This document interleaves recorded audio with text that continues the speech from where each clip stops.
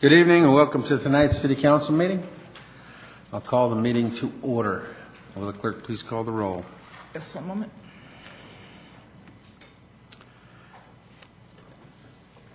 Mayor Ford, Here.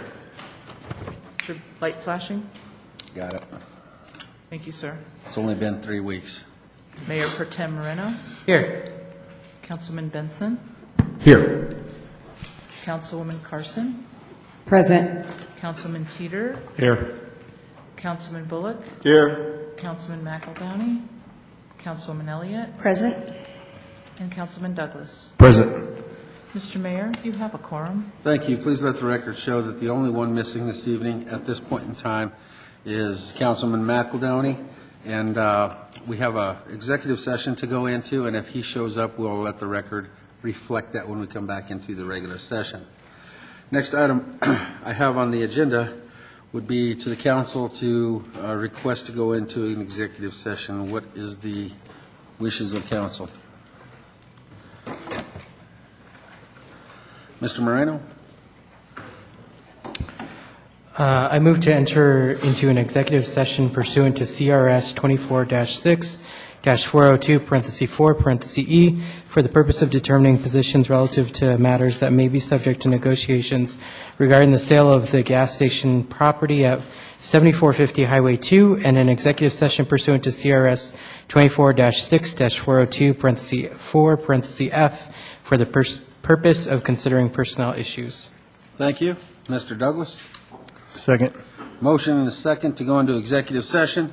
All those in favor signify by saying aye. Aye. Opposed, say nay. We will be back out to reconvene the regular session at 6:30.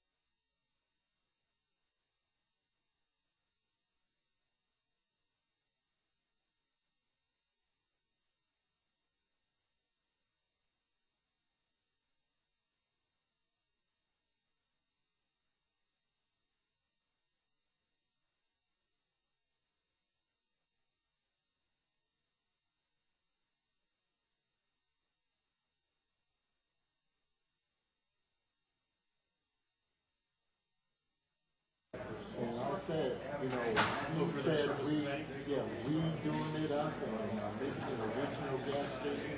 And I said, like, yeah, oh, everybody likes it. Yeah, we like it. And it's one of these things that,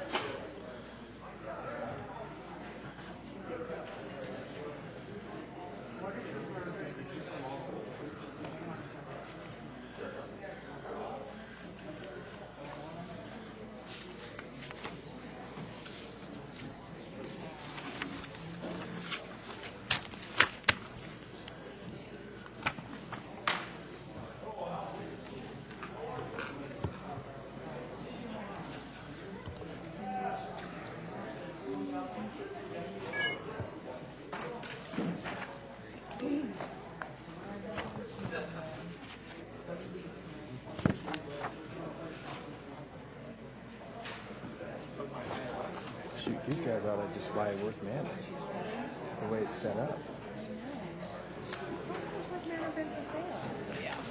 I saved for probably the last 8 months or so. Yeah, it's been a while.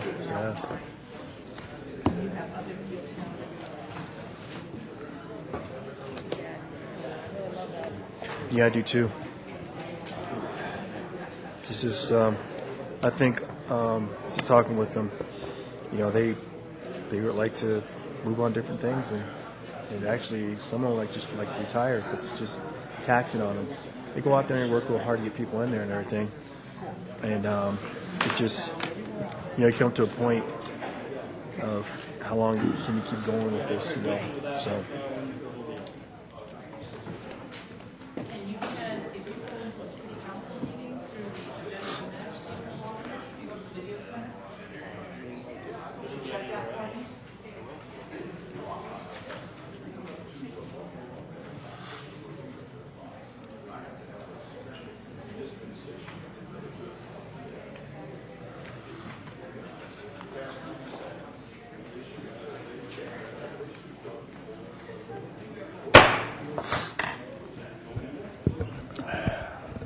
Good evening. I'd like to reconvene the meeting of August 6th, City Council meeting. Welcome, all of you. I'd like the record to reflect that Councilman McEldowney is now with us, and I'd like to invite everybody to rise for a moment of silence, followed by the Pledge of Allegiance.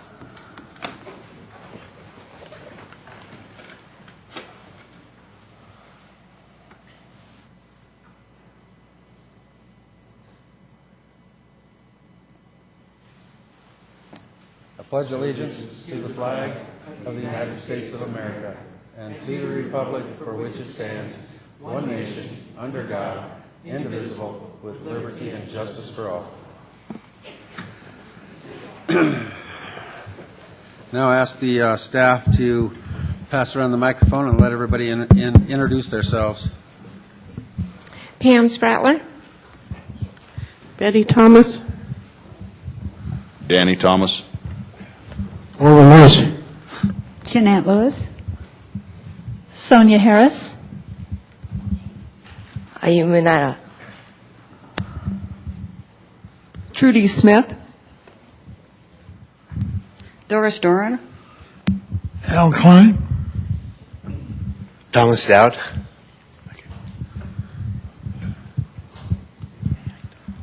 Harvest Thomas. Glenn Murray. Gene Leffel.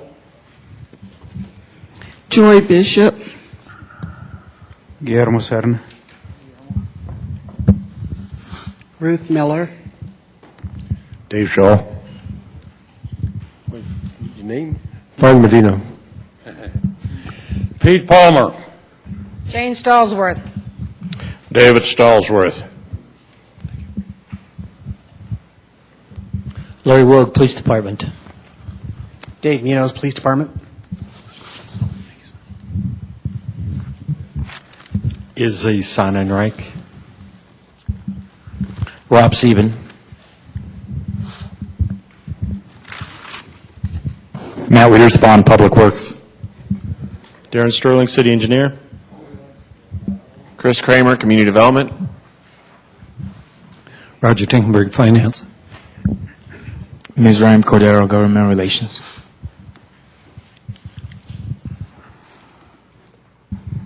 Rudy Grant. Sheila Guzzetto. Deborah Bullock, Commerce City Historical Society. June Younger, Commerce City Historical Society. Greg Clemens, Public Works. Thank you. And thank you all for being here this evening. First item on our agenda is a proclamation. Whereas, during the early morning hours of Friday, July 20th, 2012, a horrific event occurred in the city of Aurora, resulting in 70 victims, including 12 fatalities. And whereas, emergency responders, hospitals, doctors, and strangers responded to the tragedy by attending to victims, apprehending the suspect, and saving countless lives. And whereas, this senseless act of violence caused the entire region, state, and nation collectively to pause and reflect. And whereas, this event brought our collective communities together as one, sharing our grief, our love, our support, and our hope.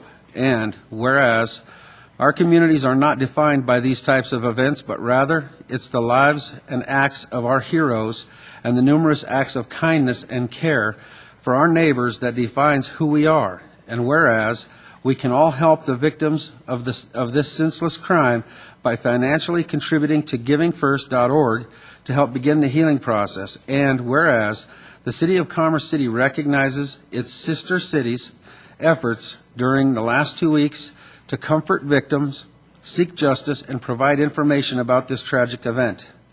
Now, therefore, on behalf of the City Council, I hereby express the City's heartfelt sympathies to the victims of this tragedy and offer our collective support to help move our collective communities forward.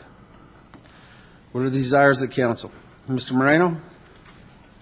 Move to approve Proclamation 12-019. Thank you. Mr. McEldowney? I have a motion and a second to approve the proclamation. All those in favor signify by saying aye. Aye. Opposed, say nay. Motion is carried. And I would also like to thank all of our staff that went out and helped Aurora in their time of need, from police officers to our communications department to help with their prayer vigil. So, and a personal heartfelt to the mayor and all the efforts that he's endured over the last couple of weeks. Next item is another proclamation. Is there anyone here from the Miller family to accept the proclamation?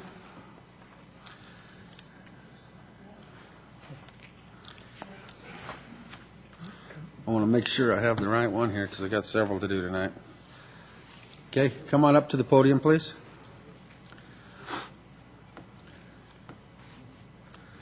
Whereas Commerce City resident Ronnie Miller has had a successful country music career, and whereas he honed his craft by playing steel guitar in local country music venues throughout the metro area, such as Countryland, Silver Saddle, Commerce City Eagles, VFW, and Larry's Lounge. And whereas Mr. Miller has brought a unique sound to Charlie Pride's Pridesman Band for 17 years, using his talents to create a richer backing for Mr. Pride's vocals, and whereas Mr. Miller's I don't know, I'm sorry. I'm having, I know, you guys are having a hard time too. Personally made him a famous character in the realm of country music. Whereas Mr. Miller has represented the best facets of our community and the state of Colorado to the country music community, and whereas Ronnie Miller will be celebrated for his contributions during the 14th Annual Colorado Country Music Hall of Fame Country Music Festival on Sunday, August 19th, 2012 in Commerce City. Now, therefore, on behalf of the City Council, I hereby recognize resident Ronnie Miller for his successful country music career and thank him for his cultural contributions. What's the desires of the council? Mr. Moreno. Move to approve Proclamation 12-015. Thank you. Mr. McEldowney? Second that motion. A motion is second to approve the proclamation. All those in favor signify by saying aye. Aye. Opposed, say nay. Motion is carried. Do you have anything you'd like to say? You could, right there at the podium. We're going to come down to see you here in just a second. Thank you so much for having us. I am Sheila Gassetta, the Vice President of the Colorado Country Music Hall of Fame, and we appreciate this, and we want to acknowledge our gratitude for you doing this for us. Thank you so much, and we would like to invite all of you to our Hall of Fame Festival on August the 19th at Gala Gardens, beginning at 2 o'clock. Thank you so much. Will the council join me down front, please?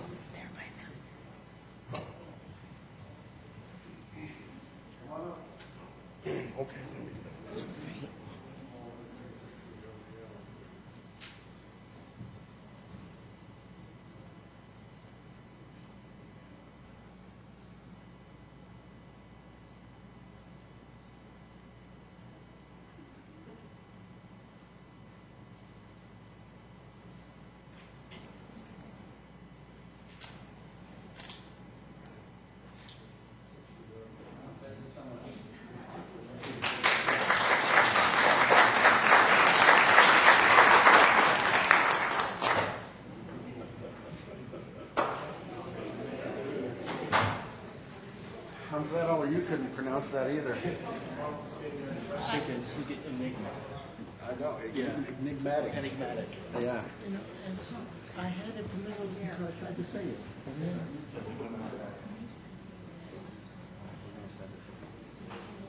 Yeah, we can.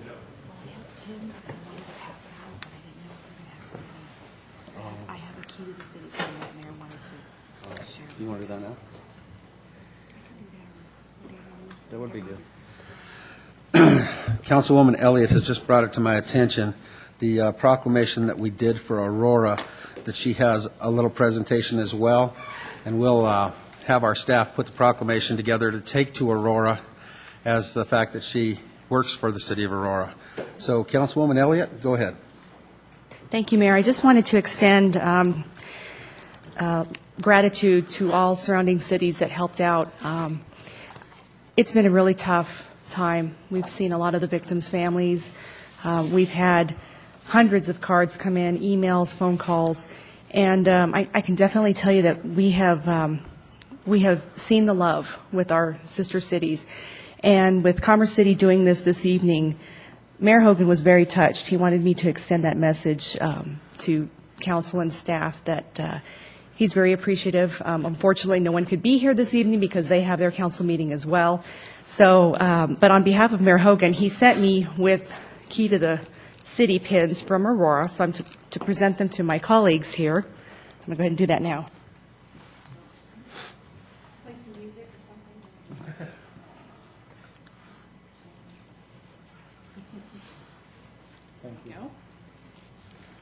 Thank you.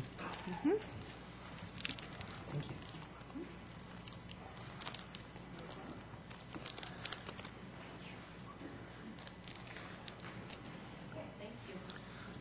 Thank you, Councilwoman Elliott.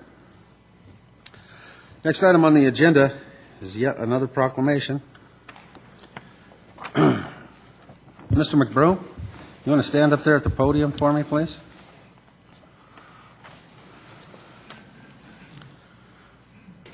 Whereas the City of Commerce City's vision is a quality community for a lifetime, and whereas the city's government exists to provide municipal services and programs valued by our citizens, plan and develop a unified, sustainable community, and enhance the quality of life in our community, and whereas city employees achieve this mission by delivering services, programs in a manner consistent with the values of teamwork, communication, respect, honesty, integrity, community, competence, knowledge, achievement, creativity, and innovation. And whereas our public servants work tirelessly to meet the expectations of nearly 46,000 residents and 1,300 businesses, providing the highest level of customer service and delivering results. And whereas it is important for Commerce City to recognize and reward employees for their service and achievements. Now, therefore, on behalf of the City Council, I hereby proclaim the month of August 2012 as Employee Appreciation Month, thanking all of our employees for their hard work and dedication to the City of Commerce City. Mr. McEldowney? Would move to accept or approve the proclamation. Mr. Moreno? Second the motion. I have a motion and a second to approve the proclamation. All those in favor signify by saying aye. Aye. Opposed, say nay. Motion is carried. I'll make sure you get this, Mr. City Manager, being that you're in charge of all the employees. I thought it was just right for you to be up there at the podium. Do you have anything you'd like to say? Thank you very much, Mayor Ford. This is an exciting time of the year for the City Manager's Office, also our Human Resources Department, and in the past, it's been a fun month for elected officials as well. It's our opportunity in many ways to properly and formally thank all of the employees of the city for the terrific job they do all year long. In many ways, it's very thankless work. We're very fortunate to have a tremendous number of dedicated public servants who really do bring it on a daily basis. There are a number of ways that we show this recognition throughout the month. We will be recognizing years of service this week in City News, our City News newsletter that goes out to everybody in the community. We thank the City Council for the proclamation tonight.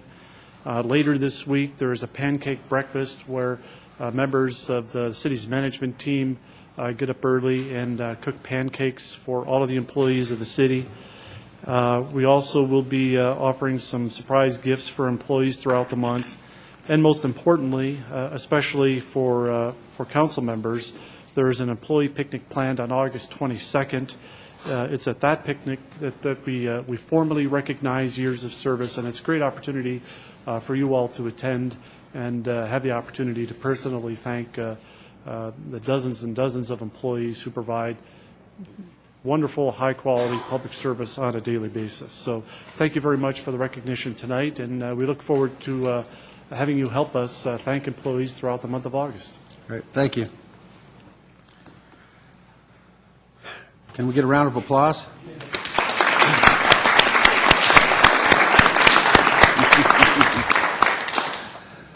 Go.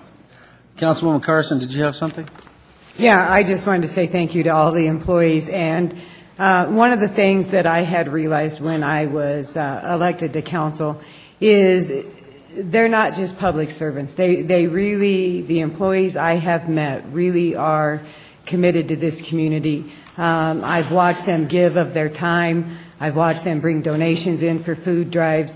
They really are the heart of this city, and I just want to thank them for that. It's not just a job. I've not met an employee here yet who came to work thinking this was just a job. They really are a very important part of this city, and I want to thank them for all that they do. Great, thank you. Next item on the agenda is citizen communication. And looking at the sign-up sheet, I just want to make sure that everybody that's here to speak on the stormwater resource ordinance, that you reserve your comments for that portion of the meeting. You will also be asked and given time to speak on the ordinance at that time. And I notice some of these say drainage, some of these say storm sewer. So if I call you and your discussion topic item is for that stormwater resource agreement, is that I would ask you just to wave me off so that I know that you meant to speak for at the time of the ordinance, and we'll go through and take care of all the other items that are not on the agenda tonight during citizen communication. Mr. Stallsworth. Okay, we'll hold you off until the ordinance. Thank you. Mr. Palmer. Okay. Okay. Is this for the ordinance that's being discussed or the storm sewer in Fairfax Park, sir? Okay, come on up. Come on up. If you're here to talk about Fairfax Park flooding and not the ordinance that's before the council tonight, I'll hear you now.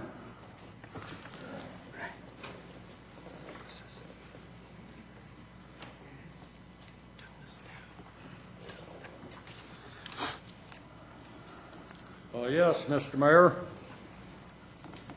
I'm 89 years old.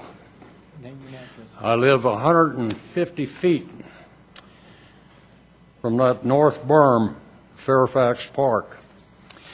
And I have seen over the years, from the time they built it and everything they have done to it. And I can tell you they've been doing a lot of work on it lately, but they've done absolutely nothing for the drainage. At one time, it was just an open pipe, and it plugged up, and it goes across 69th Avenue to Dahlia, across State Highway 85, up to 70th Avenue and turns, and it goes straight to the river. Well, up on 70th Avenue, they opened a manhole, and they got 2 tents out of it and some tubophores. So they cured that, and somebody put a little old grill of about so wide over the end of the pipe, and that stayed there for years. I have a lot of engineering training, and I studied it pretty close, and I figured it needed at least 150 feet of drainage, of screen there to drain all that trash that came down there out. There was baby diapers and plastic bags and everything used to come in there. And they would close up that outlet, that grill, and then shortly after that, the dead grass from mowing would float up above and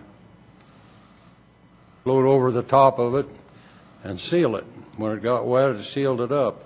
And I have one picture where there was a little whirlpool right on top of it.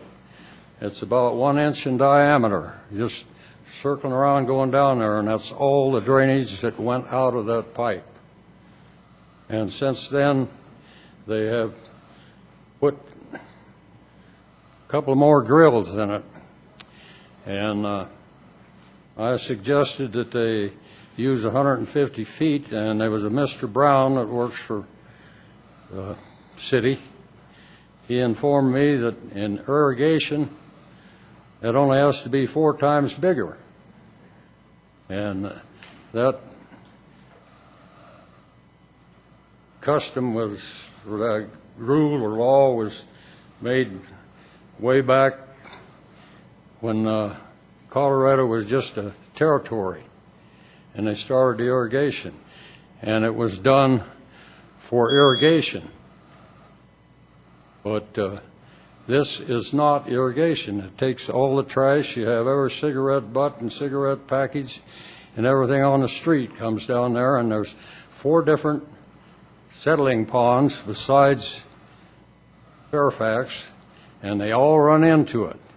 And something needs to be done about that drain. Okay. Now, Need to stop you there, Mr. Palmer, and I need to ask you, please, for the record, to state your name and address while you're at the podium so they can get it through the microphone. all righty. Could you speak a little bit louder, you people? We can't hear you back there too well, Absolutely. but I appreciate it very much Sure. for listening to me. Can you state your name and address for me, Mr. Palmer, for the record? Can I what? State your name and address for the record, please. All righty. Go ahead.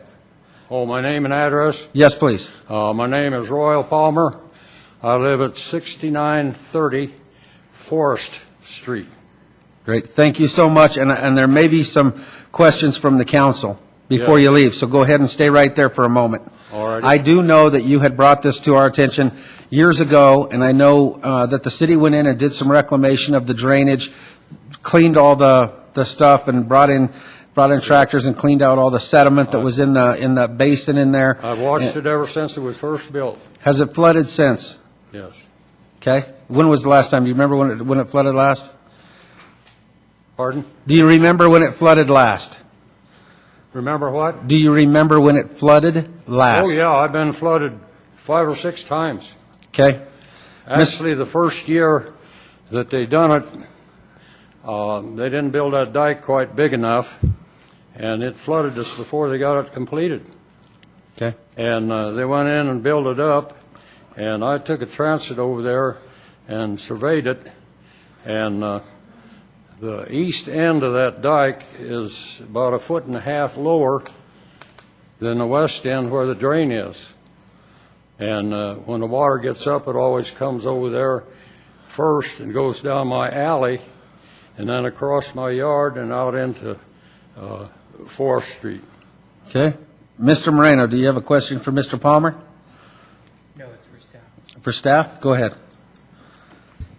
Any questions, I'd be sure anybody can call me, and I'll give you my telephone number if you want it. Okay. Go ahead, Mr. Moreno. All righty. Thank you for bringing up your concerns, Mr. Palmer. My question's actually for the staff.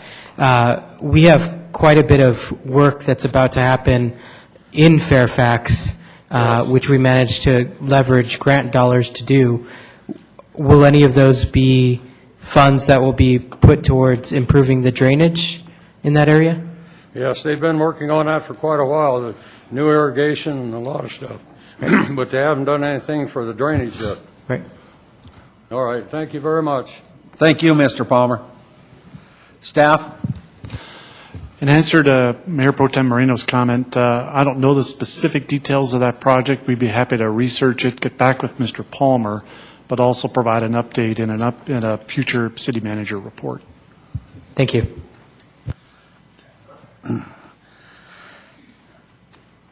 Next, I'll call Thomas Dowd. Dowd? I'm on the information. Okay, for the ordinance. Sheila Gazetta? Is that how you say that?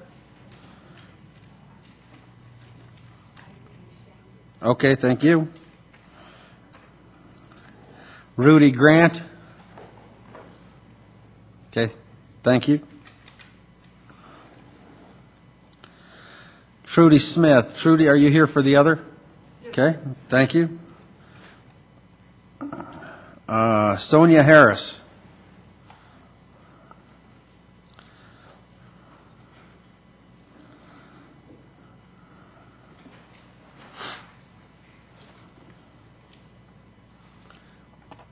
Good evening, Mr. Mayor. I have my exchange student here from Japan who has a gift for you from the mayor of his city. Right. Thank you. Can you both please state your name and address for the record? Yes, my name is Sonia Harris, and I'm at 16002 East 98th Way. Okay. Will the council please join me down front, please?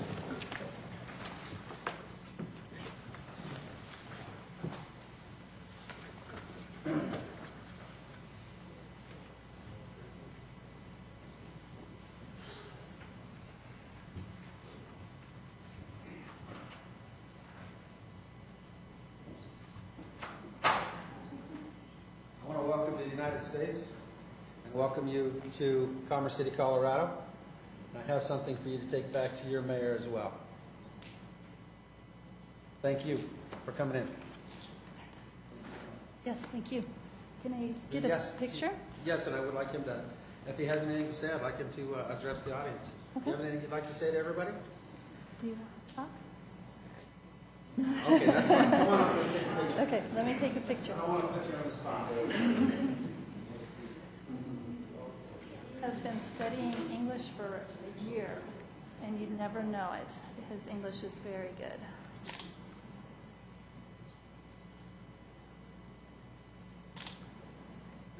Thank you so much. Thank you so much.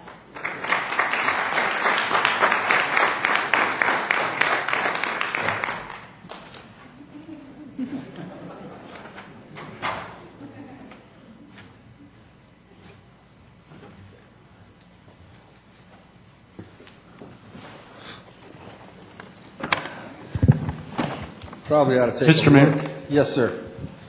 You might take a brief moment and just explain to the folks why that young man was here. Okay. That young man is an exchange student from Japan and has called the city and said he had brought something from Japan from his mayor to exchange here with me today, and he's staying with a host family here in Commerce City. So I wish him all the best and hope he learns a lot so he can take some of the stuff that we do here in the United States back to Japan with him. But I wanted to take a look so that all of you can know what he brought from the mayor. There's looks like what I would consider a proclamation, and I'll read it. Dear Mayor, I'm honored to send you a letter for the international exchange activity for the leaders of our next generation. Furthermore, we cordially appreciate your kindness, welcoming, and I would hate to destroy that young man's name. Okay. He is a student, NARA Ayumu, to your city. Okay? In these days, when international understanding by citizens is strongly anticipated, the active international exchanges by Homestay program will serve to broaden the international views for young people. We are confident that this is truly a significant activity and will become a great contribution to the future world peace and international friendship. I sincerely wish that the youth and citizens of both cities will work together to develop a stronger international relationship with the understanding and support from you and all relating associates. Yours faithful, Ishimori Takayuki. Thank you very much. And I just wanted to see what else we have in here so that I can share it with the audience. Like Christmas all over again.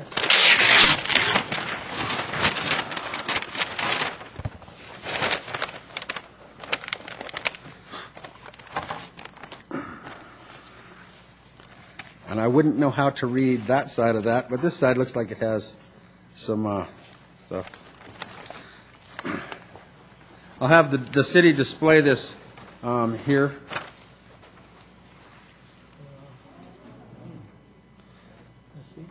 Yes. That is very beautiful. Yes.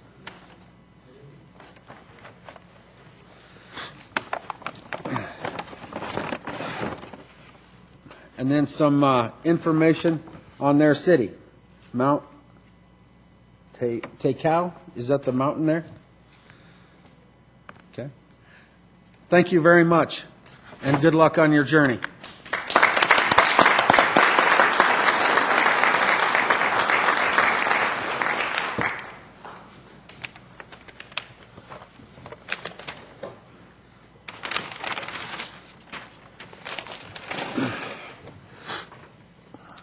Moving on. Next, I'll call Deborah Bullock.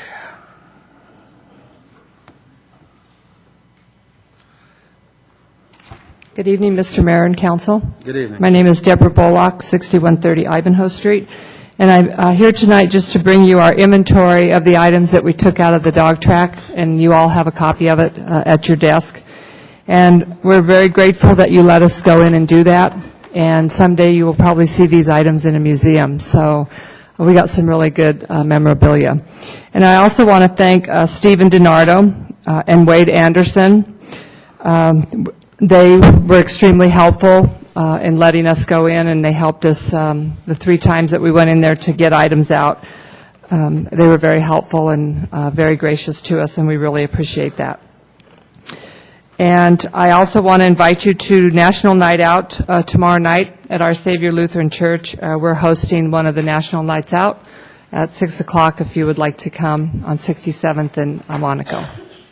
Thank you very much. Thank you. Council have any comments? Mr. Moreno, do you have something? No? Okay. Thank you, Deborah. Thank you. Next, I will call, oh, you know what? Since June's up there already, I'll call June. So Part of us actually said that I could go next. Okay, no problem. I'm June Younger, 5409 East 61st Way here in Commerce City, and historian for the Commerce City Historical Society. And just to piggyback what Deborah had said, we just want to thank you for allowing us to go into the dog track and saving that precious memorabilia that is our city's history. And we had 19 volunteers over 3 days helping us. And that just proves how much our residents wanted this history preserved as well. I'm here to talk about update you on our meetings with the Colorado Historical Preservation representatives. We've taken the lead and have met with them twice. And they are very excited about our history and helping us preserve it. They are encouraging us to apply for their fall round of grants. And so they have asked us to come before you to ask for a meeting between our board, themselves, and City Council. We've talked to staff already. They said that you guys are pretty busy with budget stuff during August, and that they suggested a September meeting with the Planning Commission or Planning Division. The problem is the deadline for those fall grant applications is September 1st. So we were just wondering if maybe we could get at least that date moved up to August, and if we can get at least 2 of the members of council to attend that meeting, because we really want you guys on the ground floor of things. Well, I would suggest that I would make myself available, and staff has my calendar, and they can work around my calendar to give you some time. But I would ask the city manager and the staff to put something together based on what the calendars look like. And I would also like to ask that Dominic Moreno, the Mayor Pro Tem, be invited as well, and any of the council members that can make it. But if Dominic can't be there, then I definitely want someone else to be there. But all of you should be invited. But I want to make sure that we can try to clear my calendar and at least the Mayor Pro Tem so that we can give you at least the 2 people. Well, we would really appreciate it. And like I said, they are very excited they're taking us to the first step of what should happen. And I think that you guys really need to be in on the ground floor of things. So we would really appreciate it if as many of you as possible can make it. So thank you very much. Mr. McBroom, will you please set that up? We can absolutely do that. Ideally, if more than 2 of you are going to attend, please let us know. We'll have to notice that as a special meeting of the City Council. Perfect. Thank you, June, for coming in this evening. Thank you. Next, I'll call Harvest Thomas. You have something other than the stormwater ordinance to talk about tonight, Harvest? Yes. Come on up. Come on up.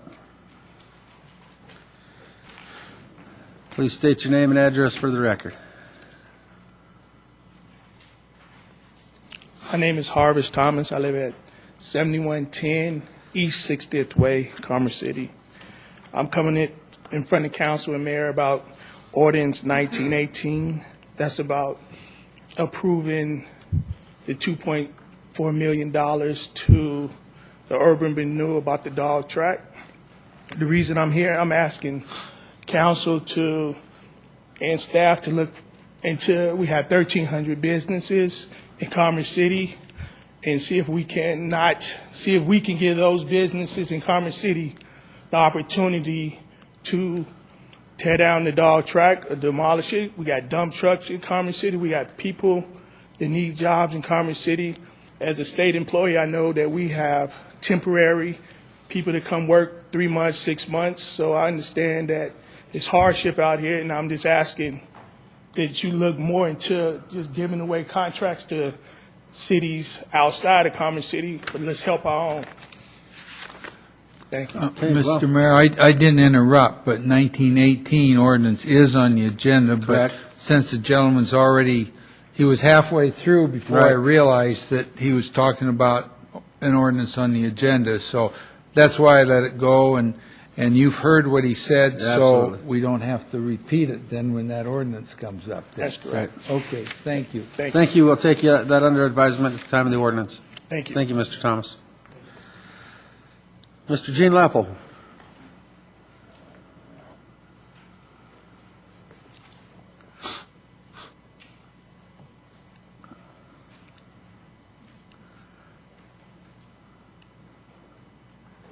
Gene Leffel, 6530 Brighton Boulevard, Garden Terrace subdivision established in 1922, Commerce City, Colorado, United States of America. Good evening. Good evening, Mr. Ford, Council. Some that have been on the Council a little longer may remember a little over a year ago I came in and spoke to the Council nearly every week for, several weeks. I think Mr. Gaylor probably recalls that time. I brought to the attention of the Council at that time that a medical waste facility was coming to an area near 88th Avenue and I-76, specifically Old Brighton Road in the 86-2000 block. Through efforts of myself and over 100 other people, many of which I see some on the Council, seated this evening, many in the audience, we made over 100 communications to the Adams County Commissioners and Planning Department, both verbally and written, objecting to a medical waste treatment facility that would process biologically hazardous and other dangerous material. When the vote came in, the facility was approved, despite efforts from letters from the City of Commerce City saying they didn't like it. I believe Jeanette and Orville Lewis were there. Also, the current school board president was there. Many people were there that spoke on that subject.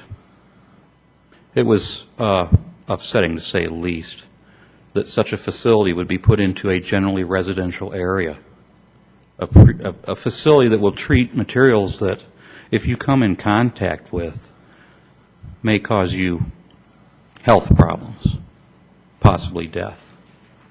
I've been asked many times since then, whatever became of the medical waste treatment facility? Nobody seemed to know.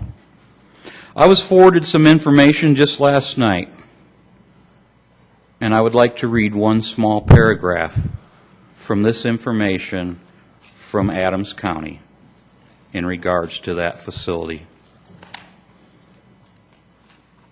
The balance of the subdivision is lot number 1. Was originally intended for a medical waste processing facility. Although approved by the county, the owner and operator decided not to pursue this use, and this property instead will be marketed for sale or lease to an allowed I-2 user.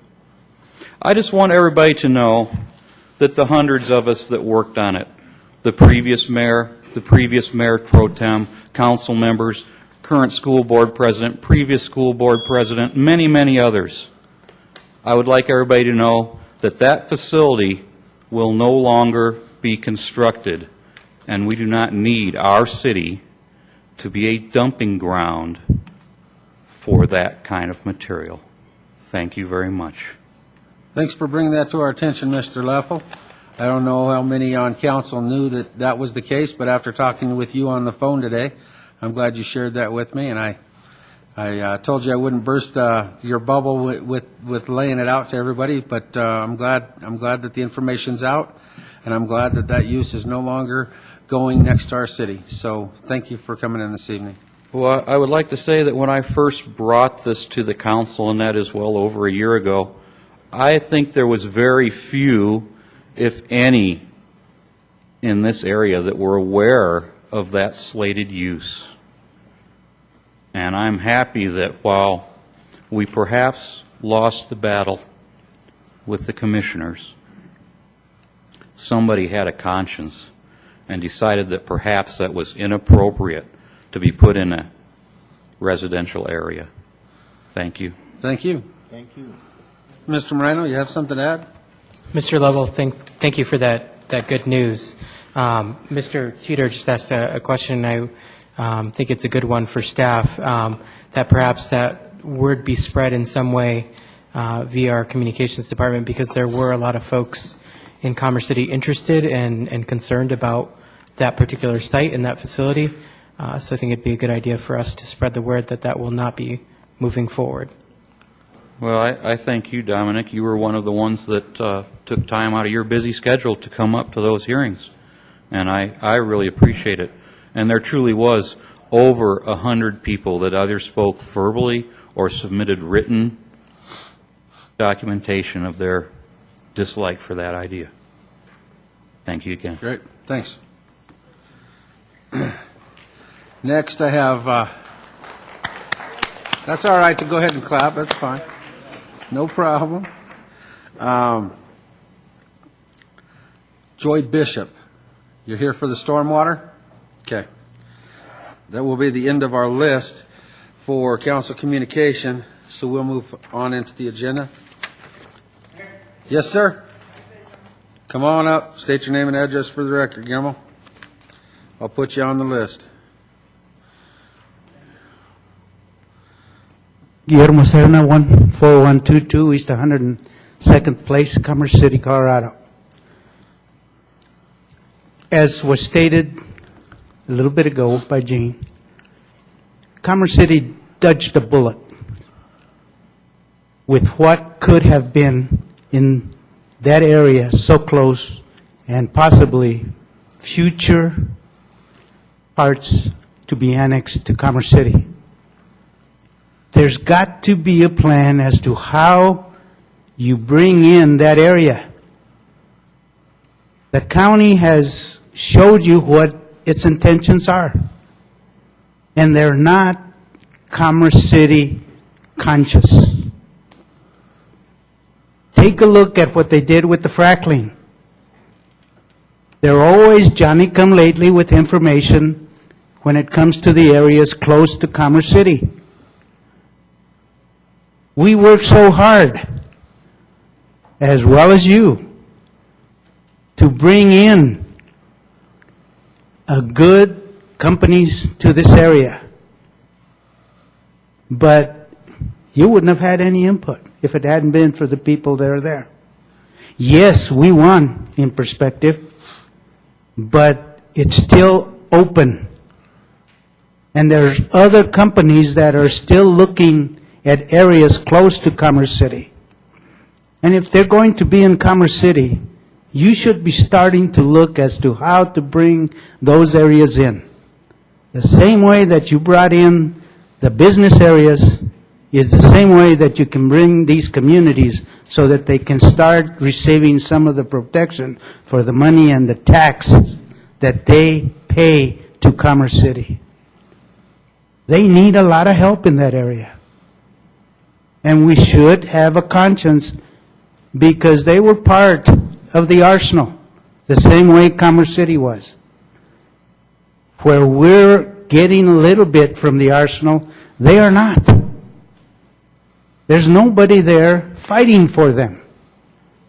And then they've been here just as long as everybody else in Commerce City. But we are not looking at any way of bringing them in here in the near future. And they need help.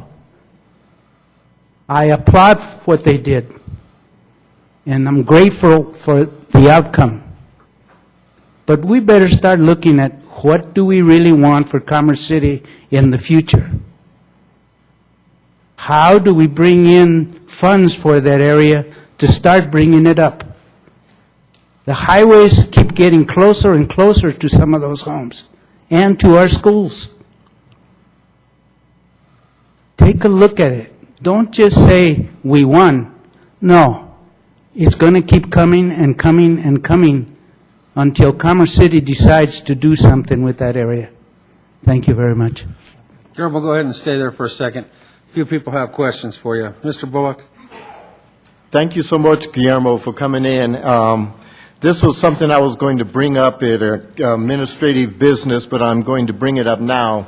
You're absolutely right that it seems to be every time we dodge a bullet, somebody else points a gun at us. We dodged the bullet of 270 being realigned, I-70 onto 270. This week I learned that they're reconsidering putting the I-70 realignment back onto 270. None of us were notified. What's funny is a mayor from another city told me at the baseball game that this is about to happen to you again, and I don't think your city knows about it. There are people out there that are looking out for our best interests. Most of them are in our city, some of them are outside. There are areas that we would love to annex, but we have a policy now that we want them to be annexed before we go out and just forcibly do it. In order to protect ourselves, maybe we will have to just go out and say, this is in our growth boundary, it's been surrounded for such a time, we can annex it. And tell them that we can provide them the protection that the county isn't offering. Because it seems to be the county isn't looking out for our best interests. The medical waste was one, and when I stop and think about it, there was well over 100 people there. 100 is a conservative count, but there wasn't anybody except for the developer that was in favor of it. When you have that many people that are opposed to an ideal and the commissioners still go along with it, you know they are not looking out for our benefit. That might change in the future, and we hope it does. But we have got to look out for ourselves, and we have got to make sure that our best interests are being observed not only at our level, but at the county level and at the state level. The fact that we did not know that the realignment is being reconsidered on to 270 shows me they were trying to pull something past us, or put something past us, or pull or put. But we are going to keep our eye on everything now. Thank you so much for your comments. Thank you. Thank you, Mr. Serna. Next item on the agenda. Mr. Lewis. Is there anyone else in the audience that would like to speak on citizen communication? So I can put you down now before we continue this too long. Okay, I have one more person, and then we're going to go into our agenda. I'm Walter Lewis. I live at 5680 67th Avenue, Commerce City. For years and years and years, I've been at the same address. And for years and years, I drove by the dog track every day. And I was proud it was here. Today, I cannot say that. Is there any plans that the city has to clean that up? It's a real eyesore right now. Since the city took it over, when the dog track they had people out every day cleaning up weeds, picking up trash, keeping care of that dog track. And now it's nothing but a big eyesore. I'd like to see something done about that. Okay. Mr. Hayes, will you please explain the bidding process that we went through and when something will be done with the dog track? Yes, absolutely. Our next formal update to the council is September 10th, but I can tell you that we've completed a bid process with the demolition contractor. They're actually in there doing work right now. There will be asbestos remediation over the next 3 months, and then all the vertical structures will start to come down starting in October, November, with everything fully demolished by the spring. Right now, it's just the outlying areas that look so bad. Could we get that just facelifting? Can we get one of the departments, Public Works or Parks, to go over and, or however you recommend, but get somebody over there to pick up around the fence line and stuff, to pick up any trash and debris? Yes, absolutely. I know last year right when we purchased the property, we did do some weed spraying treatments on the parking lot because there's more weeds than there is parking area probably. We did some tree trimming as well, but we know it's in disrepair. We can definitely take a look at that and see if we can get some people out there. Okay. And would you please let Mr. Lewis know, after we find out what we're going to do and how we're going to do it, that it's being taken care of? Absolutely. Thank you. Thank you, Mr. Lewis. Thank you very much. There's a couple of people here. Let's see, Mr. Moreno, you have something to add?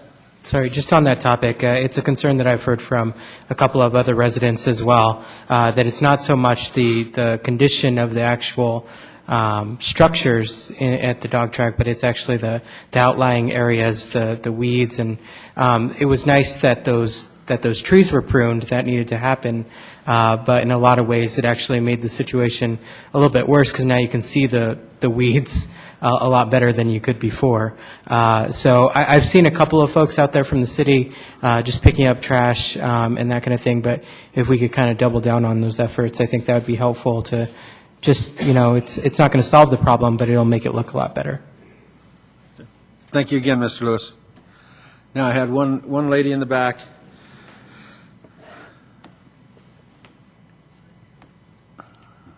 Please come forward and state your name and address for the record. Jane Stallsworth, 8110 Brighton Road in DuPont.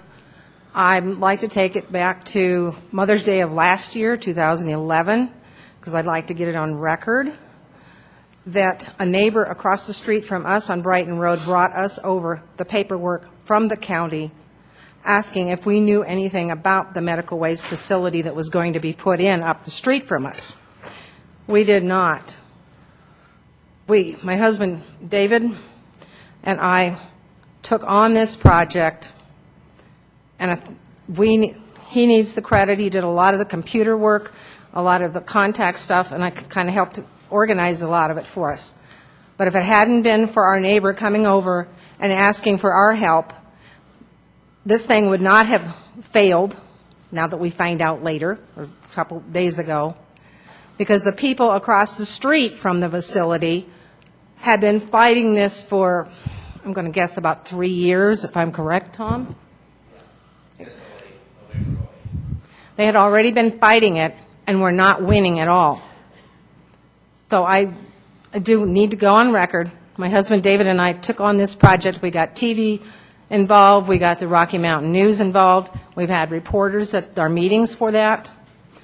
And that's all I'd like to say. Thank you. Thank you.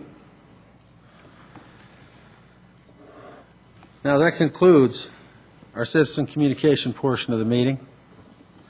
We'll move forward with the approval of the minutes. First, I need to ask the council to make a motion to allow me to abstain from voting on the minutes for July 16th, as I was out of town. Mr. Moreno. Move to allow Mayor Ford to abstain from voting on the meeting minutes of July 16, 2012. Mr. McEldowney. Second. A motion and a second. All those in favor signify by saying aye. Aye. Those opposed say nay. Motion is carried. I will abstain from the meeting minutes of July 16th. Now I need to handle the minutes. Mr. Bullock. Move to approve the minutes of July 16, 2012. Mr. McEldowney. Second. I have a motion and a second to approve the meeting minutes for July 16th.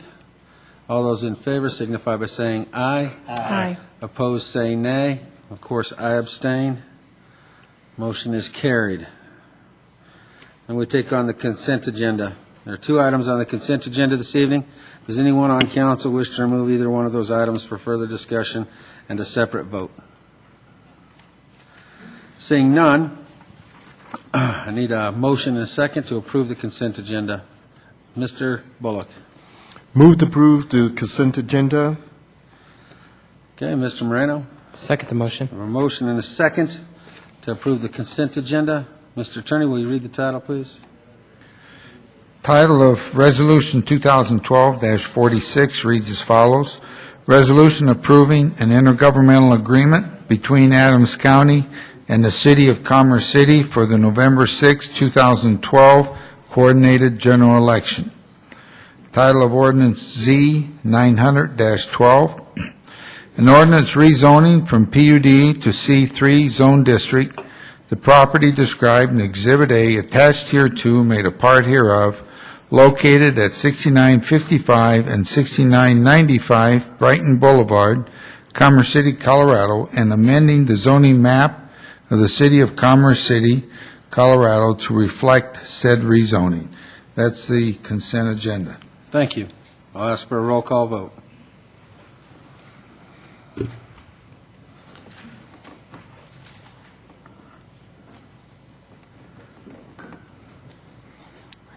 This one? There you go.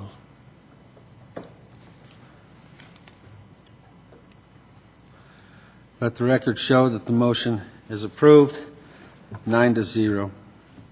First item after that is the public hearings. We have ordinance Z 898-12. It appears that this public hearing needs to be continued to September 17th, 2012 at 6:30. Mr. Bullock.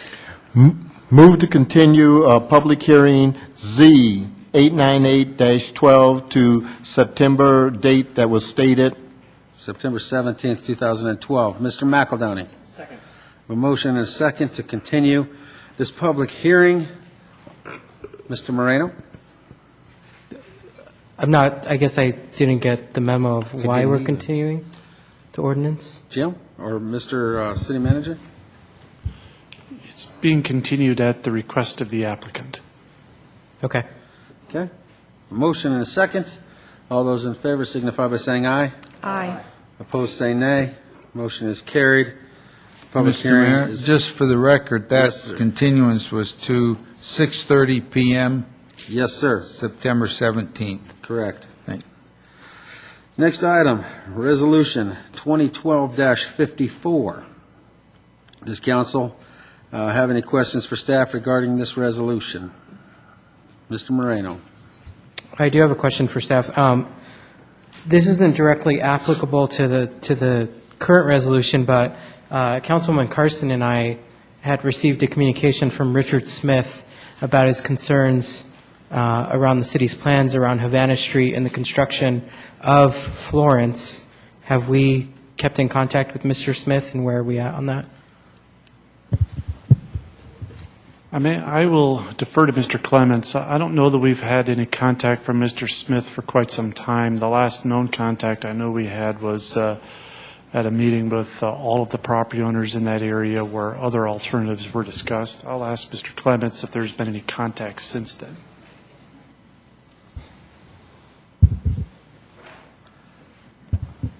Councilman Marino, we have not had that contact confirming Brian's comment. Okay. Okay. Any further questions from the council? Seeing none, is there anyone in the audience who would like to speak on Resolution 2012-54? Seeing no one, what are the council's desires? Mr. Moreno? Move to approve Resolution 2012-54. Thank you. Mr. McEldowney? Second. I have a motion and a second to approve Resolution 2012-54. Will the attorney please read the title? Title reads, Resolution approving quitclaim deed to South Adams County Fire Protection District. Okay, thank you. Motion's been read. All those in favor signify by saying aye. Aye. Opposed, say nay. Motion is carried. Now we get into ordinances on first reading. Ordinance 1896 will be first. An ordinance amending Chapter 10 of the Commerce City Revised Municipal Code to add Article 5 or 6, establishing a stormwater management utility and authorizing the collection of a fee therefore. This has been discussed several times over the past few months. Does the council have any questions for staff that were not addressed previously? Mr. McEldowney? I know there's been obviously a lot of discussion through our study session process, and I just wondered if staff had any updates that they would be able to summarize at the outset of this, if there was anything to call to our attention, or if there's been nothing substantive changed from the last version of the ordinance that we saw. I'll have staff jump in and correct me if I'm wrong. I don't believe we've made any substantive changes to the ordinance.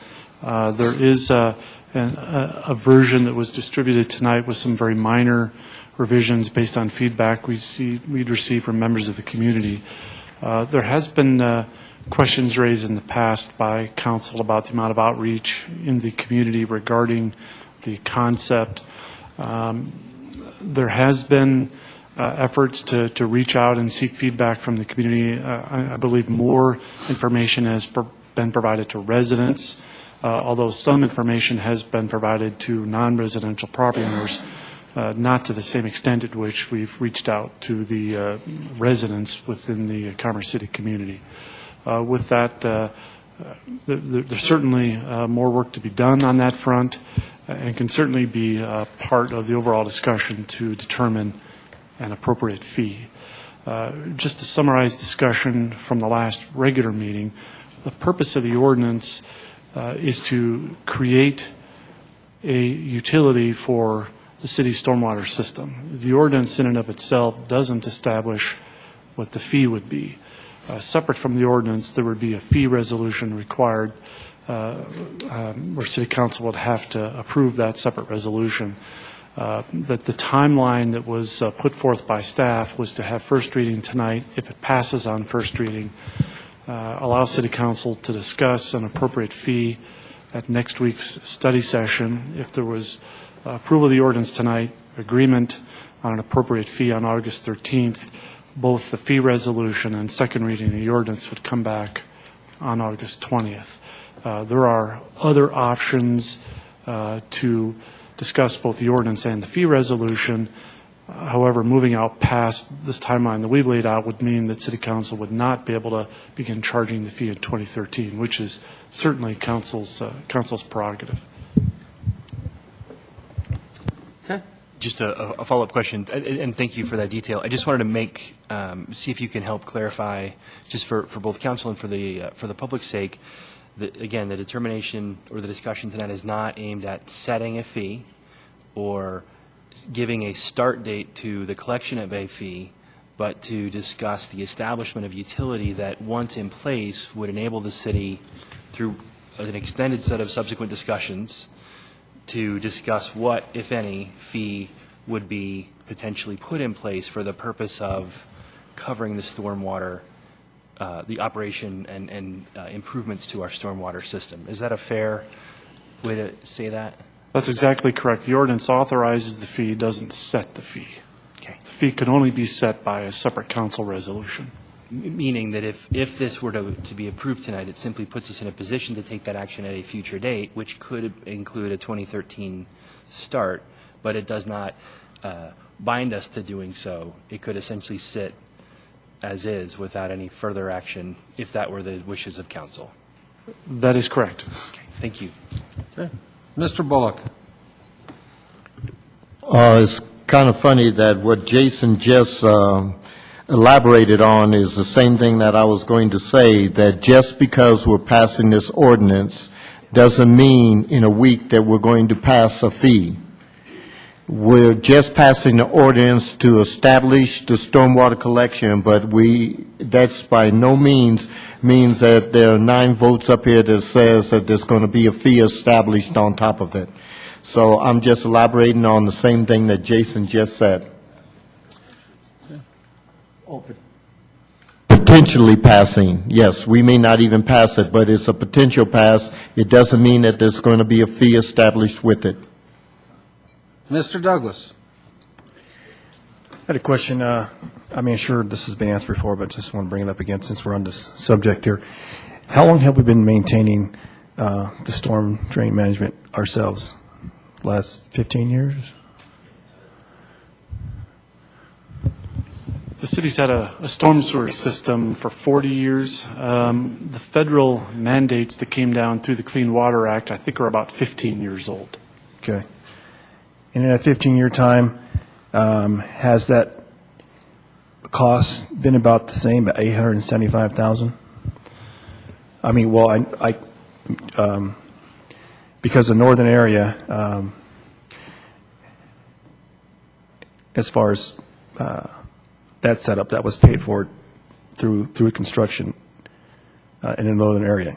Am I correct? Because that wasn't city funded, right?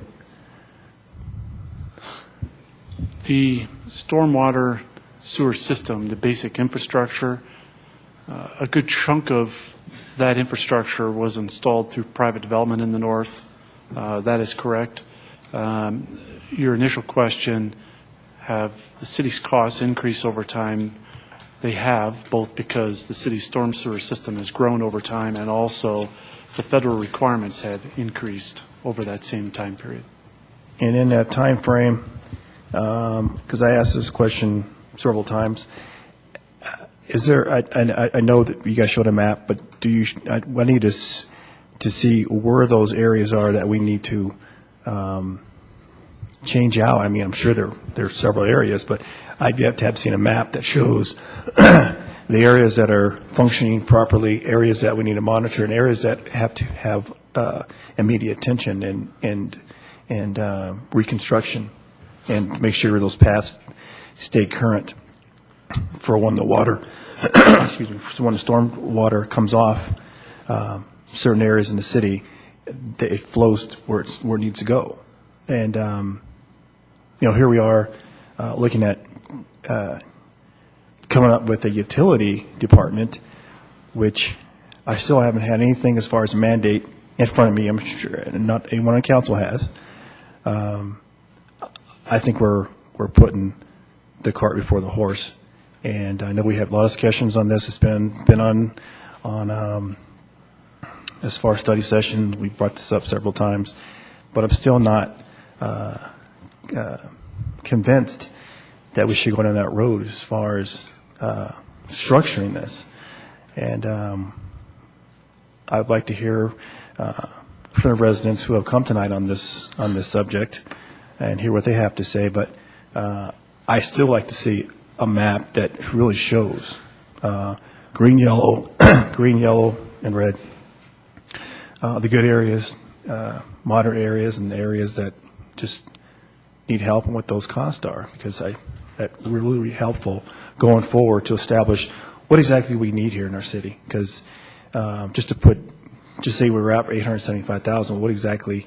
I know it's maintenance wise and all, but how much more is needed? Because I'm sure that figure's going to go up too as city grows. Councilwoman Carson.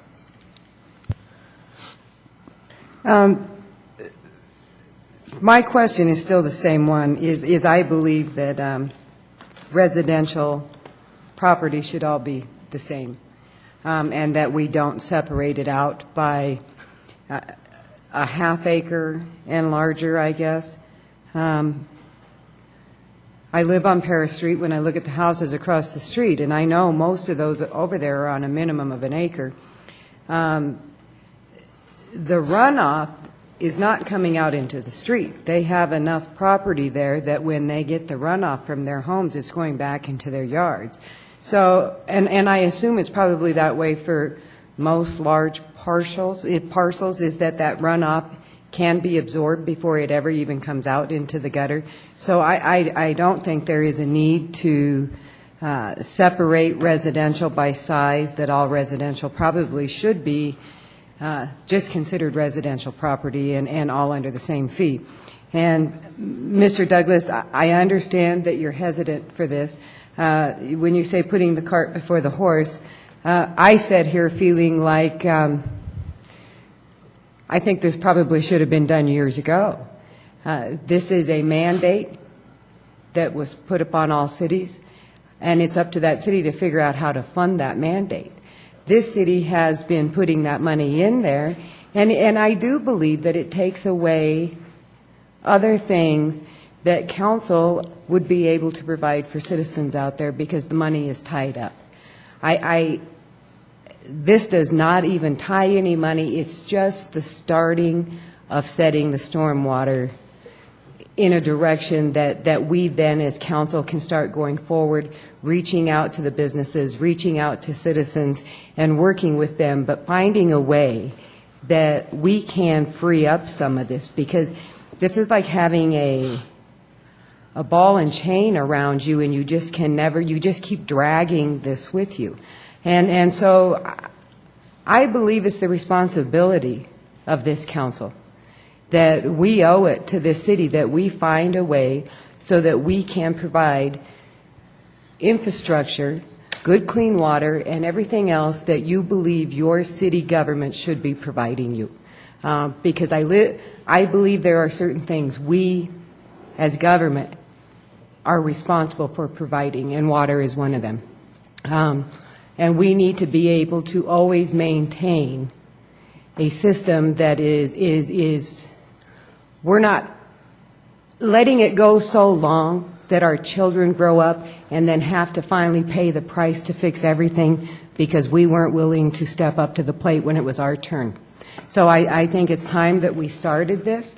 There is no money tied to this tonight. There is nothing other than just putting the ordinance and getting this thing going.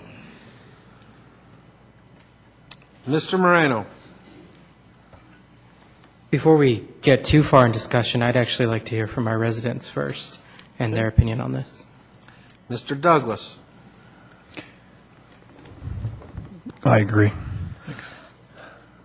Well, I have a couple things to say before we go to the audience.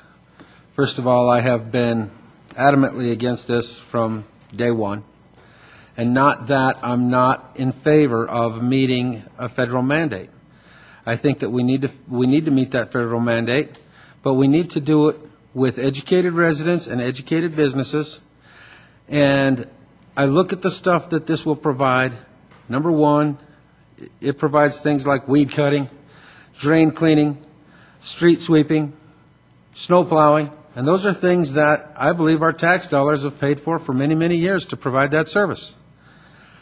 This fee, to me, feels more like a tax to the residents, and I'm doing my best to try to make sure that we can do both, be fair to the residents and businesses, yet meet a federal mandate. With that being said, I would like to hear from the residents as well, but there's no sense in passing an ordinance if there's no intention to set a fee. Now we can go to the audience. I'll go off the list that I have, and then I'll go to any additional. David Stallsworth.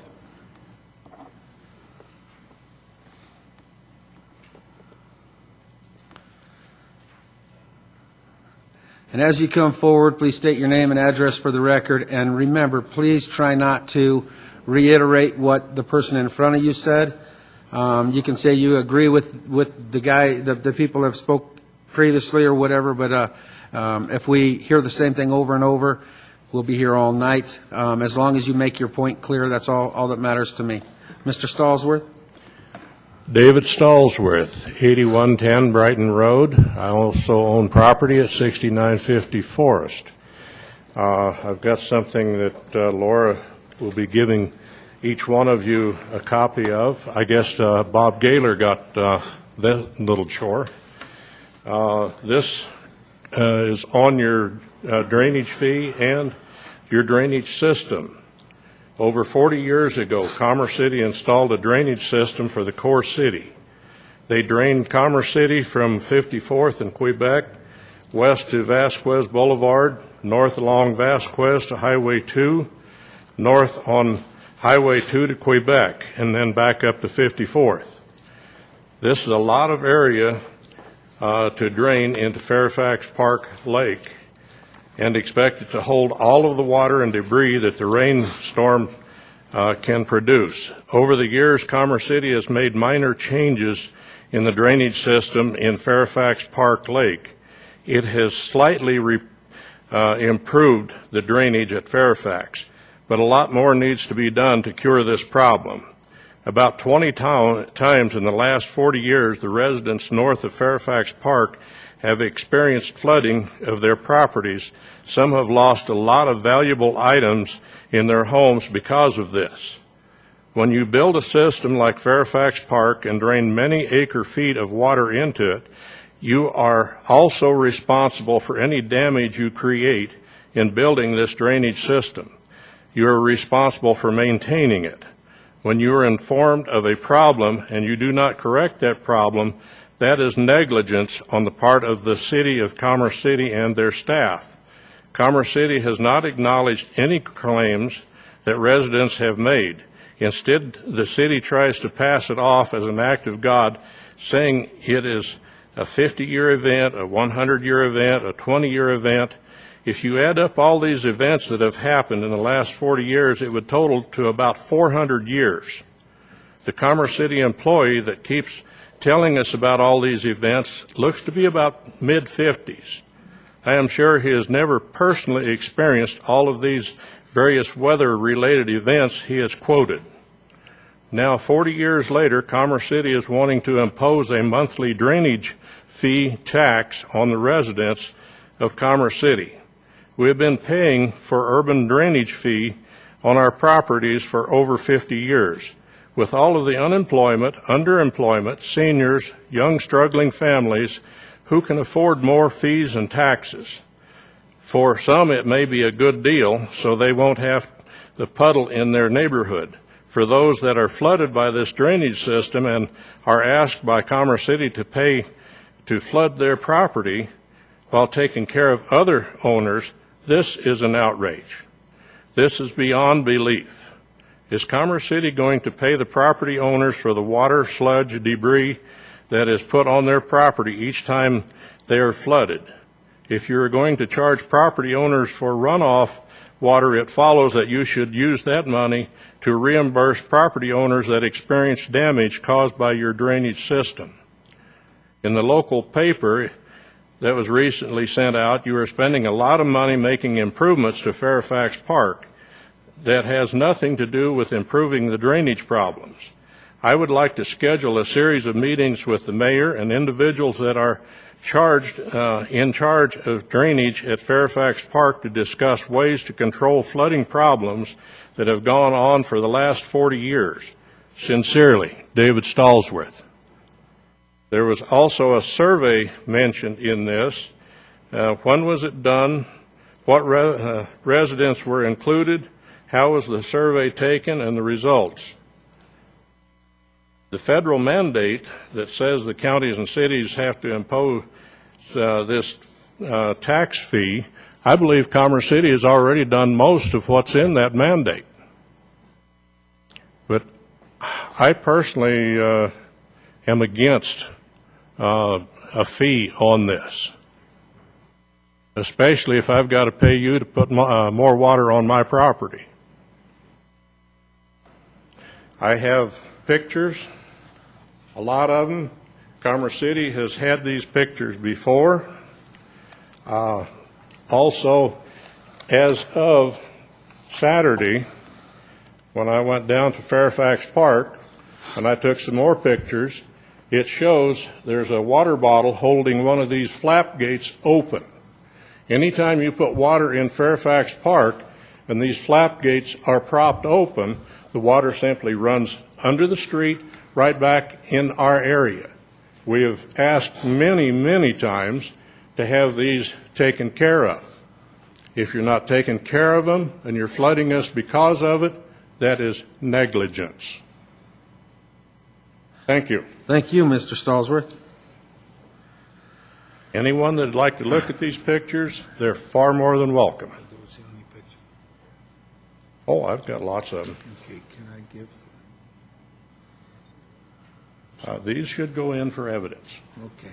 Now, these you have had several times. Okay. And as soon as I leave, they go in the trash. Yeah. Thank you. Thank you, Mr. Stallsworth. Okay, I've got 3 pictures here that I'll make a part of the record in these proceedings then. Thank you. I would like to ask that the audience please hold any applauses or boos or anything like that until we get through. I want to handle this in a very serious, it's a very serious matter. I want to handle it in that sense. So please hold your reactions as far as booing and cheering on this item. Thank you. Next, I'll call Mr. Thomas Dowd. Is it Dowd? Mr. Mayor. Okay. Mr. Mayor. Yes, sir. I had a question of Mr. Benson? Stallsworth. Go ahead with your question, Mr. Okay. Benson. Are you urging us to vote for or against this ordinance? Mr. Stallsworth. Mr. Stallsworth, Mr. Benson has a question for you. Okay, thank you. I mean, it seemed like you might be saying that we need more money to take care of Fairfax Park, but I just wanted to be sure about what you were saying. Thank you. Thank you. Yes. I prefer if you said something, you come up, use a microphone, so that it's all on record, Mr. Stallsworth, not to trouble you any, but I want to make sure that the testimony is put on record. Mr. Dowd, you can just hang out right there for a moment. It'll be fine. Thank you.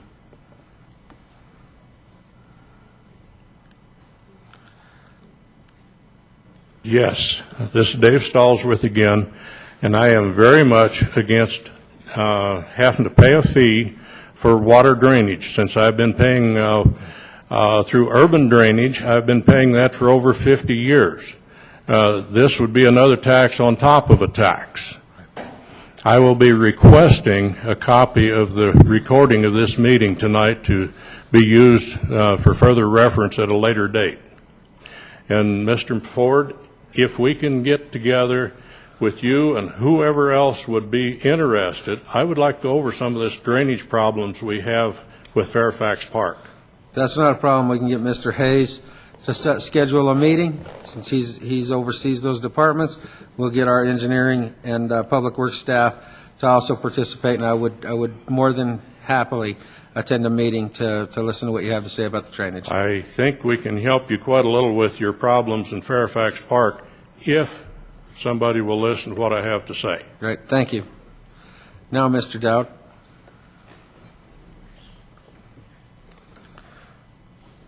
Yeah, my name is Thomas Dowd. That's D-O-U-T. I live at 8621 Brighton Road. And I got some concerns about this because, like Dave said, it's been on our taxes for forever, on our homeowner's tax.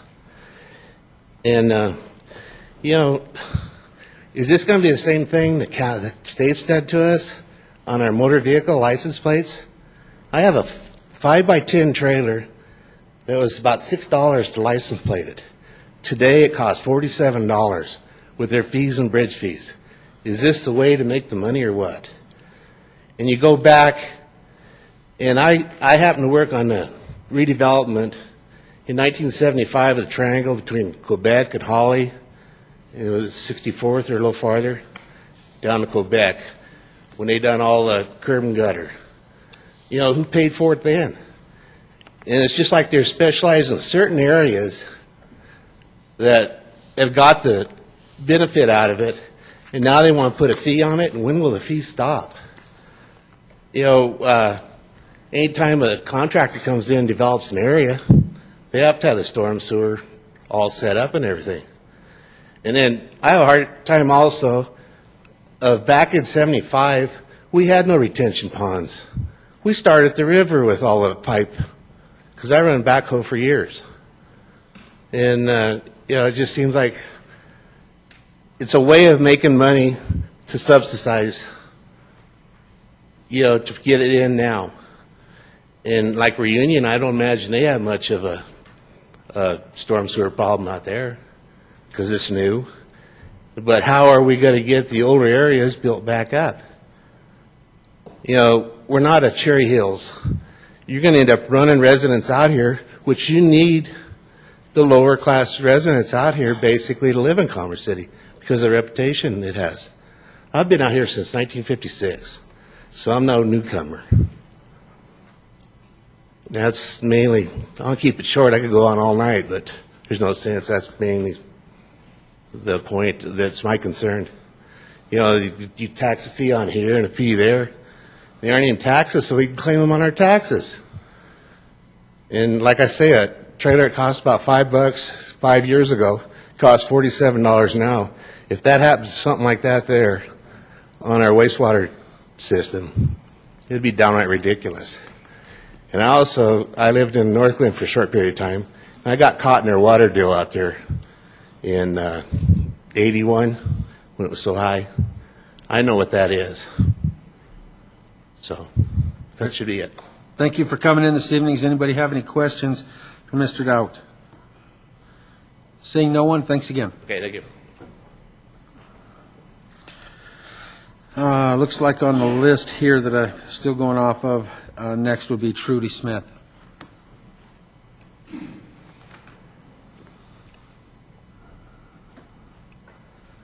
Trudy Smith, 7142 Pontiac Street, Commerce City. Welcome. Good evening, Mayor and Council. I'm here to address the stormwater ordinance, and the reason is because I think the timing is really bad. We're in the middle of an economic downturn. I know you know this, so this is not news. But as a small landlord in Commerce City, I'm dealing with renters every day, and they're struggling. I guarantee you they're really struggling. And I myself am struggling because all the fees are going up, but I can't really raise the rents. As a matter of fact, I've lowered rents in the last 2 years just to keep the renters there. I just want to say to you that this money may not sound like very much to you, and it might not be very much in your pocket, but it's definitely going to make a difference to the renters in Commerce City, and the landlords can't afford to absorb it. So you're not just talking about a single-family dwelling, one single-family dwelling with a household that owns its property, but there are a lot of other circumstances that are going to be impacted with this. And I understand the fee comes later, but this ordinance sounds to me like management, stormwater management utility. Sounds like it could easily become a very expensive thing. And I'm just here to urge you to cut the fat and make sure that you're actually setting a fee on what you absolutely have to have for the barest minimum that has to be done right now. And I'm like the mayor. I see and hear that it's going to be street sweeping and a whole lot of other things that are currently being paid for out of other budgets. And I'm just thinking that if there's any way that you can keep this as skinny as possible right now until the economy starts to improve, that it would be a very wise move on your part. Thank you. Thank you. Seeing no questions for Ms. Smith, thank you very much for coming in. Joy Bishop.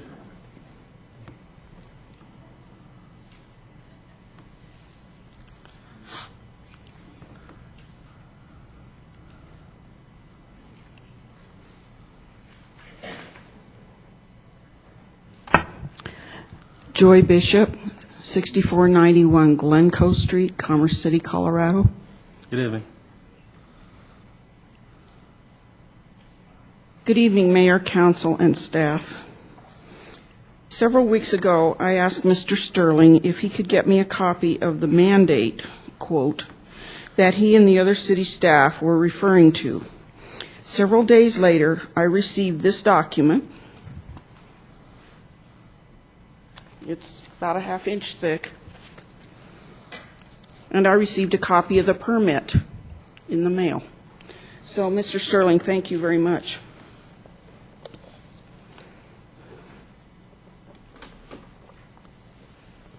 It was a lot to read and not very exciting, but I have read it all the way through.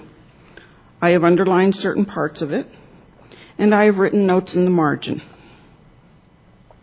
Yes, we have to have a stormwater program.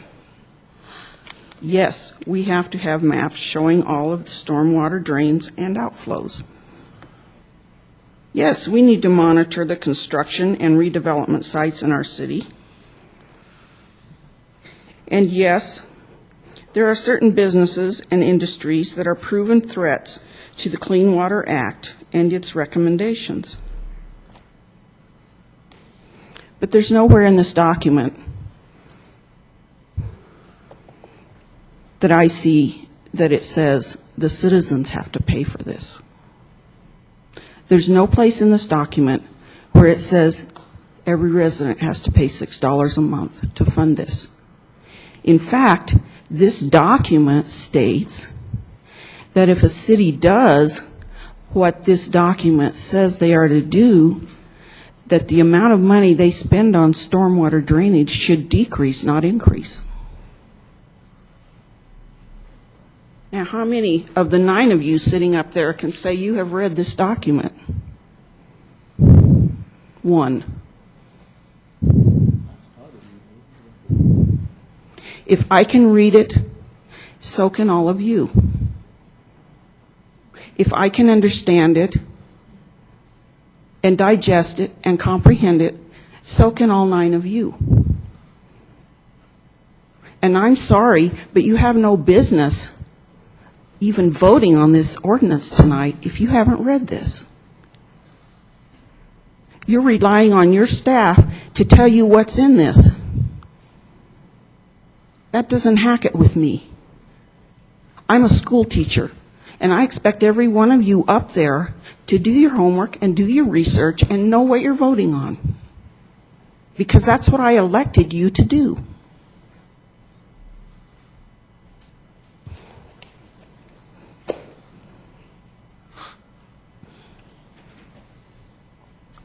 We are in compliance right now. We've been in compliance for years. Mr. Sterling has admitted that.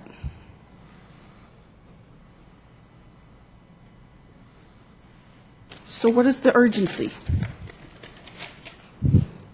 Where does this urgent feeling that I got 2 weeks ago when we were in this meeting, and I still feel tonight, what is causing this near panic desire to get this ordinance passed?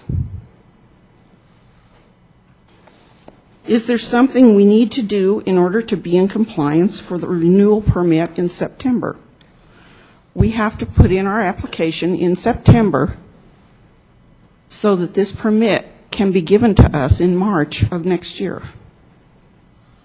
What is it that isn't done that is so urgent that we have to pass this ordinance tonight? Why are we doing this in an urgent manner? The council needs to be asking a lot of very specific questions about this utility and the fees it will collect. A specific list of projects these fees will be applied to needs to be submitted.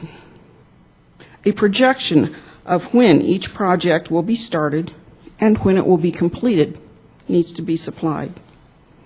Specifics on how each project is required by the permitting agency, which is the state of Colorado, and how it will help us continue to be in compliance also needs to be supplied. We already have a long, long list of vague and unenforceable ordinances on the books in this city. Let's make sure this one actually does what it claims to do and includes a review in 2 years with citizens on the review team. And speaking of citizens, this document strongly recommends that you involve the citizens, that you engage the citizens, that you educate the citizens, and that you let them have a part in this whole process. That has not been done. And that needs to be done, because that is what gives you the citizen support to maybe come back and actually charge a fee for this. They don't understand it. And who can blame them? This city has done nothing to explain it to them. Yeah, I'm an educator. But come on, you guys, you're putting the cart before the horse here. We don't need this ordinance right now.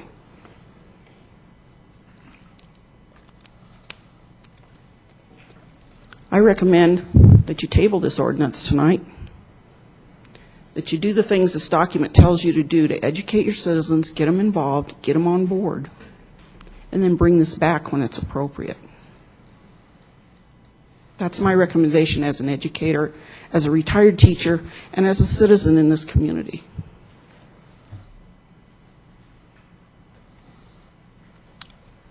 Mr. McEldowney, you have a question for Mrs. Bishop? Actually, more of a comment for staff, if I can. And just first to say thank you very much for your thoughtful comments tonight, Ms. Bishop. For staff, I think there's an important point raised here, which is the education that we've facilitated to the community. There are a couple key points that keep coming up tonight that are, I think, indicative of the fact that there is a missed point in terms of information conveyed. The regs don't state that cities have to impose a fee. And we've heard that from several citizens tonight, that there is an assumption that we are interpreting this reg to say that we have been decreed to collect this fee or this tax, and that's not the point.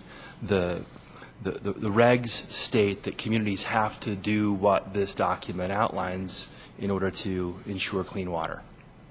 And the key is that there are costs associated with doing those things. So then the question is, how do cities choose to cover those costs? And we've heard from citizens tonight that we've all been paying into, or many of us have been paying into for many years, certain drainage fee structures. And we've heard reference to things like street sweeping and the like. And those may not seem like they make great sense. And I think this, again, is where we've certainly had commentary from staff before, and I know everybody's not at every meeting, but these are pieces that on the surface don't seem to connect, but in reality are part of our city's effort to keep the stormwater and water system clean. So you sweep streets to get the debris off the street so they don't get into your collection system, they don't clog drains, they keep the flow clean so that if you get a significant water event, you don't see things backing up like we've heard about the comments in Fairfax Park. We heard about several times the comments about Fairfax in particular, and I won't remember the numbers off the top of my head, but just in the time that I've been on council, I think we've talked about Fairfax Park and the needs for drainage improvements at least 3 or 4 times. And I want to say they come into the millions of dollars to do it right. And the question about why we haven't done that, well, that's why we're having this discussion, right? If we look at whether it's Reunion, who has fairly new amenities in terms of the infrastructure, or parts of the city that have the older facilities. I don't care if it's the plumbing in your house, the P-trap under your sink, the float in your toilet. These things fail over time. Things fail. They don't last forever. And so part of what's happened is that cities have had practices in place that take care of infrastructure for a long time. Come behind that with a reg that puts a higher standard on and a consistent standard across how cities have to, the standard at which cities have to maintain these things, and it changes the costs of doing those things. As pieces of the system fail, there will be a call for new capital investment to replace those things. Tear out the old, install the new. The configurations might differ because conditions in the surrounding area may have differed. So there are a number of factors that go into this, and I think the bottom line is it's clear that not everybody understands all the pieces at play here, because until they do, we can't, I think to Ms. Bishop's point, have a discussion around how to structure the fee if we can't all understand what the pieces of the system are that are at play, how those costs have been borne to this point, how these funds would be used going forward. I mean, there's certainly a lot of pieces to understand here, and if folks don't have a handle on the regs and have taken the time to review to the extent Ms. Bishop has, then it's certainly difficult to further that discussion. So, again, great comments. Thank you. Mr. Douglas? Yeah, you bring up some interesting points there. To our staff, that's what I've been asking for everybody on council, to have that information, and I get to receive that, and then I hear that Joy has that information, and that's kind of disheartening. I mean, I'm sure it's something I can look up myself, even if I had a link to bring that up. I mean, that's what we should have in front of us. That's what we should have been subject to, have that in front of us to go over going forward, and we haven't. And look at all the time and effort we went into with the oil and gas and how that was going to impact our city, and we did a good job with that. We ended up, changed the land development code and extraction agreement and everything to take care of that, and that was going to impact the whole city.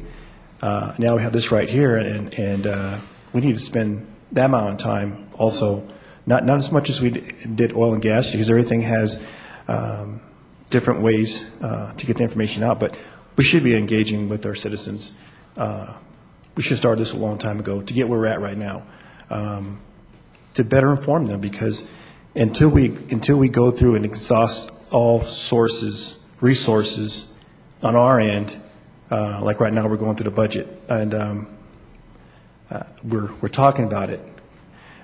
There's ways where we can get money there. We have industry that comes that does business in the core city, and it doubles our population. I mean, just as far as folks coming here to work, it doubles the population. So I've lived in Aurora, worked in Aurora, worked in Denver, and there's head tax. There's other ways we can seek funding for this, but let's look at other ways of finding ways to cover cost before we go and do a hidden tax on our residents. And let's be truthful about it. Let's say what we're going to do with this money, because if it is just for storm drain fees, we're talking a couple of dollars or so right now. And if we do improvements, that cost should go down. It's never going to go away. I mean, there's always going to be that burden of cost of fixing and repairing things, because they don't last forever. But if we set up a system where everything flows the way it should, that's going to help balance things out. And this $875,000 could go down, but there's other costs involved where there can be one-time costs that come up, and we might have a fluctuation where the price might have to go up a little bit. But let's look at other avenues first before we go to our taxpayers first. Let's look at what we can do as a city to balance things out going forward, instead of looking at them first, because we're here to take care of our residents, and in turn we seek for them to pay their taxes and help their part as far as the city. We have to look at all levels of income, and just because up north things are new, which is great, and they're not going to last forever either. There's going to be a time when the other part of the city is going to need help. So yeah, it's a balancing act where we're all in this together. We're not just saying, hey, this is going to impact a certain amount of people. It's going to impact everybody.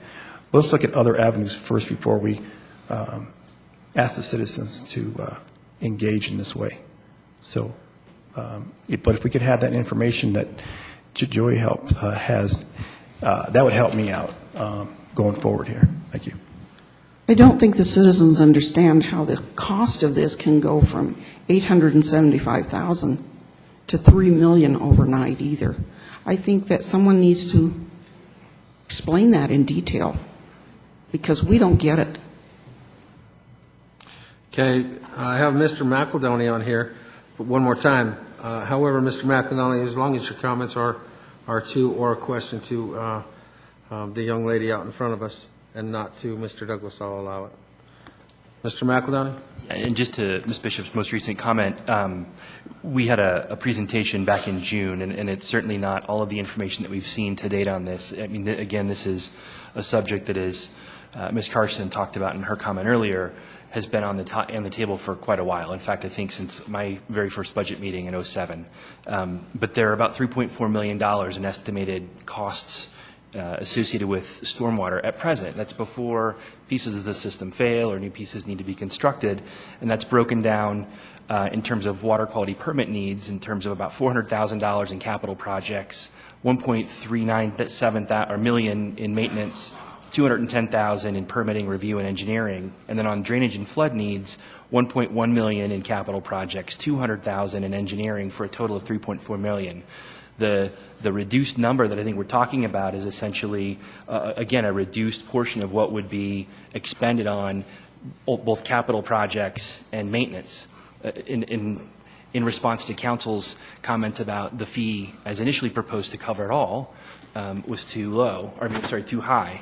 The other piece there is I think that 3.4 was actually a low number versus the true total cost of system enhancements that are ultimately needed. So we're talking about a number bigger than the $3 million ultimately, and smaller than the $3 million in terms of what staff is proposing be implemented. And again, the point being to identify a dedicated stream of funding to solve for these things, because the other way that we pay for this is in terms of sales and use tax, which vary. And I know you've participated in any number of our budget discussions, so you, I think, of most have a good sense of what those pieces are like, right? That's where we're dependent on what people buy in the store, or businesses invest in their business and the tax we get from that. So again, I think one of the things that we've been talking about regarding this from the time it began was to say, how do we identify a stream of funding that is specific to these purposes so that where revenue, if you will, that varies can be dealt with and programmed toward things that we can vary, right? Maybe we get more money to invest in parks one year and less in the next year. That's separate from this. So there's certainly more clearly that needs to be represented in a citizen vein. And I'll just defer to staff real quick to make sure that I've not misstated or misspoken on any of those points I've just made. No, we would agree with the points you just made. Certainly, it's possible to provide a list of projects to be funded. Of course, the list will vary depending on the amount of funds available. But if there's going to be a fee discussion next week, we would certainly be prepared to share with you the sorts of priority projects that staff's identified already. And I think just in simple terms on that, Mr. McBroom, there's a known sort of big list, right, at a high level, and then there's a narrower list that was used to derive the $3.4 million number. And I would think for those, they can be called out in fairly specific terms, right? Yes. So I would think that at a minimum, that would help everybody at least get a sense of the kinds of things that make up each of those categories. And I'm referring again to that slide from the June presentation. I would just envision that under each of those, again, the list of what items fall into that category be spelled out, and that way it's, again, handy for folks to understand where those are being derived from. Because that's exactly how we develop those estimates. There's a number of large capital projects that will be needed over time, a number of capital maintenance projects that are needed over time, and then simply administering the permit process annually. And we took that as a total number of total funds needed over, I think it was the next 20 years, and tried to come up with a bite-sized way of tackling that annually, and then what fee would be required to cover that total number on an annual basis. There are lesser fee numbers that we've looked at that just do the best we can with the funds available, so there's a greater need to prioritize projects. One last comment, and I promise to stop my comments. In that information, and I think in general when we are trying to craft information for both council and for the community, it's difficult, I think, for folks. I don't have $50 million in my checking account, right? And that's essentially what this city operates on, is a roughly $50 million budget annually. But those are numbers that don't resonate for most of us. And so when we start talking about a specific set of projects like this, $3 million, and how that breaks down, what's also not clear in these discussions is if we continue to keep funding it in the way that we do today, it's at the cost of what? Right? I know we've touched on a lot of this in study sessions and past budget meetings, but I think when we queue up a discussion like tonight, it's important to help reset the context of the discussion. So, okay, we fund it out of the general fund today. It's this amount of money. These are the things that it impacts. You know, if we continue funding it this way, these are the things we're not going to buy. Because I think the other thing I heard tonight that I want to make sure we touch on when this comes back is you got to tighten the belt. You got to do more with less. You got to spend money on Fairfax differently than you are so far. Important to note, Fairfax improvements that are underway right now are being funded through open space grants, not through city dollars, right? And those dollars have to be used for that kind of project. So it couldn't have been used for the park drainage improvements. But I think it's important that context be used. I mean, Ms. Bishop, that's the kind of things that I think your questions were hinting at, that those details aren't there for you or they're not readily visible. And so you, even though you've taken the time to do your homework, don't necessarily have all those details to help fully form that understanding. Correct. So I will cease my comments and let the citizen communication or comment on this get back underway. Thank you. And you know what? I have a lot to say about this. I'm going to wait until after we hear from all the residents. But I appreciate everything you had to say. Joy, thank you for bringing the information that you've gathered to our attention. And we'll move on and continue to hear from the residents. And I would ask the council if they would please not engage in extremely lengthy dialogue until after we hear from the residents, and then we can make our comments. Thanks again for coming in. Thank you. Now, Ms. Bishop was the last one that I had on the list, but I know there are a lot of other people here that would like to speak. So I'm going to start on this side of the room. We'll go from the front row back. Raise your hand if you want to come up and speak on this item. And then I will know who to bring up. So now's the time. Anybody that wants to speak, you need to raise your hand. I'll start here in the front row with Jeanette Lewis.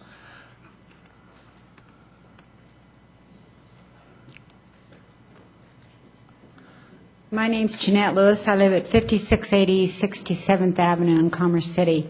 Obviously, I wasn't prepared to speak this evening. I think that pretty well shows the way I'm dressed, and I do apologize for that. However, I felt it was very important that I come before you this evening and tell you a few more things that maybe you're not recognizing. First off, thank you, Mayor Ford, for your kind words. You hit the nail on the head. You truly did. I don't think that you folks really are seeing the whole picture here, and I don't believe the citizens are either.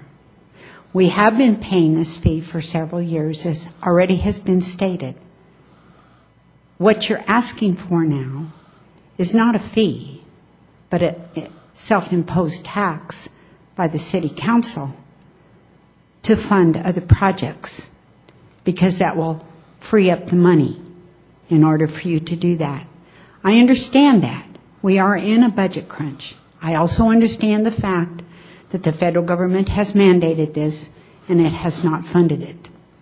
I'm well aware of that because I worked with that for 8 years. It's not an easy thing to do.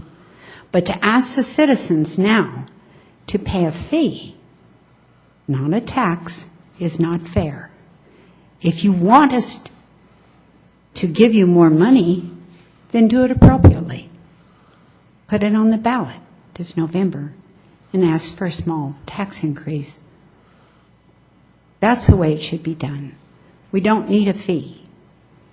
A tax we can take off of our income tax. A fee is something we can't. You set the fee, not us. Let us set the tax. Let us be the ones that approve giving you the extra money, because you do need it, to give us the services that we need. Consider it, please, this evening. Thank you. Thank you for coming in this evening. We'll continue on this side of the room. Hands up if you want to talk. I'll start on the back right, my right, the left of the room for you. So gentlemen in the back on your left. Mr. Murray, please come forward.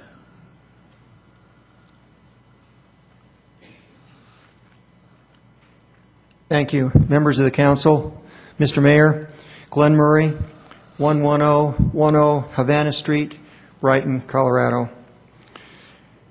Members of the council, Mr. Mayor, I think that Mr. Douglas hit it right on the head, and that is that not many of you were on the council here a number of years ago, but the city has a number of taxes. As a matter of fact, it's not only a double tax, it would be a triple tax. And I'm not sure I have the name quite right, but in the area out north that is not currently developed, it is a additional drainage impact fee, and I was involved in this, and that impact fee is the highest I've ever heard of, by the way. It still is. It's $3,200 an acre, okay? And Reunion, they're mostly developed, so they don't have that fee. And of course, it's been brought up a number of times that urban drainage fee, we've got that one. So indeed, this here fee would be the triple tax for that same thing. So I guess I've got some real issues on that. The areas that aren't developed, it looks like to me, are really going to get hit by this thing. There's a number of other issues that are going on here. And that is, and first of all, let me state, too, that I am speaking for myself as myself. I wear several hats, and I don't want it being misinterpreted that I'm speaking for somebody else or for some other entity. I'm speaking for myself. And that is this. As far as is the collection side of this, from what I've learned and what I've read, as far as a property tax, as far as being on the taxes, that has to be a vote of the people. And that's what we talked about a little bit here as far as educating the public, maybe letting them know what's going on. This has been kind of a quiet issue, and yet the dollars that you're talking about here are pretty significant. The other part of it, which I know has been discussed a little bit, and I made some phone calls today to verify what I'm talking about, and that is as far as the water district within South Adams County Water District collecting that fee. That board of directors said no to that here quite some time ago. So as far as the collection side of it, I'm not sure how that would be done either. The other interesting part of it is, it's been brought up, is the timing.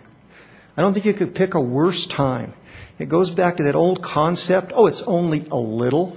Well, it might be a little for somebody, but I don't know if you looked at businesses such as the flea market. How many acres of asphalt do they have? What's that going to do to their taxes? What's that going to do to new businesses that are going to come into the city? Have you thought about the future of this thing, what that means? Yeah, the homeowner that's, hit $75 a year, okay, it's maybe a little to some of you, but to be honest with you, it's not a little to me. And particularly at a time, this has bothered me for some time. You're asking for 3.4 was brought up, $3.4 million. Gee, I look at something that this council, mostly previous council, just did, and that has to do with a dog track. $3.3 million for a dog track. My understanding is $2.5 million to tear it down. And the other thing that hasn't even been thought about is the property taxes that are lost. Realize there's no property taxes on that anymore. So all that's gone. Just easy calculations, we're looking at $6 million plus that's going to be on the dog track. Okay, depending on when and how it's developed. And yet you're asking people to come in here and chip in more money, for this fee. I think that indeed it needs to be looked at a lot closer. I think it needs education of the public, and I think you guys are really going about it the wrong way. Yes, we need to make sure we have drainage. I think to a large extent it's been brought up. It is pretty well, maybe not completely covered, not perfect, but we are draining. We're draining stuff right now. And at least from what I understand of new development, it looks like to me there's going to be a pretty substantial fee collected on that one.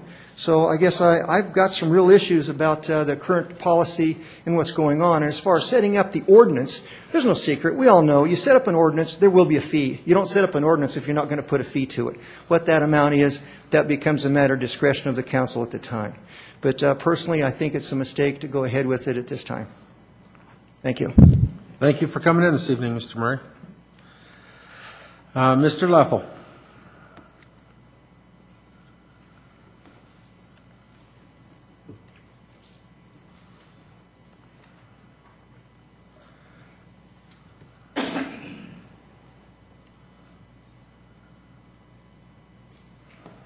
Gene Leffel, 6530 Brighton Boulevard, the Garden Terrace subdivision, established in 1922, Commerce City, Colorado, United States of America. I don't really want to cover everything everybody else has said. It's been quite broadly covered, and I think a lot of pretty good points have been made. I've had the pleasure of sitting through the last few council meetings and the preliminary budget meetings. And I don't think there's any real secret that the city is perhaps a little short on funds. We mentioned, or I should say it was mentioned, in a recent study session that there was about $10 million short on sales tax revenue in a recent year, and that the city perhaps is close to $2 million short on the budget for next year. Everybody works on a budget. Every individual works on a budget. People need to manage their budgets responsibly and understand the difference between needing and wanting. Yes, there are things that are certainly needed. And I think the concept of being prepared for stormwater emergencies and maintaining our facilities is very important. But I think it's interesting that when the stormwater is being managed by the city, it's being managed for $875,000. But when the stormwater is going to be managed through the budget of the citizens, all of a sudden it jumps to $3.4 million. There's a pretty big difference. And I know some of that's for some work that needs to be done, but I find it difficult to believe that the city can manage it for $875 when it comes out of their pocket, but when it comes out of my pocket and every other citizen, and the businesses who have very little say, they can't vote, they don't generally attend these meetings or even know about these things. When it begins to come from their pocket, it's time to open the floodgates for the money flow. We talk about quality community for a lifetime. What about our seniors that are on fixed incomes? This is a big hit for them. Ms. Lewis got up and made some very fine points, but she never really talked about the struggling school district. It's not exempted in this ordinance. They're barely making it today. They've got a lot of area that will be subject to these fees. Another thing that came to my mind that I thought was quite interesting, and something that was mentioned in one of the study sessions, is that everybody should pay their fair share. Well, I don't think that's really a new concept of everybody paying their fair share. Matter of fact, it seems like a pretty good idea for everybody to pay their fair share. Except within this ordinance, one of the largest holders of impervious surface within our city has exempted themselves. The largest holder, by my estimations, and I think you'll find them to come out very close to accurate, one holder in this city has over 2 square miles, over 1,200 acres of impervious surface, yet they're exempted from the fee. So what about everybody paying their fair share?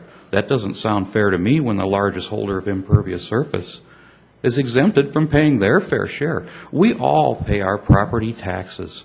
We pay a variety of taxes to all different districts and entities. That money should go for projects like this, our property tax. But the problem seems to be we just want to keep thinking of new ways to create taxes, but we're not going to call it a tax. We're going to call it a fee. It's blatantly a tax. Quite obviously a tax. I'm really troubled. This puts a burden on the citizens. We would like to attract new businesses. It's talked about repeatedly. We want to attract new businesses, hence sales tax revenue. But businesses don't want to come where they're going to be taxed. It reminds me of a case we heard quite recently at the Board of Adjustment. I believe it's the JB Pipeline. This gentleman loses 1/6 of his property to a water retention pond. 1/6 of property, about 285 by 30 foot. He loses off his property for a water retention pond. Then we come around and tell the same gentleman, you're going to need to pay a stormwater impact fee even though you have created a retention pond on your property to store your water. What's more ironic yet, the fellow is on a dirt road. It has not been improved in the last 40 years the city's existed. A dirt road. Huh. Not too much water improvements there. No curb gutter or sidewalk surrounding his property at all. So not only does he lose a substantial portion of his property, he also gets to pay double with a fee. A little ridiculous. I think about my own property. Yes, that's a little self-serving. My property, as I've mentioned to several members on the council, is below the grade of the road. The water comes to me. Until water begins to flow uphill, no water flows from my property. Beyond that, And as I've also mentioned to a number of people, my property's on a state highway. It's not even in the service district on the map shown in the study session. And for those that would take time to read through this pretty massive federal mandate, I'm exempted. I don't adjoin the city. I'm within the city, yes, no doubt about that. But my property at no area adjoins any property owned by the city. My stormwater utility would go to the state of Colorado. Unfortunately, they have no curb, gutter, sidewalk, or drains on Brighton Boulevard either.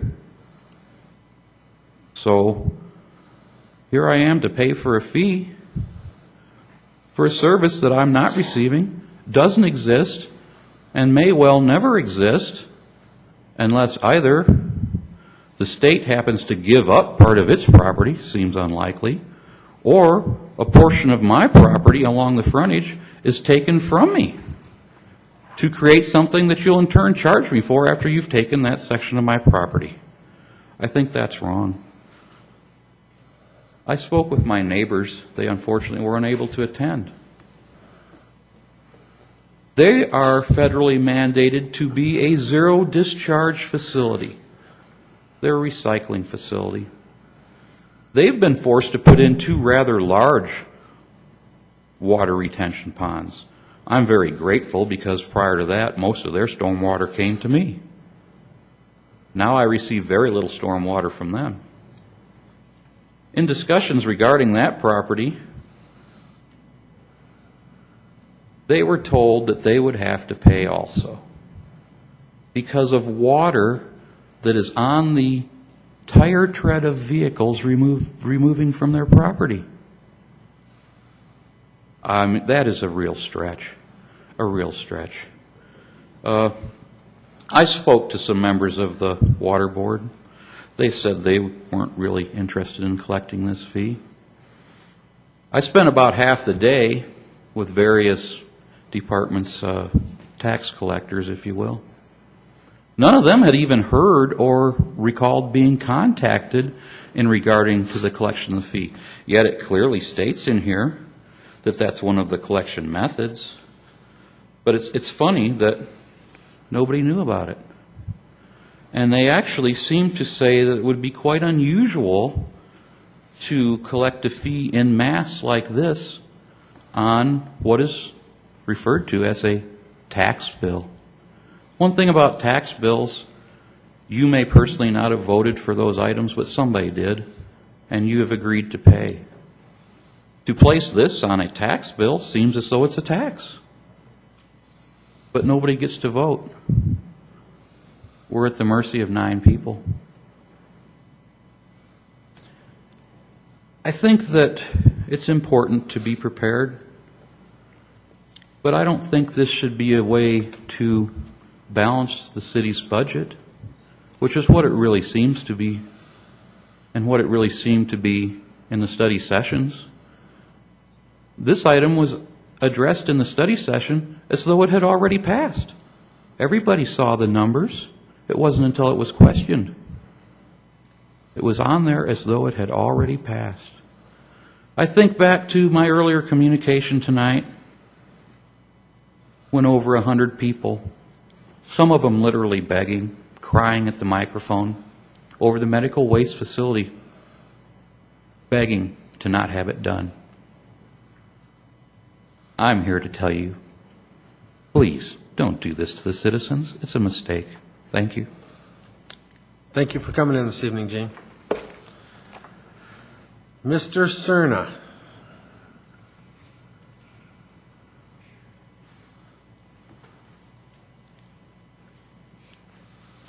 Good evening again. Guillermo Serna, 14122 East 102nd Place. You're damned if you do, and you're damned if you don't. You could be green, but you're having a hard time getting there. Interstate 70, as you heard tonight, it was rumored. It's been rumored for the last 3 weeks. And it finally came to being certified by one of our city councilmen. Interstate 70 has problems with erosion of water that comes off of there. They don't know where it goes. And it goes into the community right next to it. Constant flooding. You have to give your engineers some planning time to look at what you're going to charge the federal government for adding more infrastructure that you're going to need. And where is it going to be connected? If it's going to come down 270, it's going to up your expenses quite a bit, because that water has to go somewhere, either into the creek or into the Platte. You haven't planned for that. You've been too busy doing other things that have to be done. You have to talk to the water department. You have to talk to the city as far as what they need totally. You have to be proactive even though you are being reactive. Not because of your problems, but past city councils that didn't act on it at that particular time. I know your predicament, and I see it. But when you exempt railroads from this, when you exempt the feds from this, you're giving them a free ride. And they're telling you, in a sense, to charge the community again for something that has already or will be paid by our taxes anyway, as far as our highways. Take a look at Fairfax. It's there because the city, the state, and the feds have not done anything with Vasquez Boulevard. 30-some years ago, I was here when, they were going to do a beautiful job from 270 all the way over to 76. They had community input. They spend it somewhere else other than Commerce City. You have to be diligent on the federal government because they'll take advantage of you every time. And we are being taken advantage of if you put this into play right now without really giving your people the time to study this as to what we're going to need at each and every one of these crossings if it comes to be that 70 comes down to 70. And they're going to expand 270 anyway. Where's that water going to go?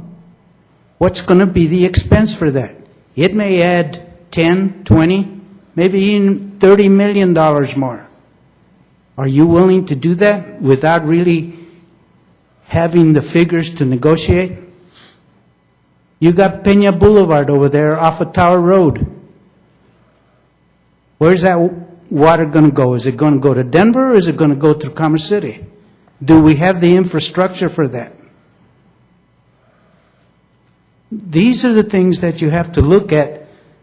And the fee, it's a triple tax. This nation was formed, in a sense, taxation without representation. Well, this is taxation on taxation on taxation without completing what has to be completed by the feds. Because they're not giving you the funds that you need to get it done. And it's not fair to the people. So, Mr. Benson, I'm against this as far as right now. Thank you very much.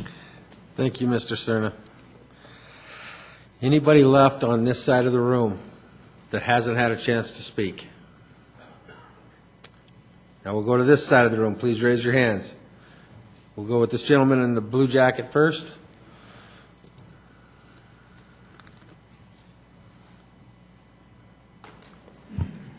My name is Rob Sieben, Mile High Flea Market, 7007 East 88th Street, or 88th Avenue, sorry, Commerce City. Mayor and council members, thank you for the opportunity to express my concerns regarding the stormwater management ordinance that is before us tonight. I would like to first recognize that I am aware of the federal requirement and understand the need for compliance in that area. As a Commerce City business owner, I raise strong opposition to the proposed fee, specifically the fee structure of dollars per square foot.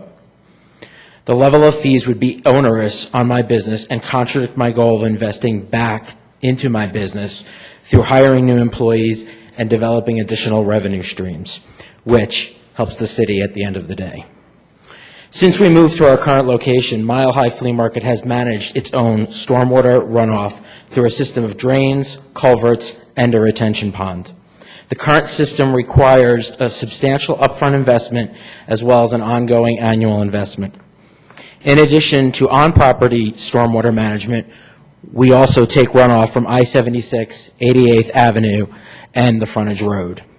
I ask that you consider the effect of such a fee and the impact it will have on the continued reinvestment in our city. Thank you. Thank you. Let's go with the gentleman that was straight behind. Thank you. Please come forward.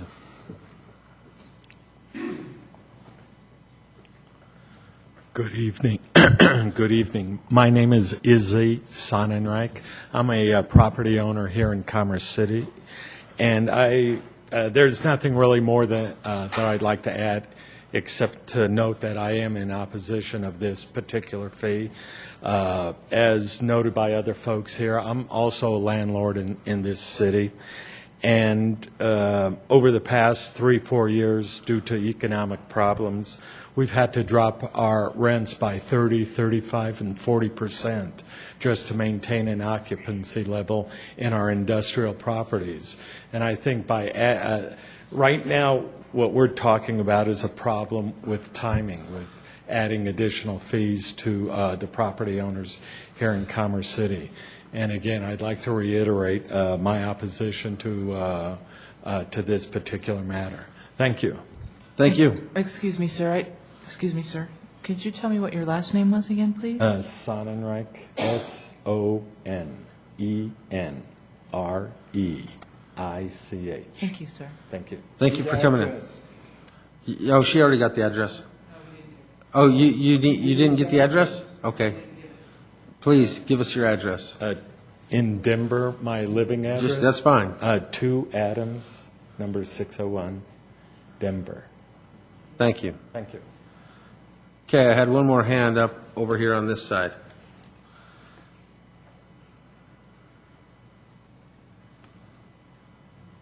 I need you to state your name and address for the record again, please, ma'am. Jane Stallsworth, 8110 Brighton Road in DuPont. Joy brought the big EPA mandate over to our house last night, and I was protesting it quite a bit, but I needed to make copies of it. It was like 66 pages of it. It took me quite a while to make a copy of it. So we also have one. It says in here, and I think one of you gentlemen had mentioned getting the residents involved or something on that order, getting the word out to them. And it says in here that they need to be informed of what's going on. You need volunteers, public participation on your development committee of all economic groups and ethnic groups. They need to also be able to educate the people.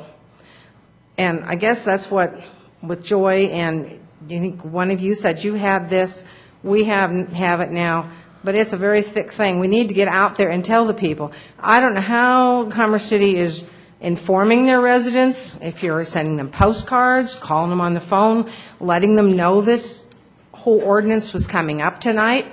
I mean, it was just a fluke that we found out about it, and that's why we're here. The other point I would like to make is we received this card in the mail a couple weeks ago. We got one quite similar to this in May, informing us of the stormwater utility implementation project. They were hosting several meetings in Adams County. We went to one in June, and we learned more details of what the EPA is requiring to be done. We got this card a couple weeks ago informing us that there was a meeting tonight, and there's another meeting coming up Wednesday, August 8th, out at the county building. There's two meetings actually on Wednesday from 3 to 5 and 6 to 8 out in the county building. Then they have another one on Wednesday the 15th, which is held out in Watkins. Then at least they provided a website. You could look it up, get some information. They got a hotline on here. But even if you just mailed your Commerce City residents a card saying, this is what's going on, this is what we're talking about doing, getting some input from them, because according to what come out in the EPA mandate, that's what you're required to do.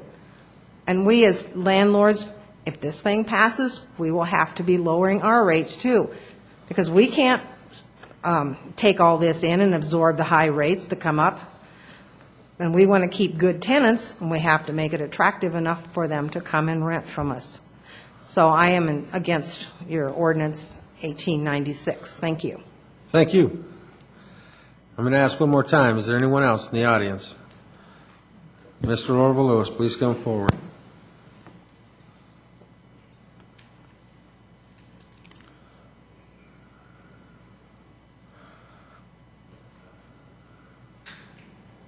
Orville Lewis, 5680 East 67th Avenue. Been a lot of points made tonight, and I agree with most of them. But somehow you've overlooked the fact that this is going to require another department, more vehicles, another department head. It's going to involve a lot of stuff that you haven't even considered. So I think better take a better look at it. Thank you. Thank you. Anyone else? Seeing no one else, I'll close the public portion of this discussion.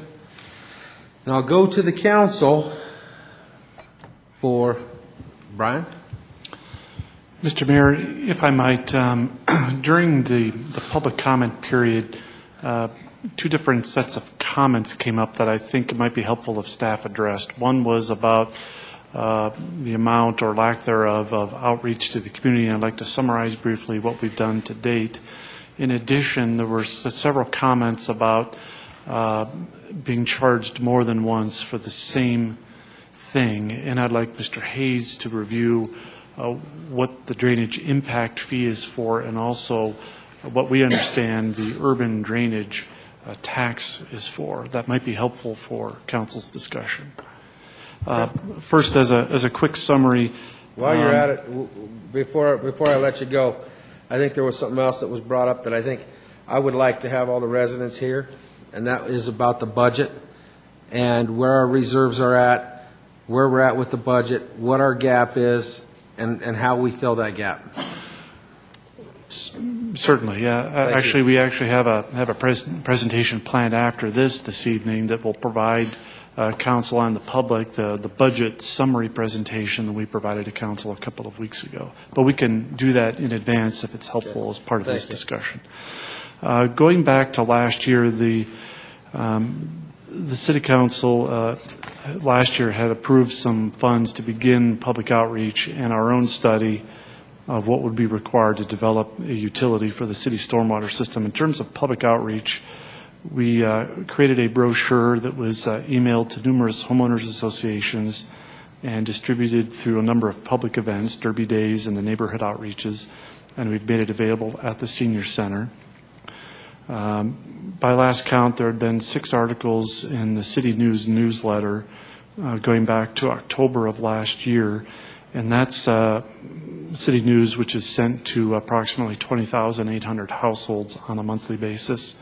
We also provided some information through social media, Facebook and Twitter, where we have 285 followers on Facebook and 210 followers on Twitter, so it allows them to receive updates automatically from us.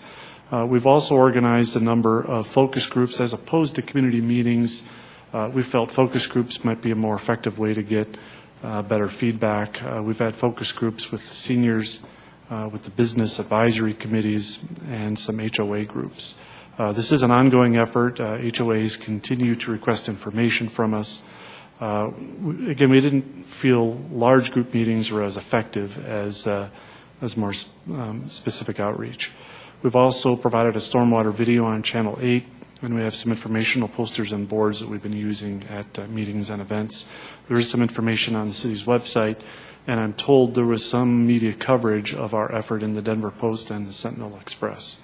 So that was one area of comment that I wanted to address. Also, again, there were comments made about drainage impact fees that are charged to developers as land is developed, and also comments about the urban drainage tax that's part of each of our tax bills. I'd like Mr. Hayes to address those.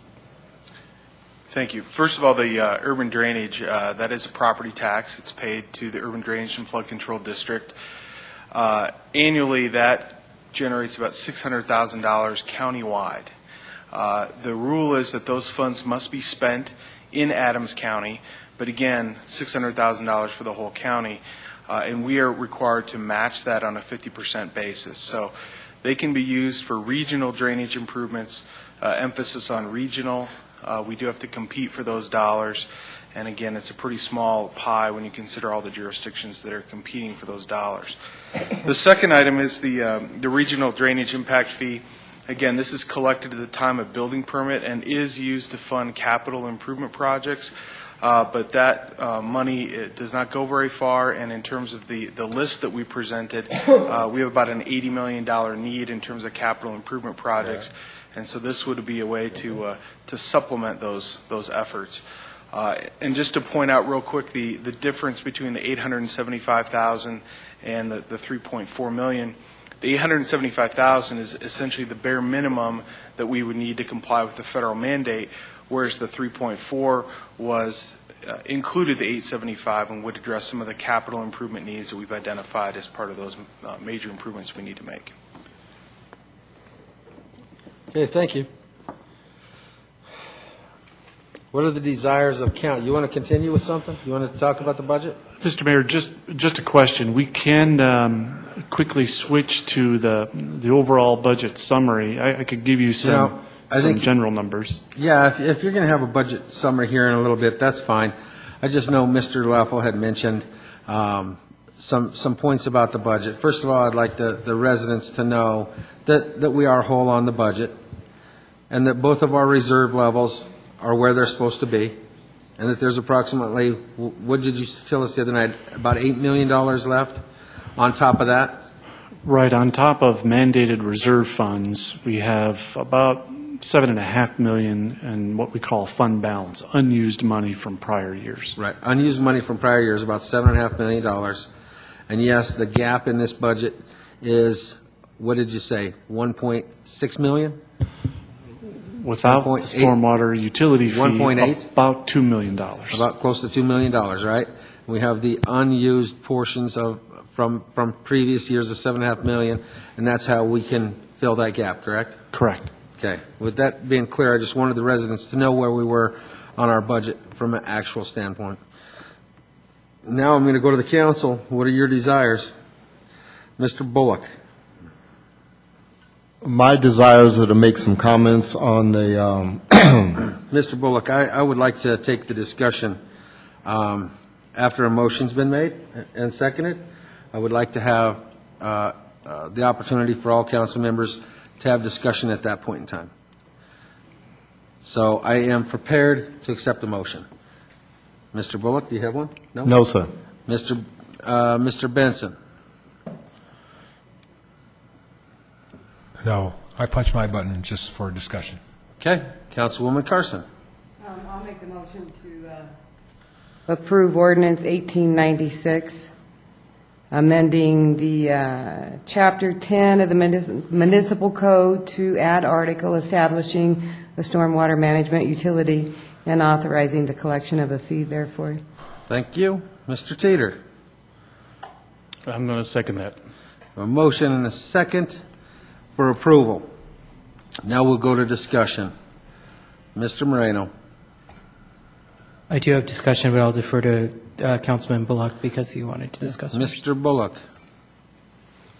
Yes, as stated by quite a few of the residents of the city, what is stated as a fee is something that we've been using the whole time. We've been doing this and making do with getting our stormwater mandate done. And it's been mandated since, I think it's over 10 years now, and I cannot see passing a fee. I'm having a lot of troubles even seeing passing the ordinance, let alone adding a fee to it.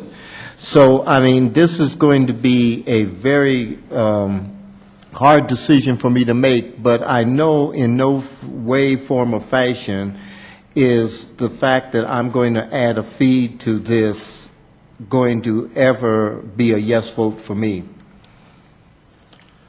Mr. McEldowney. I'm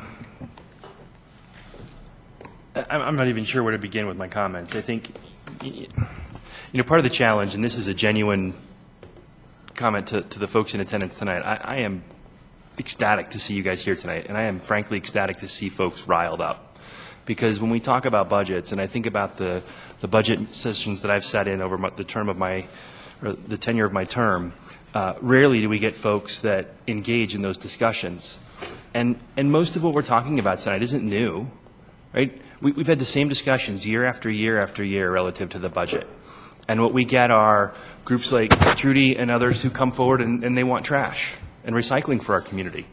And it's about $2 million to pay for that. It's about $2 million that we collect in property tax from our residents. We've got something on the order of $1 billion in road and bridge improvements, including all those railroad tracks crossings on our roads that we would love to see above grade crossings on, that we have no revenue stream to cover. So when we talk about the budget, we're in great shape when it comes to the basics. But when we talk about adding parks and maintaining parks and building roads and maintaining roads or doing any of those things that enhance the community, then it's a whole different discussion. And so I think the point is, I want people to get engaged. I want people to be concerned about where these dollars go. I want you to understand where these dollars go, and I want you to understand the work that your staff and your city council are doing to try and spend them as wisely as possible. And there was a comment made tonight that said something along the lines of the city's money versus my money. The last I checked, the city's money is our money, right? Collectively, the business community and the residents of Commerce City. You are closer to government in the city context than anywhere else. And yet, when we talk about engagement in the process, it's rare that we really get a robust and in-depth involvement and engagement from our citizens. And so, if we look just at the commentary for Mr. McBroom on what the city's done in terms of communication, I hear over and over and over again that the city doesn't put news out.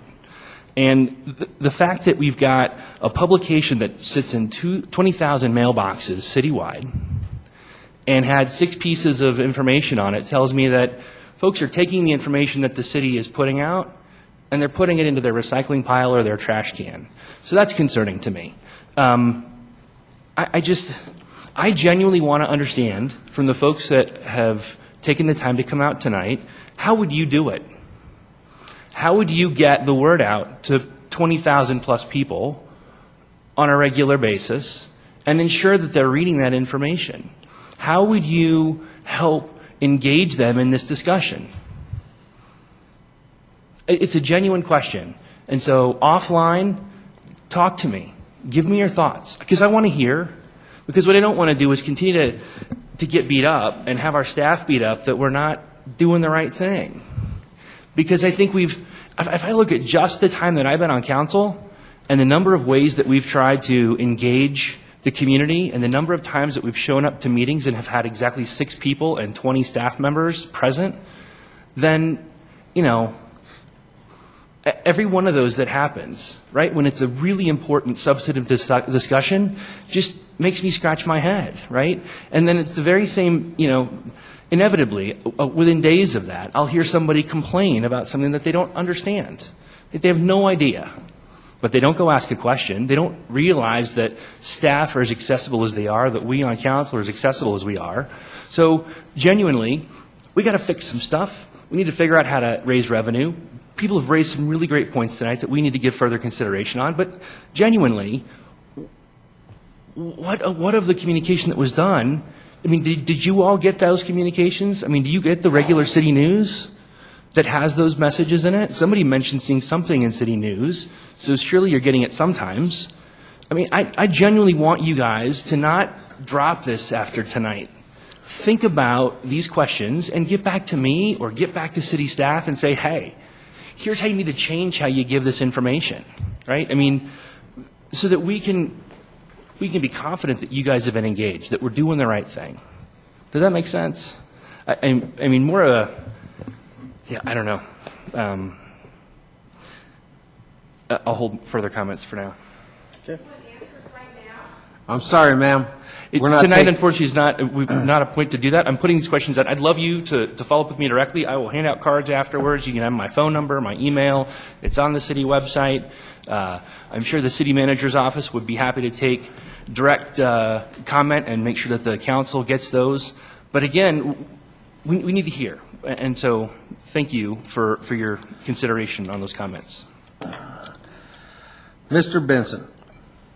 Well, first of all, I want to thank everybody that spoke to us tonight. I think you all raised some good points. I know I made several points before this discussion began, and I think that the speakers touched on just about all of them. One is the consequences to our business competitiveness.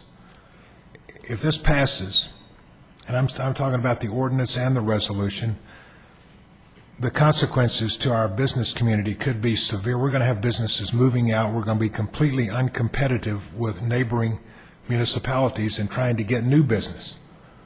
And until those municipalities pass a similar type of fee, we can't make ourselves uncompetitive in that regard.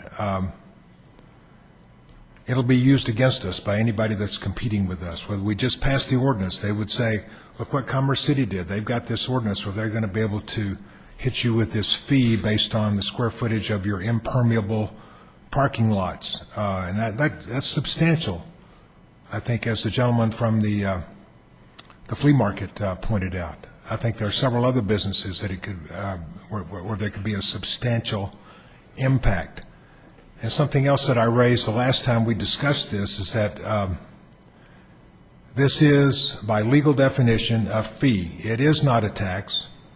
It's not subject to the Tabor Act. However, I think it's something that we should put on the ballot this fall and let the people vote on this fee. We don't have to do that, but I think we should do that anyway to see if the people want to pay for this, because there are other ways to get this money. There are other ways to accomplish what the federal mandate says, and I think that's going to be up to our staff to figure that out. I'm certainly voting against the ordinance, and if that passes, I'll vote against the resolution. I'm totally against this entire matter. Thank you. Mr. Moreno.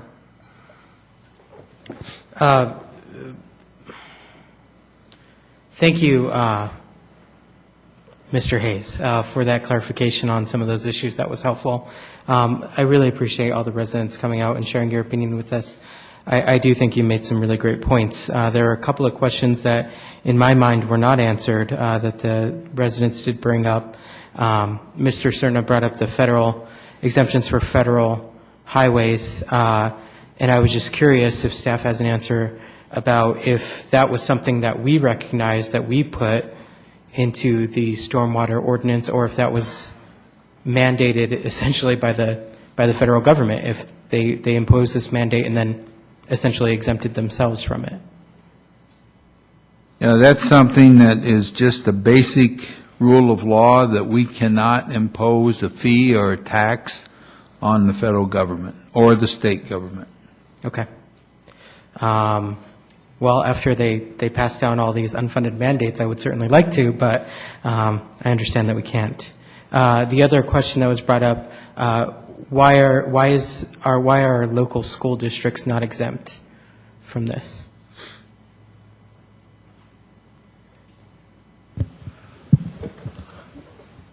The ordinance would have the authority to exempt them. That would be at the discretion of City Council if you were to adopt the ordinance. If that's the case, I would like to ask for, if this does end up passing or whatever happens, I think that's an amendment that does need to happen. Our school districts are struggling, and an additional tax on top of this is not something that I think we should pursue. So I would like to see that, for that matter, even consider an exemption for the fire district as well, and perhaps the water district. But that discussion is for another time. I want to bring up just a couple of my thoughts about this ordinance. I've struggled with this. I know a lot of other people have as well on this council.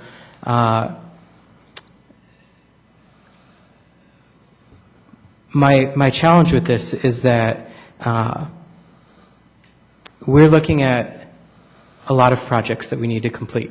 $1 billion in the next however many years.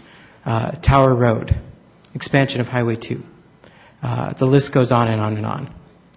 And realistically, I think if we're even declining to have the conversation, and that's what I view us voting down this ordinance is a declining to even have the conversation about what it's going to take to meet those needs, what it's going to take to comply, to continue to comply. We're in compliance now, but to continue to comply with this federal mandate, what it's going to take to actually fund those projects, which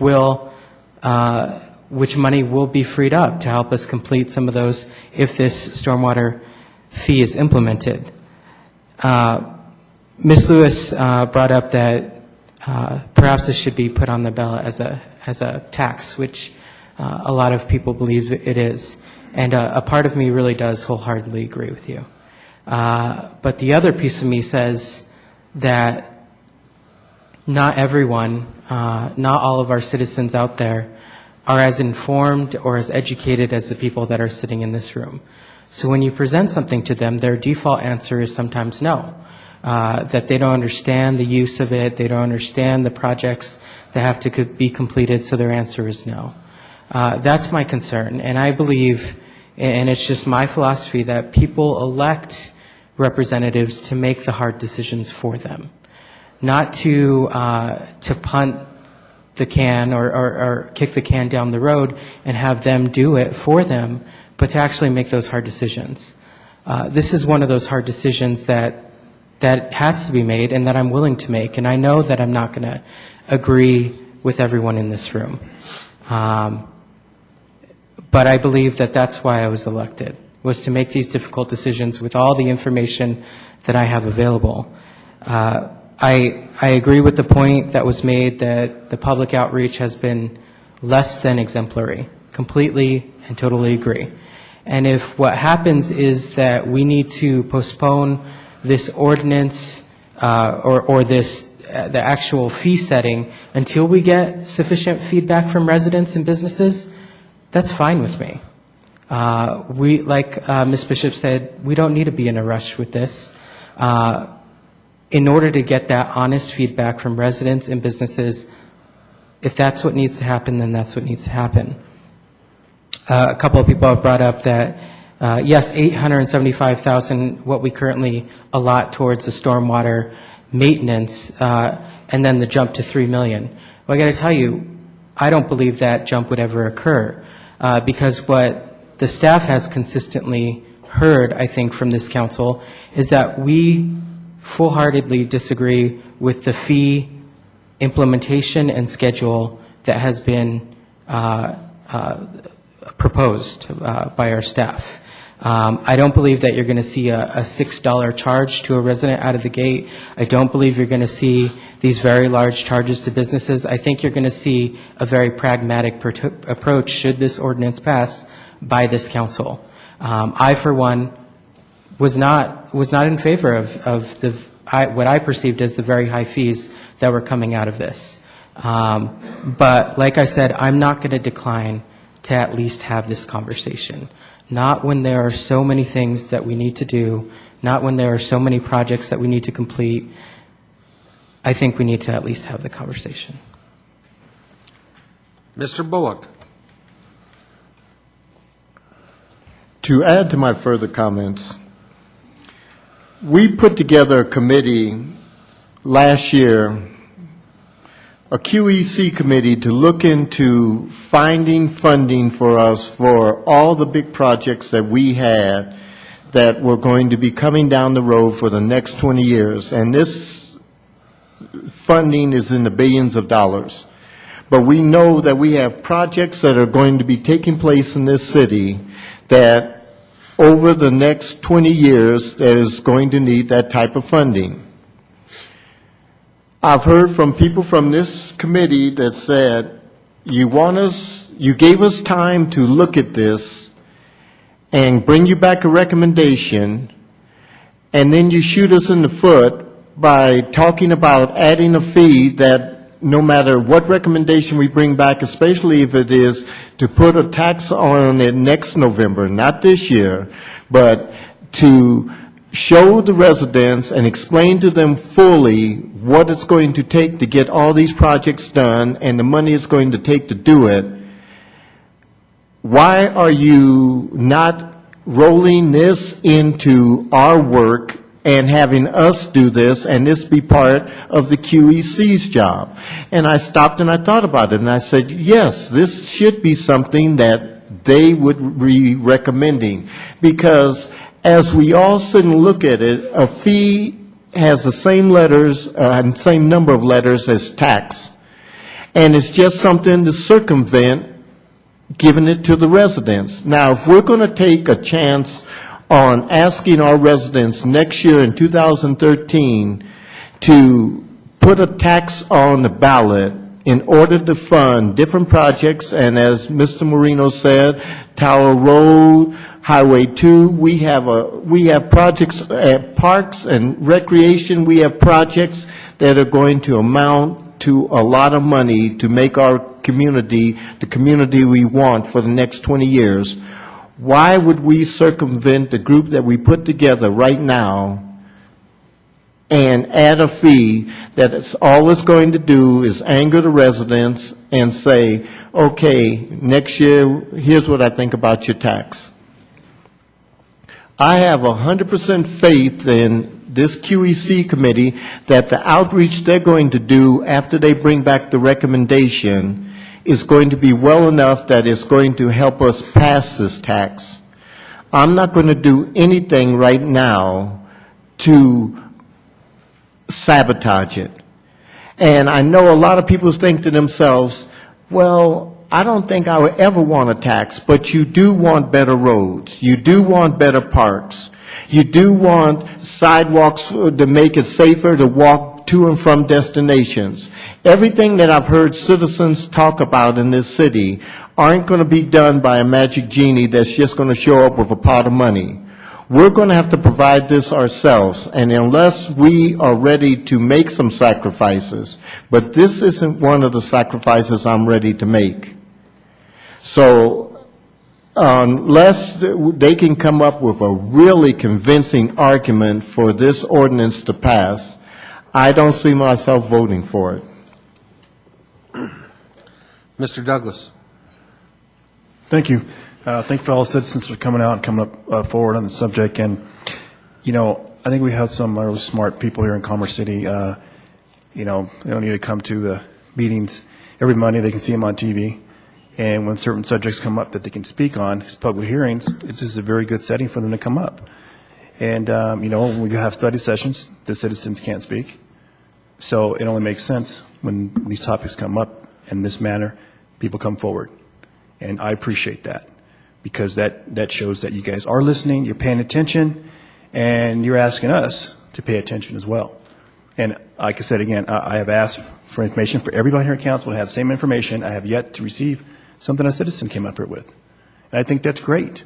But I do, if we're going to go forward with things, and we have to keep people to buy in on what our city needs to, how we need to grow, our needs and wants. We have to include the citizens, and if we're going to put something on them, on their shoulders, and ask them to take a leap of faith on this, that's not a good way to go. I think putting a ballot and explaining it well,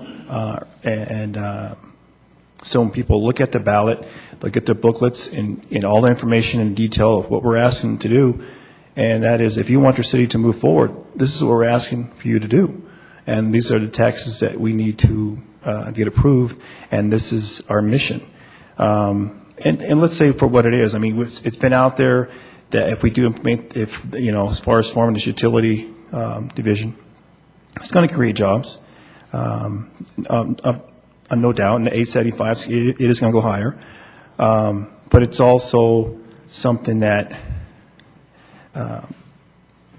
as city council passing that and just pushing that, and yeah, we had to, it's QCI initiative, and I was expecting to come back in June with the information so we can go forward with our budget. But now we extended their duties until the beginning of the year, and when we go into a budget retreat come in February.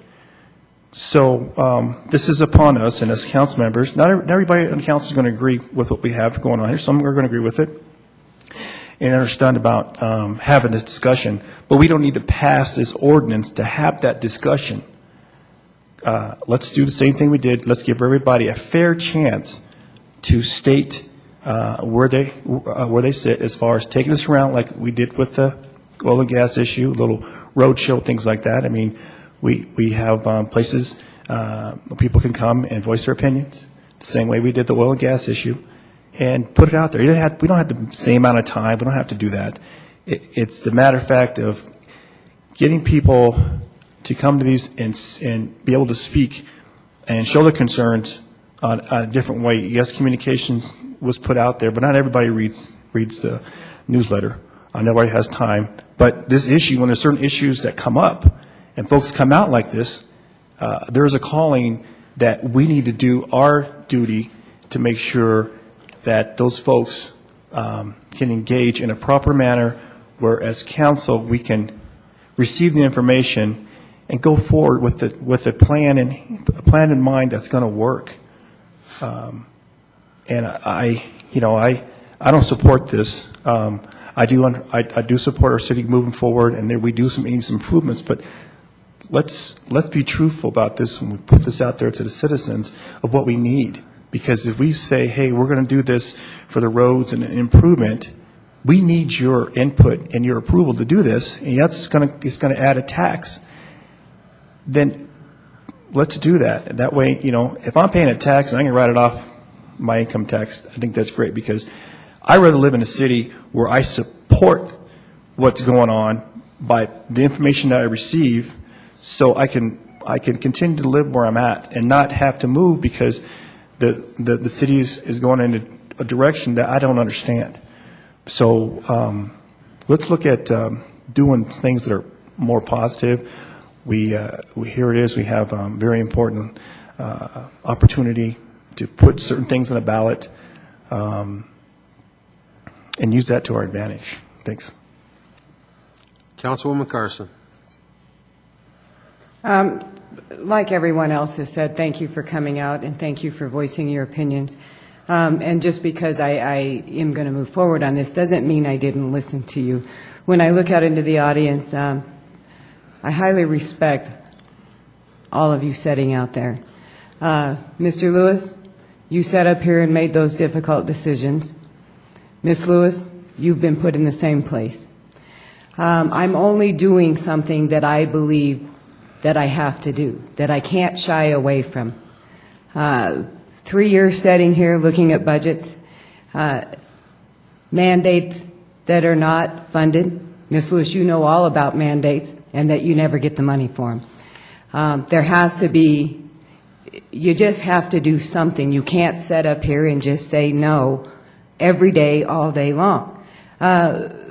We say we're the quality community for a lifetime. Well, I would like the children that live in this community to stay in this community.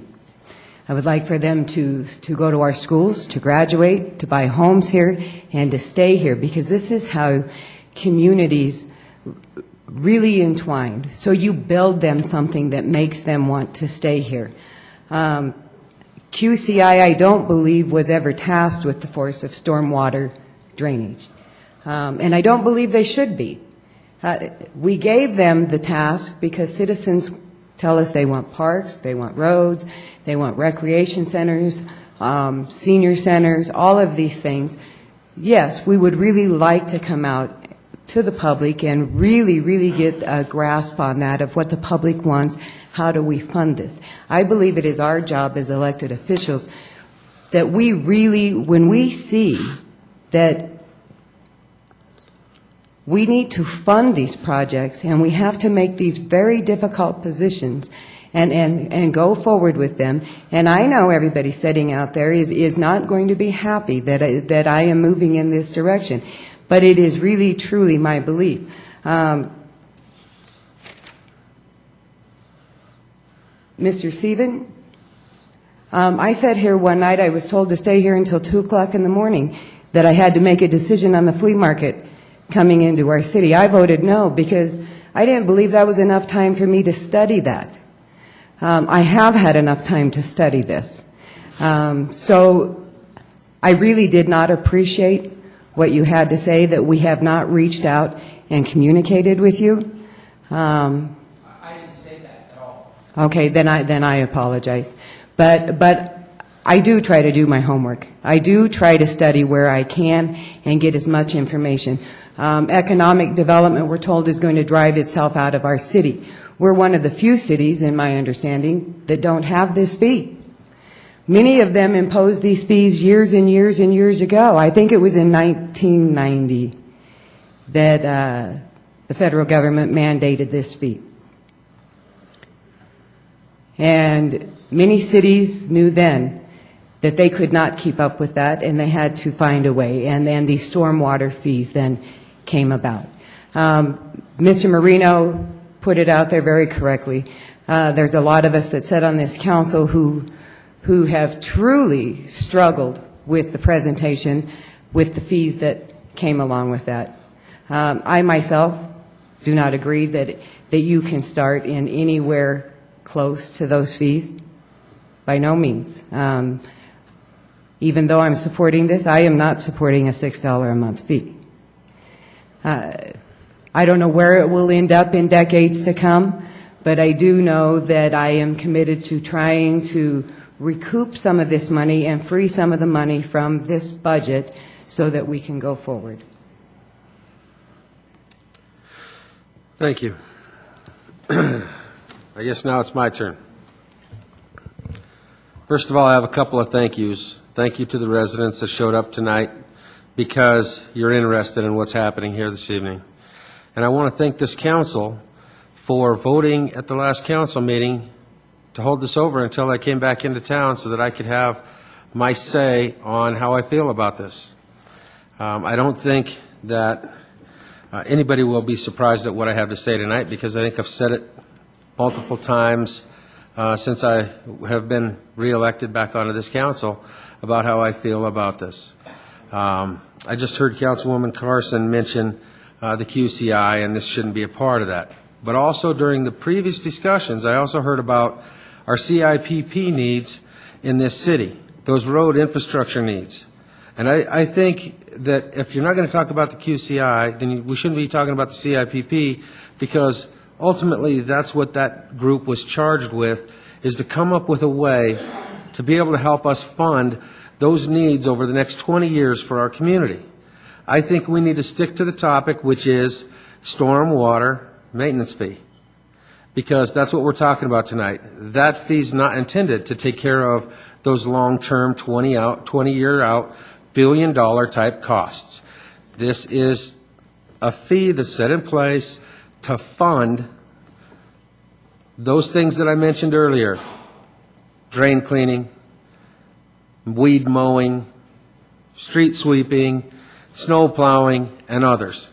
Those things today that we currently pay for out of our general fund. They're not funded, but it comes out of the general fund. And I've sat on this council for a lot of years, and I worked for the city for a lot of years, and I feel like I have a lot of tenure here, and I understand, in my mind, I think I understand the budget pretty clear. I served a lot of years with Mr. Lewis. This mandate may have been out there for all those years, but I would have to ask Mr. Lewis. I don't remember having this be a topic of discussion of how we're going to fund, come up with $875,000 to fund the stormwater management. I don't believe there was enough education to the public. I don't believe that we've reached out and actually performed and done our job to meet with the residents and meet with the businesses. Yeah, we sent it out in publications. We did those type of things. The other thing, talking about QCI, and I'm glad Mr. Bullock brought it up, if they're going to look at a different type of taxing opportunities, whether it be head tax, whether we ask for an increase in sales and use, if we do something now that we lose part of the trust of our community, then good luck trying to pass anything when we actually have to go and ask the residents, are you willing to pay a little more for these kind of services that we're asking to add to your benefits here in the community? Watching how the budget's set up, you have $875,000 here. If we fund this through this stormwater maintenance fee, then the $875,000 that was in the general fund is now available to be used elsewhere. To me, I no disrespect to any of my council members or any of the staff. To me, I want to be straight with the residents. I see that as moving money from here to there. Okay, we'll get you to pay for services that you're currently paying for, and we're going to take the money we've been using for those services, and we're going to use them elsewhere. That's what I'm getting out of this. And until there is more discussion, more education, not just for the residents, but for me, because I need to understand it in a different manner. I'm not against meeting a federal mandate. I'm not against doing what we need to do to be whole, but I need to do it in a fair manner to the residents. I want them to understand it. I want to make sure we stay competitive from the business standpoint. I want to make sure that if you have to pay more, you get more. So I will absolutely not be supporting this ordinance tonight. Mr. McEldowney.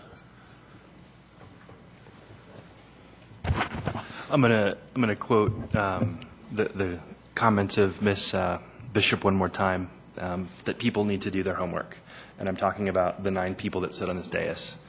I'm talking about the need to pay attention in study sessions and to follow the information that's put together by staff. We have had a building block approach taken by our staff over the past several years, and certainly some folks on this council are brand new to the discussion, but others have been here for some time.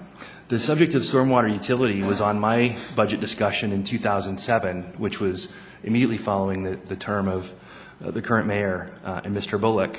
And it's my understanding that that had been at least in the discussions prior to that budget discussion. So at least dating back to 2007, our staff has been talking about the fact that at some point we would need to find a way to contain and constrain these costs through setting up an appropriate revenue mechanism to fund them.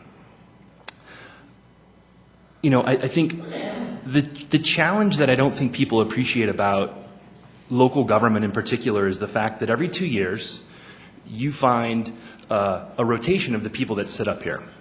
And so when we take really complicated projects and topics that don't necessarily aren't easy to spit out in 30-second sound bites or talk about on a given evening, they take a long time to work through. And certainly our staff gets it, right? These guys are paid professionals. They are experts in these areas, but none of us are. But if we don't do our homework and try and get up to speed in a reasonable amount of time to be active participants in those discussions, then yeah, I don't know how we're ever going to solve these problems. I mean, this is one that's been deferred every year that I've been on council. So I think Mr. Moreno put it best in that we have to at least have the discussion. And if this matter fails tonight, then I'm going to put forward a motion that puts council on the record to commit to the discussion around budget. I made comments in our study session last week and thought a lot about what I tried to say. Every time we get close to actually getting into the meat of a discussion about dollars and cents, we veer away. And I don't know how we shift that. We don't get into the meat of it at our retreats. We don't get into the meat of it in our study sessions. So, how and when do we have the discussion? And how and when do we have the detailed enough discussion where we can sit down with our citizens and actually engage in a meaningful dialogue that helps come to a mutual decision on how to solve the problem? I'm sure I'm upsetting plenty with my comments tonight, but I frankly want to figure out how to spark people into engagement.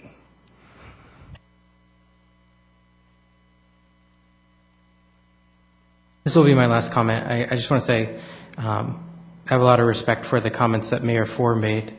May not totally agree with all of them, but have a lot of respect for them and the way that he views this issue. Where we, I guess, simply disagree is that we've had the good fortune of being able to allocate enough money in our general fund budget to cover some of these expenses, and we've been fortunate enough to be compliant up until, always until now. That's not always going to be the case. There are going to be stringent requirements as development occurs, as we continue to grow, that we're going to have to meet. And for me, it's not about kicking the can down the road, continuing to do that. And this is my last comments as well. And, the good thing about what we have here in front of us is technology, and you can go back to see QCI this has been a part of their budget discussion as far as the city and what our needs are and how they can figure it out. And I didn't put the QCI together, and I'm not looking to seek information from them. That's been passed on before I came on, and I have to appreciate what past council has done and, look at what that is in all in detail and ask the questions, because it's already something that's been approved by prior council. And I don't have a problem with that. But I got elected to make those decisions, and not everything I'm going to agree on, and I'm going to have to explain myself. And I can say I've had a lot of flack from things I have presented, and but that's okay. That's I got thick skin, so I'm not too worried about that. But this situation here is I'm asking for council to engage with the citizens on this subject matter, and let's hear from them. We don't hear enough from them. We have not heard enough from our citizens on the subject. Only tonight, because it's a public hearing. So let's give the citizens some time and opportunity. And I'll tell you what, I've done my homework. I've taken plenty of notes. I've been asking a lot of questions. I ask questions about the budget. Sometimes I get shut down. Hey, don't do that. You need to come in here and do that yourself. But I want everybody to know that I'm doing this the way I ask questions. I want everybody to be involved and let them know the direction I'm going. And I do plan on coming in this week to talk to the finance department on certain subjects. I don't have a problem with that at all. But no, I do my homework, and it's just kind of frustrating because when we have these type of meetings and public hearings and the citizens do come out, we need to take that further. And if this is such a big discussion and issue going forward, because it is, it's going to be something that's very important for our city. Let's take the time to do that. Let's not rush into something that needs, not on my side, but the citizen side to educate them, because we need to educate all the citizens, and we can't reach everyone, but when we have these outreaches where we go and take our time and engage with these folks by sending out postcards and having these meetings, open meetings, we get a true sense of where our citizens sit on this subject. But if we go and pass this, we can have discussion right now. We don't need to pass this right now to have that discussion. Let's not go this route. But we already had a motion and a second, and we're doing discussion. So looking forward to voting. Thank you. I guess this will be my last comments as well, since everybody else gets a second shot. I have something I need to get off my chest, and I've mentioned this to the city manager. I mentioned it to several of the council members. I have a real hard time watching the city spend the money they did on the dog track, which I don't disagree that it's not going to be a good thing when it's done. We spent $3.5 million, and we're going to spend another couple $1 million to tear it down. In the worst economy we've ever seen, with people up in some of our subdivisions paying huge Metro District fees, the taxes that some of the seniors that are what they're burdened with. The question was posed, when do you do something like this? I have a real hard time doing something like this in the worst economy we've ever seen, after the city can turn around and we have money to spend. And yeah, I intend on that development to produce and to get the residents back their money that was spent on that project, and I do think that we can make that happen. But I have a hard time trying to have my cake and eat it too. We're spending a lot of money. It's a terrible economy. This will have an effect on a lot of people. And even if it's the right thing to do, it's not the right time to do it. And that's just my opinion. Seeing no other discussion, I will call for the roll call vote.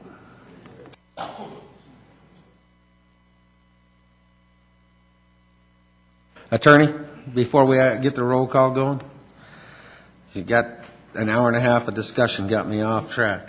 Okay.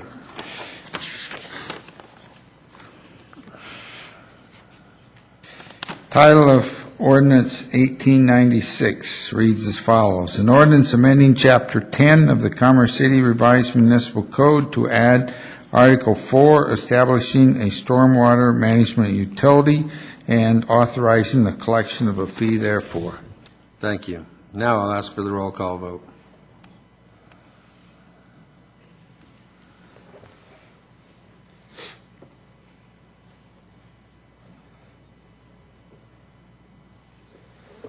Let the record show that the ordinance has failed on first reading. I will now, before we move on with the agenda, I'll ask the council to take a 5-minute break, and we'll come back and reconvene.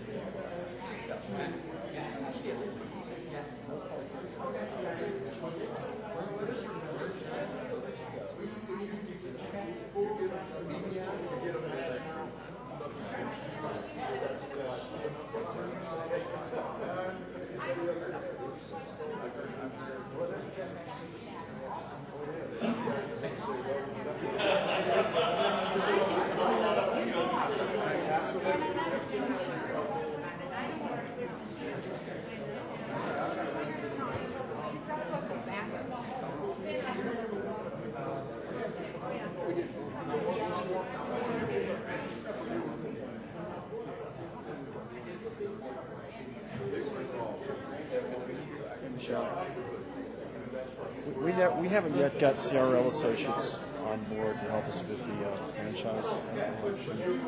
So I was hoping they'd get aboard and work with you on a press release if we talked. So they're not on board yet. So that's fine. Will that work? That'll work. Yeah, that's fine. I just wanted to mention that. Oh, yeah. No, I figured something had been going on.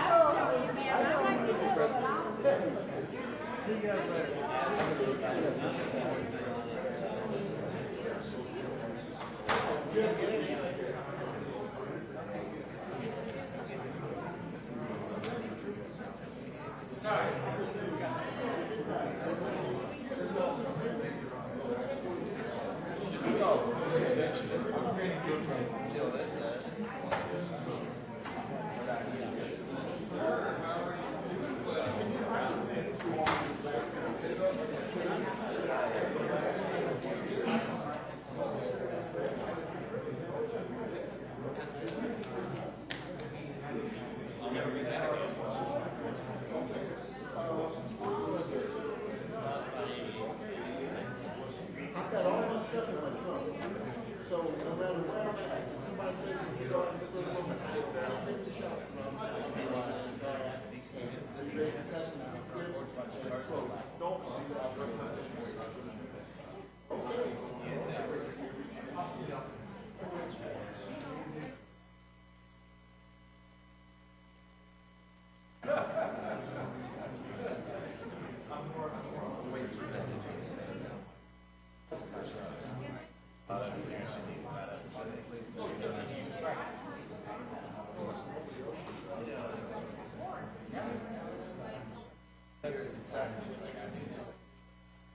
Mr. Benson? Done good. We don't see eye to eye on Monday, but I think you've done good on that. You really, just like saying, you called it out, you said, let's not do something. People are going to get mad. No, listen.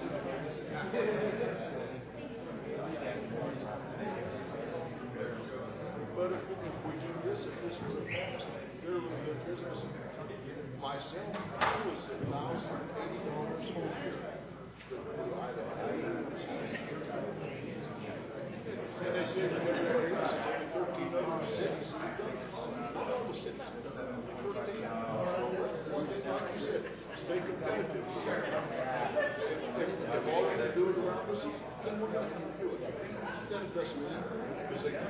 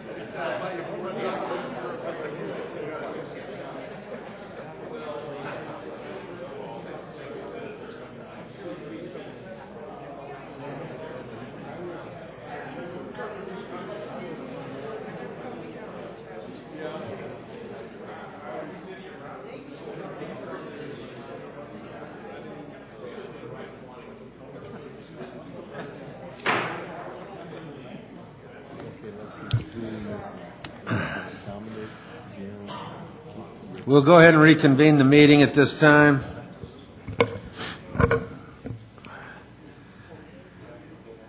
Next item on the agenda is Ordinance 1910 on first reading.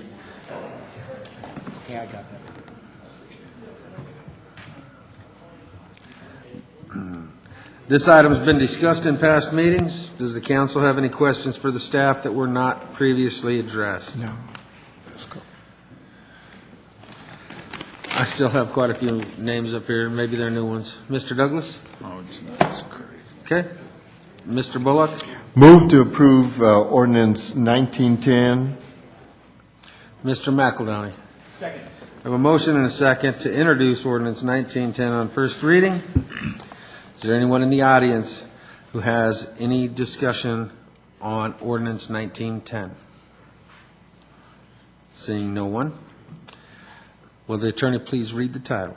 Title reads, an ordinance amending the 2012 budget of the City of Commerce City, Colorado by appropriating a portion of the unencumbered fund balance of the general fund in the amount of $79,935 and transferring a portion of the unencumbered fund balance in the general fund to the following: CIPP fund in the amount of $284,416, Finance Authority fund in the amount of $500, Fleet Management fund in the amount of $1,000, and the Facility Services fund in the amount of $600. and appropriating a portion of the unencumbered fund balance in the Urban Renewal Authority Fund in the amount of $84,306 and the Police Donation Fund in the amount of $32,200 for a total amount of $482,957 and reaffirming prior appropriations and authorizing the expenditure thereof. Thank you. Is there any discussion by council? Mr. McEldowney? No. Or was that from before? Okay.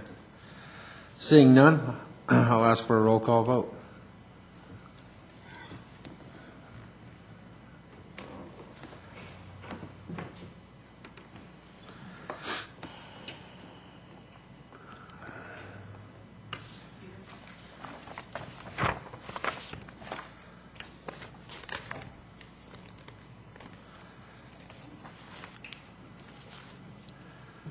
Let the record reflect that the ordinance is introduced unanimously on first reading. Next item is ordinance 1916. This also was discussed in a past study session. Does council have any questions for staff that were not previously addressed? Mr. McEldowney? No, this is first. Excuse me? This is to make the motion, not a question. Okay. Mr. McEldowney? Would move to approve the ordinance. Council is seated. Councilwoman Carson. Okay. Go ahead and we'll go ahead and have discussion as soon as I have a second, okay? Mr. Moreno? Second the motion. I have a motion and a second. Councilwoman Carson, go ahead with your discussion. Would this be the time to bring this up, that the 2,500-foot distance that is in this ordinance? I believe that it would be much better to our benefit if we had is it use by need ordinance instead of this, so that it really would be more open to business.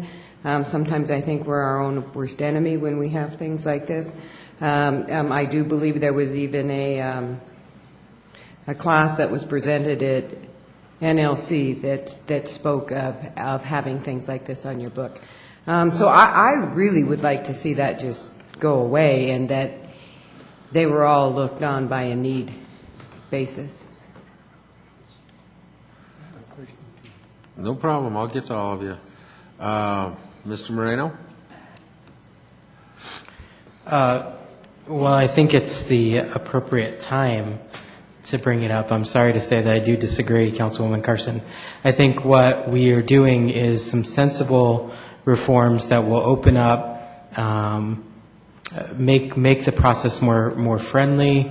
But I think the conversation for an actual footage distance from residences is a conversation for another day. I think the reforms that we're making tonight are appropriate, but I don't think we can really add that in without properly discussing it. Mr. Bullock. Question to staff on, does this come back to council for final approval, or is this staff-written final approval for these distances between businesses? The distance, the separation requirements would be as stated in the ordinance. Right, but if somebody wanted to appeal this and say, is there an appeal process that it would come back before staff, or would it be council appeal?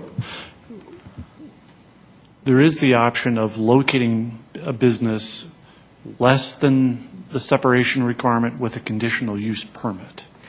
Okay, would that conditional use permit be staff-generated, or would it come back before council? That would come before city council. Okay, thank you.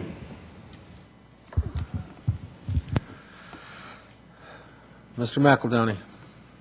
Just, there was obviously been lots of discussion on this, and the last that we discussed this, I believe, was in a study session. It's been a couple months ago now, I guess. And just for the benefit of the community that may not have had a chance to read the staff summary in the staff report, would it be appropriate for staff to give just a really basic thumbnail, if you will, on what this is effectively doing in terms of, here's the existing reg, this is essentially what we're changing and what the benefit is to our business community or the staff or to, does that make sense? Mr. McEldowney makes a good point. The study session was back in May, which was more than a couple of weeks ago. We do have staff here ready to do a short presentation if council would like. Yes. Yes. Thank you. Good evening, Mr. Mayor and council members. Normally I don't speak from this, so hopefully y'all can hear me okay. This particular item did go before council in a study session in May. One of the main issues was some of the restrictions we had heard on several alcohol use establishments, not only from city council but members of the public, business community, et cetera. And so at that particular study session, we talked about a couple of items, and those items were brought before in that ordinance that you see before you. It was heard at City Council last month in July, and City Council did recommend the same direction. Planning Commission, the same direction that City Council took in their May study session. Basically, you see 5 proposed changes to the Land Development Code tonight. The first one is changing the items to a like-to-like establishment. So basically, a liquor store to a liquor store, a beer and wine to a beer and wine establishment, et cetera. The second one is applying those businesses to those that are located within the city limits and not outside the city limits in county or in Denver or in Thornton. The third one is removing private clubs from that location separation requirement. So the VFW, the Eagles Club, American Legion, things like that would not have to get a conditional use permit. The fourth item is removing the conditional use requirement and changing it to a use by permit. City Council didn't want to entirely remove the oversight, but did recognize the shorter distance, if you will, application requirements through the Board of Adjustment, and so that's what that use by permit would be. And then the fifth item is just a word change. Remember, the old language of cabaret was in our municipal code. The municipal code was updated. The new language is entertainment license. We had to change that language to match the municipal code. The distance requirement, though, of 2,500 feet, whether it be from another establishment of like or from the residential, if it is that entertainment license, was not changed. That direction was not received at that time by council or by planning commission. So a quick little summary. I'll be glad to answer anything else I can. Brian? Just to clarify or correct my earlier comment, my apologies, Mr. Bullock. I indicated that if an applicant wanted to locate a business within that 2,500 feet, it would be a conditional use permit that would come before City Council. This amendment would change it to a use by permit, so the Board of Adjustment would have the authority of allowing that. Thank you. Thank you. Okay, thank you. Mr. McEldowney?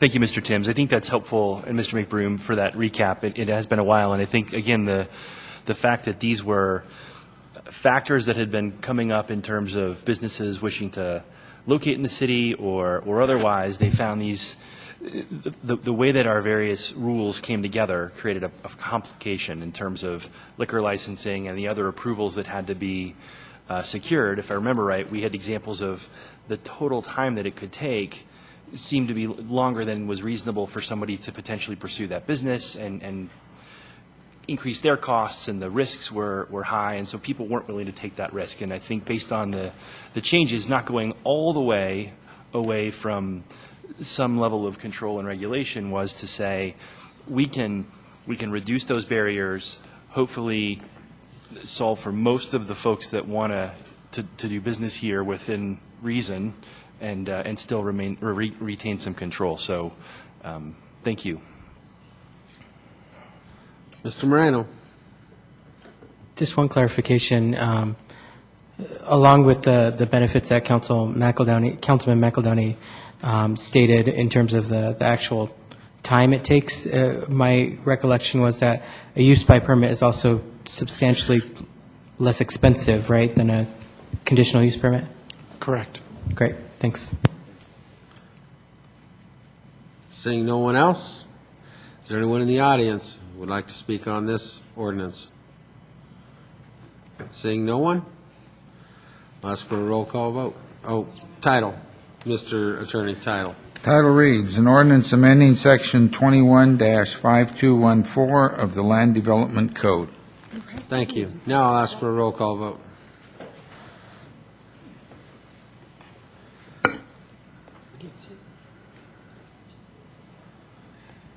Look at this.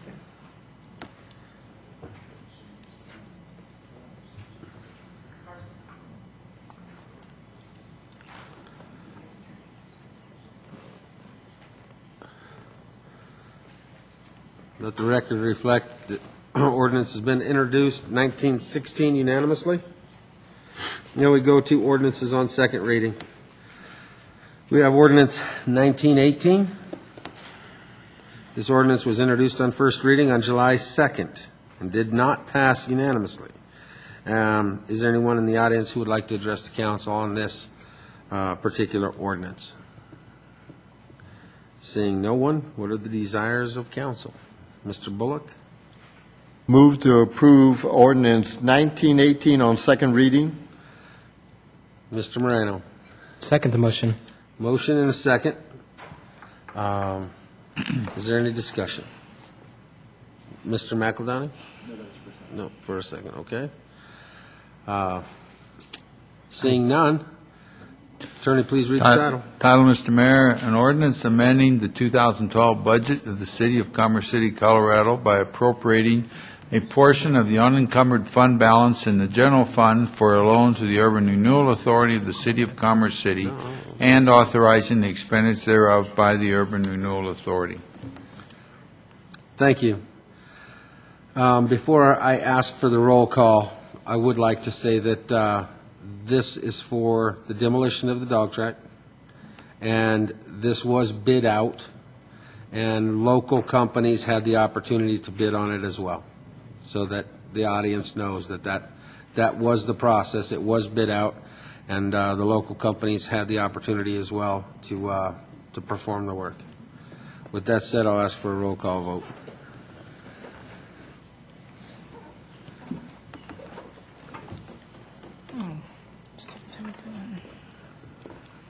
You haven't voted yet, Crystal? Crystal? No, I didn't. Hold it down. Gosh, again. Okay. Let the record show. The ordinance is passed on second reading. 8 in favor, 1 opposed. Next item on the agenda, ordinance 1919 on second reading. This ordinance was introduced on July 2nd as well and did not pass unanimously. Is there anyone in the audience who would like to comment on this ordinance? Seeing no one, what are the desires of council? Mr. Bullock? Move to approve ordinance 1919 on second reading. Okay, Mr. McEldowney? Second the motion. We have a motion and a second. Is there any discussion from council? Seeing none, Mr. Attorney? Title reads, an ordinance approving and adopting franchise agreement between the City of Commerce City, Colorado and Public Service Company of Colorado. Thank you. I'll ask for a roll call vote.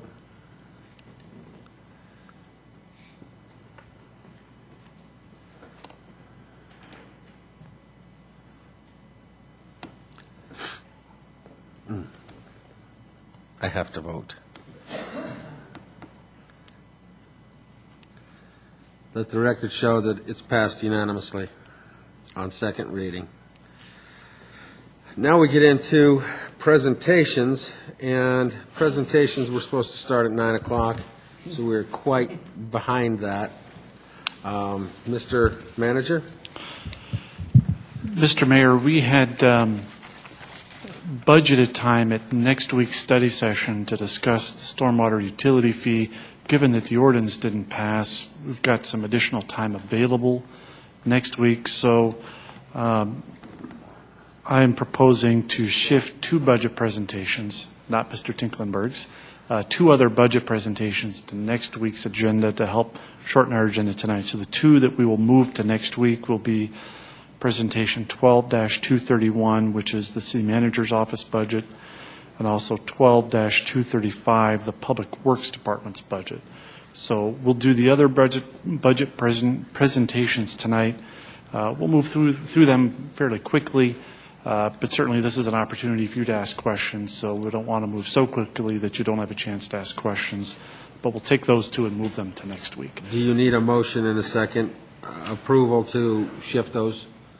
I'm not To sure. change to amend the agenda? We should dispose of them on this agenda, so that would be I agree. advisable, Mr. Mayor. Thank you. Council, Mr. Bullock? Move to shift budget presentation 12-231 and 12-235 to next week's study session. Thank you. Mr. McEldowney? I'm not prepared to second that. I had a comment. Okay, Mr. Moreno? Second. A motion and a second to move those two budget presentations to next week's study session. All those in favor signify by saying aye. Oh, hold on. I have a comment over here by Mr. McEldowney. Just given tonight's discussion about budget, I'm concerned that we take these two items, really any of these, off the public meeting discussion, because that loses the ability to have these televised, available for replay on Channel 8 or the web. And in the spirit of trying to include and expose our community to our discussions of the budget, by moving these, we lose that opportunity. Our current study session format doesn't enable us to record or present that content, and so we'd be, taking two pieces, and arguably one of those, Public Works, a very important piece from a public exposure perspective or public awareness perspective. And so just my observation, obviously the motion and the second have been made, but I would, certainly we're here late, but I'd rather see us work through these and ensure that they're captured for the public's consumption. Well taken. I don't disagree with you. I don't have anything to do all night. Tomorrow morning early I have something, but I'll stay all night if everybody else wants to. I do have a motion and a second on the floor that we have to deal with, though, so I will call for the vote. Mr. Manager? Just to address Mr. McEldowney's comment, I certainly appreciate the comment, and you're absolutely right. There are benefits to doing these budget presentations during a regular meeting. However, we took tonight's meeting and next week's meeting and kind of divided the budget presentations up just to fit them in before the August 27th budget retreat. So there are several department presentations planned for next week already, just to try and use the council meeting time effectively. Go ahead. So in the spirit of public engagement, I know we're obviously trying to give the study session format a trial. Would council be opposed to having the study session next week in this room to enable that meeting to be recorded and televised? If that's the case, I'd be open to allowing these items to move to next week's agenda, so long as we maintain that public exposure. I think as much of that budget discussion as we can possibly keep in that forum and make available through replay is to our advantage. Okay, I have a few more people have chimed in here. Mr. Moreno? Oh, sorry, I just wanted to say, I think Mr. McEldowney brings a good compromise. My issue is that I have no problem moving them to next week, particularly because it gives staff a little more time to present those budgets in light of the failed vote on the stormwater utility fee tonight. So, Mr. Douglas? If we're going to do that next week, we need to make the August 27th, which is 6 hours, in this room and televise the same thing, because that's a huge part of our budget. We have to balance that out. Brian? We'd actually intended to ask council that question later in the meeting. Where do you want to have the budget retreat? Traditionally, we've actually had it in council chambers. We've set up the room in more of a study session format, which enables us to audio and videotape the meeting. The quality is not quite as good as it is when you're at the dais, but it still enables us to have the meeting live on the web and on Channel 8. So our recommendation was going to be hold the August 27th budget workshop in this room, but down on the floor in the less formal format, but still audio and videotape the meeting. Okay. Mr. McEldowney? I don't think I had my. Okay, I just clicked it over. I have a comment, though. I mean, I just want to make sure I heard Mr. Douglas about, if we take these two items, we're talking about doing it next week during what would have been a study session, having that in here, right? And then the week after, our regular meeting. Can you just give us I guess, again, give us a quick recap on the progression of the budget discussion so that we have that in mind as we make this decision? Is that fair? Yeah, it's fine. Staff's plan was to have the departmental budget presentations tonight and next week. August 20th is set up more as a regular meeting with regular business items, no budget presentations that night. I'm sorry, we did plan to do the CIP discussion on August 20th. So most of the budget presentations tonight and next week, CIP August 20th, and anything else on August 20th the council might be interested in to kind of load you up for the budget retreat on the 27th. So the dates that we had of August 6th for department presentations and the 13th, which would have included legislative budget, CIP, and council direction on the 13th, that's not going to be the case on the 13th? There will be several department presentations on the 13th, including and also the legislative budget. Let me see here. Information technology, the legislative budget, given our recommendation for tonight, Public Works, Parks and Recreation, the City Manager's Office, CIP then on the 20th. We go to the 20th. Okay. Thank you for helping, because I was going off of the last. I'm sorry, one other one that I forgot, the Police Department on August 20th as well. Okay. Thank you. Okay. Mr. Bullock? So to make it clearly understood, all the next sessions will be in here. All the budget sessions next week, the week after, and then the main budget session for the budget retreat will be down on the floor. But this next week, we're going to have it in here. The week after, we have a regular meeting in here, and then the budget retreat. Well, next week's the 13th. It's going to be in here. Then the 20th is going to be in here ordinarily because it's a regular meeting. Then the 27th, budget retreat in here. So the whole month of August will be in here. That works perfectly fine for staff. Okay, then I'm ready to vote on that. Who made the motion? I was a motion maker, and so I can amend the motion to have all the meetings in here. That's what I wanted you to do. And the seconder, Mr. Moreno? Okay, I have a motion and a second to move the two presentations from tonight to tomorrow, or to next week, for all of those budget proceedings and our regular meetings for the month of August will be held in this room so that it can be televised, so the folks at home can see these presentations.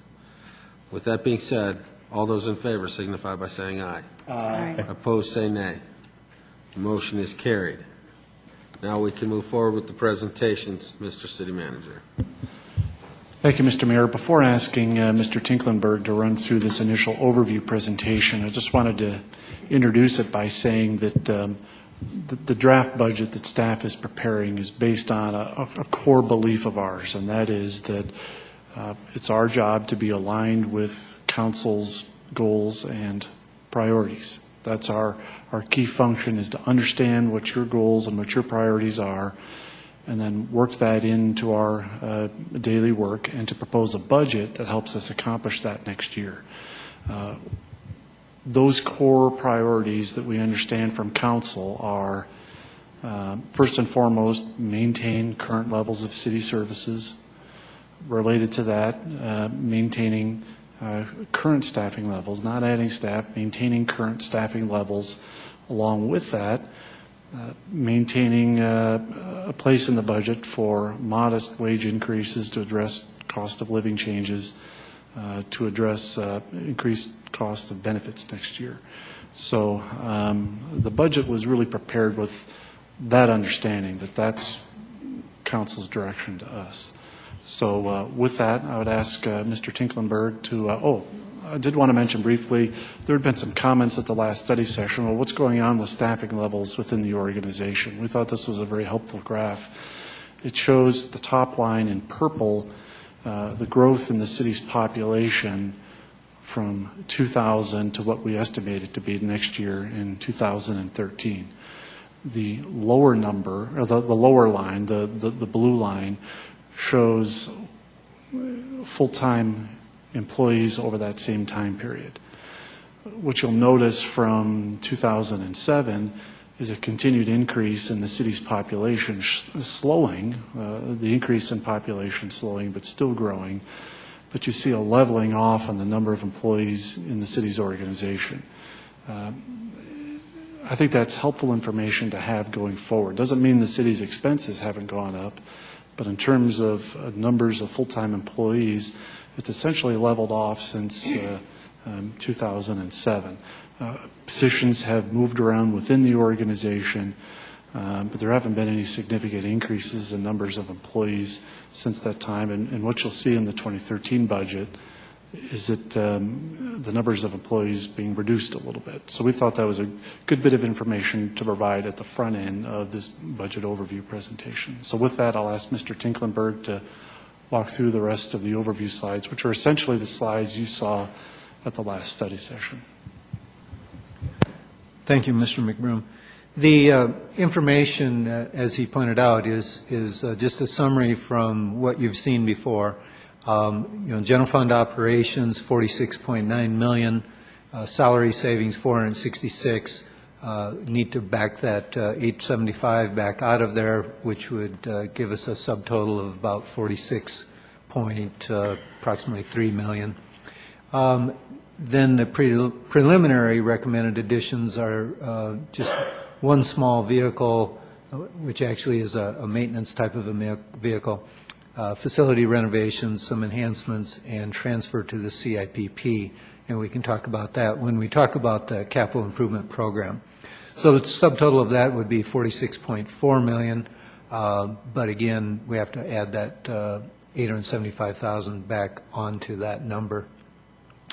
Then moving on with those numbers, we also have the transfer to the Housing Authority, the elected officials retirement fund, small amounts, and then the debt service, total expenditures of 49.7 million, revenues of 48.4 million, or a gap of 1.2. With the change, that 875 back in there, we're just under $2.2 million in terms of the preliminary gap. Excuse me. There are some options that we can do with that. We can find, 2.2 million in cuts. Obviously that is an option. The implication is that will affect services. So, and it depends, the type of service affected will depend on where the cuts are made. Another option is to transfer that 2.2 million from retained earnings in fleet and IT funds. Just to explain that, those two internal service funds are like mini businesses, if you will. I'm sure that's probably going to set some people's teeth on edge when I call them that, but they're set up to charge an allocation to all of the operating departments, and that pays for the not only the staff within fleet and in information technology, but it also pays for the replacement of equipment. So it's self-funding. It's not self-funding. It's funded by the allocation from all of the other departments. So it's money that came from general fund originally, and it's set aside to replace equipment. We can pull money from there if necessary, on a temporary basis. At some point, we would need to replenish it. Third option is we can budget to pull the money from the fund balance in the general fund. Basically, that fund balance in the general fund, as discussed earlier, is about $7.8 million over and above the reserves that we have by policy. Just a reminder, though, that's in essence, like one-time dollars. Once we use it up, it's gone. So that's the implication there, but that certainly is another option. So this just shows how we would divide it up if we do the transfer from retained earnings. We would take 75% from fleet and 25% from IT retained earnings, and that's based on the relative amount of money that's available in those retained earnings. And then, like I mentioned before, we can pull it out of the prior year savings as well as another option. Those are the departmental budgets. We covered all of that last week, and obviously you'll be hearing from each department when they summarize the budget request and what their budget covers. We also talked briefly about the CIPP proposals. Parks and Recreation capital maintenance projects primarily use restricted pass-through money, and that's the lottery funds that come from the state as well as Adams County open space. So we're able to fund a lot of their projects. All of the other type of capital maintenance projects have to be funded primarily from the general fund. Those include pavement management, which we had heard previously needs about $4 million a year, police radios, IT infrastructure. There's also some park and recreation needs that came in this year that are over and above what can be funded from the restricted pass-through money. And then drainage, there was a report earlier that it needs $3.7 million a year. And again, obviously, we'll be discussing these. Well, originally we were going to do it on the 13th, but now it's on the 20th. And then there was the council request that you had discussed back in February. We talked about that list last week. It's 2 pages long, and there's some projects on there that I'm sure you're going to want to talk about when we talk about the CIP budget and what we do with that. So projects that are proposed for funding from for the non-Parks and Recreation type of projects, there's that DuPont cost share. That's an obligation by agreement, but we can cover that by the transportation tax. And then we have the 104th Avenue Bridge over the Platte River. That's a pending agreement that will be coming to council for approval, and that's basically to widen that bridge. Our commitment would be $500,000 payable over 2 years. What we're proposing from the general fund is pavement management, $500,000, police radios, and then some technology infrastructure. We talked about this before, the big capital projects. We funded about $3.7 million of that in 2012. Estimate we need $250 million over 10 years. There are available techniques or available tools for funding that type of need. We won't be able to fund everything, but whether it's general improvement districts or metro districts, that type of thing, there are a number of tools we can use. Of course, our operating budget in 2012, $49.5 million. Where we're having the difficulty, and this goes back to the discussion earlier, where we're having the difficulty is funding that capital maintenance. In 2012, we funded at a level of $3.6 million, but most of that came from one-time dollars that came in from 2010 tax settlements. So that's really where I pull my hair out, if I had longer hair to pull, is trying to figure out how we fund that. We should be funding that at approximately $10 million per year. That's based on those previous reports that we had heard, both for drainage and also for pavement management, as well as Parks and Recreation type of projects and IT infrastructure. Stormwater utility was one solution. I understand why you don't want to go that route. We do need to figure it out, though, some type of a solution. New capital improvements, I talked about that. There's ways of funding that. Right now, staff is exploring a general improvement district for the E470 area. We've been in discussions with property owners about doing that. That potentially, I emphasize potentially, could cover up to $400 million of future improvements. That would be over probably about a 50 to 60 year period. So it wouldn't happen right away. Yes, sir.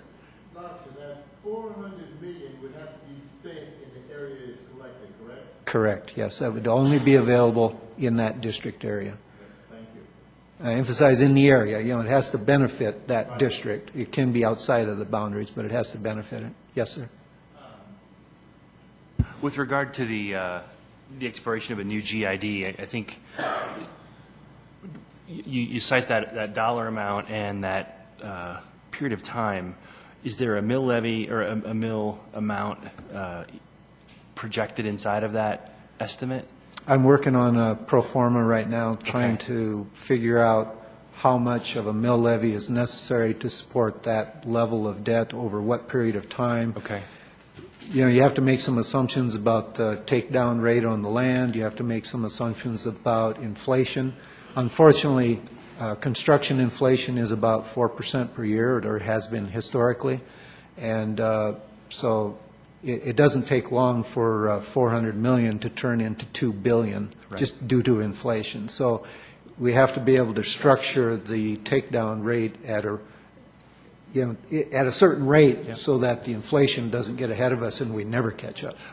A la fast tracks. I think the reason I raised that point is just thinking about the mill levy in terms of the Northern Improvement District that was set when it was, and even with the growth that we've seen in that part of town, it's still a significant chunk of the tax bill for folks that live in that part of town. And so trying to figure out to what extent does the number that we set and the pro forma that you come up with indicate a number that could be problematic, even though it gives us the infrastructure.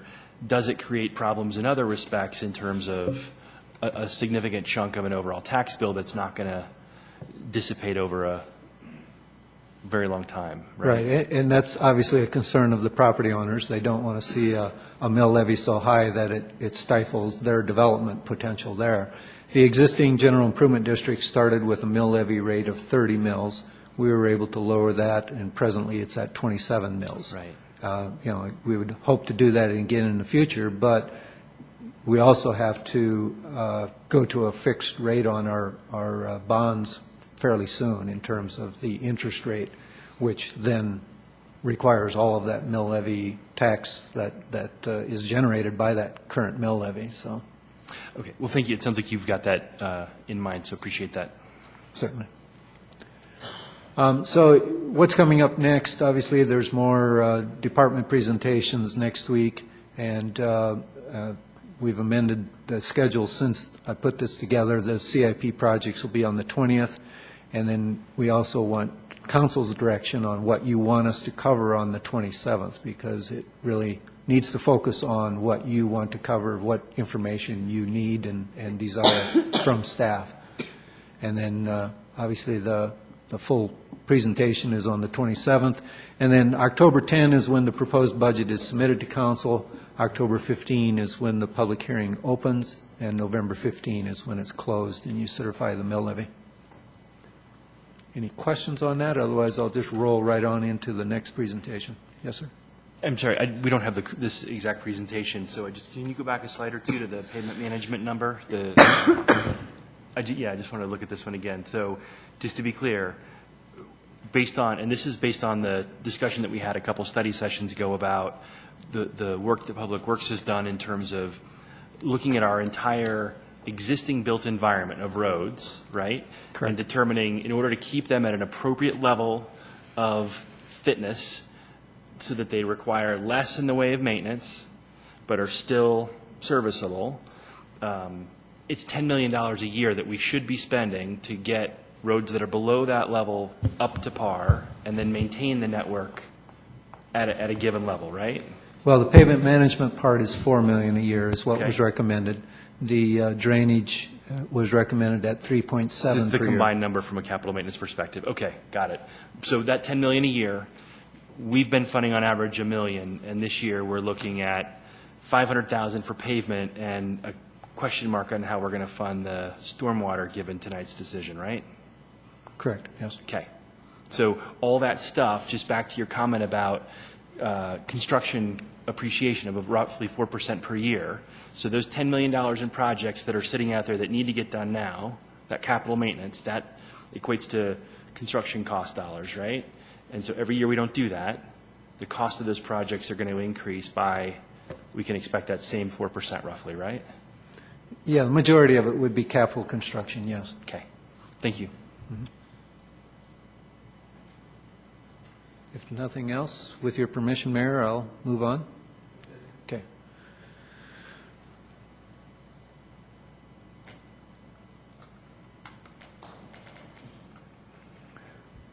Then rolling right into Finance Department's presentation. Just to give you an idea of the structure, we have 4 divisions that have staff within them, and there's actually 5 divisions, so I'll talk about those. Financial planning and budgeting is basically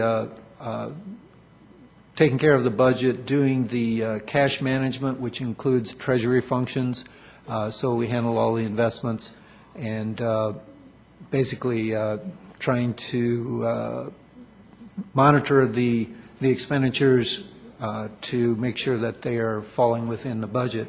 Financial services provides all of the accounting, payroll functions, and accounts payable. The tax division provides the tax auditors to ensure compliance with the tax code as well as licensing. Municipal court is part of finance. Of course, the municipal judge handles the court, but then the staff reports both to the judge and to me.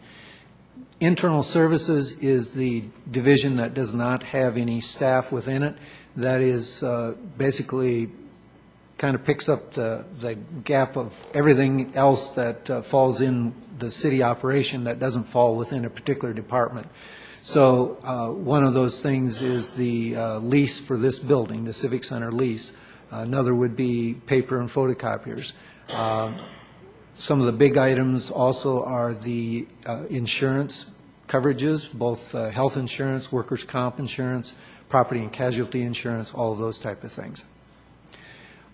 Summary, the percentage change overall is 5.8, and most of that's within the services and charges at 11.3%, and I'll talk about that in a moment here. The major variance there is the change in the lease for this building. It increased by $358,000, and that was set up on an amortization schedule way back when, and so that's the major increase that we need to deal with. There are 2 small budget requests in terms of enhancements, and the first one is a one-time item, which would be a special consideration item. That's $5,000, which is on the high side, but we don't know exactly what it will be yet, and that's to replace the court audio recording system. And $1,800 would be a budget enhancement for some training. And that's it for finance. Are there any questions? It's a 30-year lease lease purchase agreement.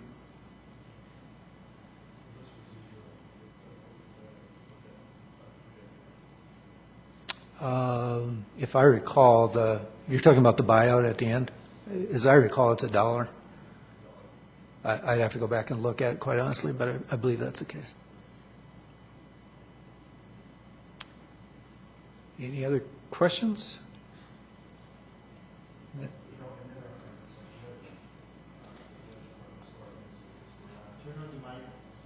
Sorry about that. We're not proactive as far as going out there. We don't set our fees for the police department based on their action. We're looking at, that's not fee driven. And are we down as far as what the court has, how that's produced? In terms of like summonses, Yeah. traffic? As far as fees from that? Yes, recently, but again, it fluctuates up and down. It depends on staffing level. It may depend on training. It may, it depends on a number of factors within the traffic division particularly. Okay. So based on last year's numbers to where we're at now in August, how far down revenue-wise are we from this year from last year? Oh, boy. It's down, but I couldn't tell you the amount right off the top of my head. If I might help answer that question, we've actually been looking at those numbers because they are down significantly. The police department is doing some analysis now to help us understand why it's different. The most obvious issue that we've had to deal with this year is the landfill search. That took a number of officers off the street and had them working other duty, which meant there wasn't as much traffic enforcement occurring. But we're trying to get a more complete analysis of that, which we'd be happy to share with council. Okay, thank you. No, I think, the landfill item was certainly a key thing, but I thought we just had an update from the judge that, in general, if we take the anomaly of the landfill search out of the mix, in general, I hate to use these words, but the municipal court's essentially a revenue generator. The cost of that isn't, it's essentially well covered with what we see in terms of fines, et cetera. So I'm just trying to make sure I understand the question.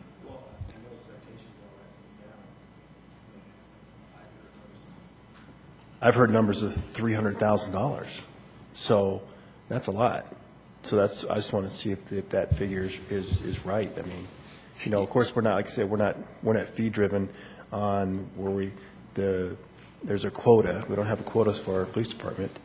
It's based on activity, and since things had to be detoured towards other services, our services had to be arranged differently. I just asking where we fall so far this year. With that said, maybe if the analysis that you've mentioned, Mr. Inkbroom, is in progress, it would be good to tie that back to the last update that we had from the judge, because that gave us some good snapshots in terms of categories of fees and fines, et cetera, but to see how that all nets together in the whole. Does that make sense? That's precisely the analysis I'm looking for. Okay. We understand there's 30 or 40 days doing the landfill search, but we're trying to understand revenue is down substantially, and I'd like to understand all the reasons why. I know that's a big one. We're trying to understand if there are others. Okay, thank you so much. As soon as the landfill search was over, summer was here. And one of the things that happens during the school year is that in those speed zones, a lot of people get ticketed for speeding in it. The anomaly of the landfill search that took a lot of officers out of duty that could have been working on traffic and everything, basically, I think if we didn't have that, we would be well ahead. Because we were ahead, according to the judge, before we ran into the landfill search. We will absolutely provide that information in an upcoming city manager report for council's benefit. We're again, in process of trying to understand that now.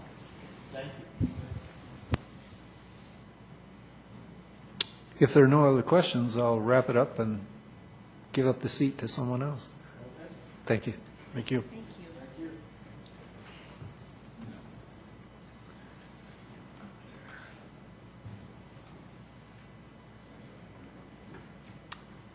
Who's next?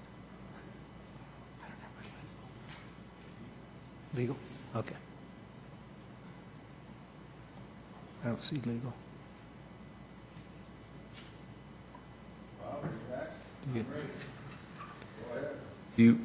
Have you got up my slide there? I don't see it. Okay. Well, my budget's real easy because it covers myself, Karen Stevens, who's Deputy City Attorney, Greg Graham, Assistant City Attorney, and one administrative assistant who is Jackie Banks. So there are 4 of us in the office. I submit to the council every quarter a summary report of our activities in the office, and I think for the benefit of council and the audience, I'll just give you a brief summary of the activities in my office from last quarter. We're due now for a new report to you, which you'll be getting within the next couple of weeks. But I think you'll be interested in hearing these figures. sort of refreshing your memory of what we did last quarter. The meetings that we attended, now this is 3 attorneys, totaled 355. This is for a 3-month period. The legal opinions that we rendered totaled 177. The draft of contracts and review of contracts totaled 105. We did legal research on 43 issues, excuse me.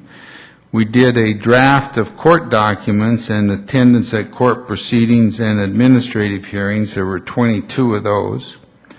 We did a draft of resolutions and ordinances. There were 52 of those. And we did preparation of other legal documents, and that totaled 81.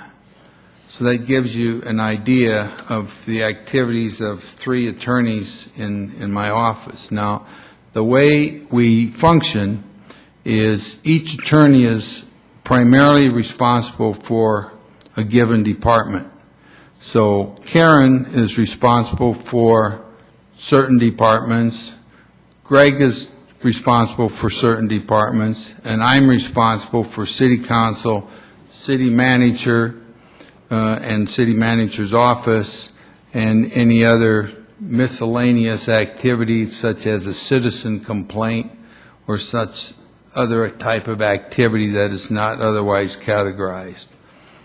Our budget, this is probably the good news from your point of view and the city's point of view, is we're keeping it totally flat from last year. No increases except for a standard increase that is 3% for the salary for Greg Graham and Jackie Banks. And those 2 increases total approximately $6,000 for the year for those 2 salary increases. For Karen Stevens, her increase is $6,000 total for the year. My increase, since we haven't had a city attorney evaluation, is 0. So I'll have the same salary as I had last year pending your evaluation. So when we get that handled at some point, then that'll be your decision as to how that's handled. But for budget purposes, that's the total of the city attorney's salary situation. To give you some numbers, our materials and supplies are $1,600. That's true last year, and it's true this year, is what our budget is. Our budget number for services and charges, and by the way, this is in your packet, it's under tab 15, I believe. Our services and charges is $247,500, and that's the same as last year. Now, what's involved in that is this. When we have outside counsel, such as collective bargaining, we have special counsel for that, such as Urban Renewal Authority representation, like reorganizing the Urban Renewal Authority or getting a new area designated for Urban Renewal Authority jurisdiction. We have outside counsel handling that. But otherwise, in-house, we handle everything else except for water. Should mention water. We have the outside attorney for water practice. So his billings, any outside attorney's billings, and then the big one that has come down the pike this year is these outside investigations that we've incurred because of complaints that have come in mainly through the police department that had to be investigated by an outside investigator, and you met him, Mr. Leary, who has done a number of outside investigations. His fees for those investigations come out of my budget. So that's where that $247,000 figure comes from. So any complaints that filed and we decide that we have to investigate them, they're paid for out of my budget.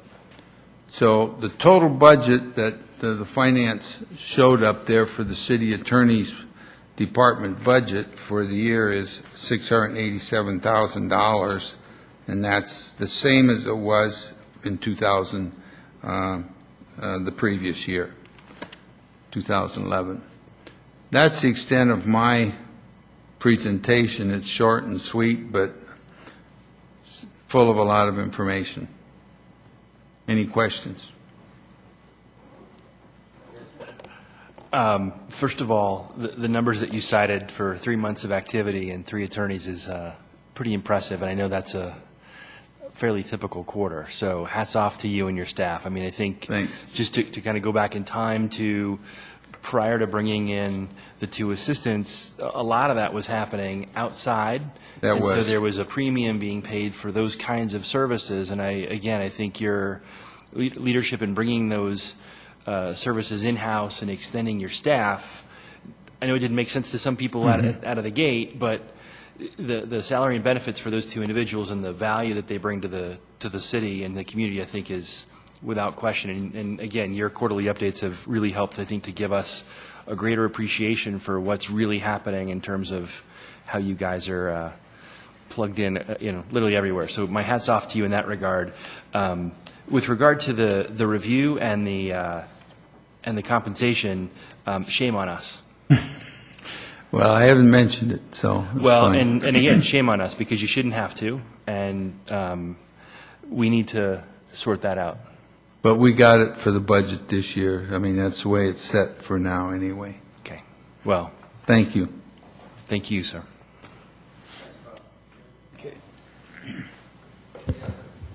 Yeah, Bob, I had a question. When we had yourself and we brought on the 2 other legal counsel,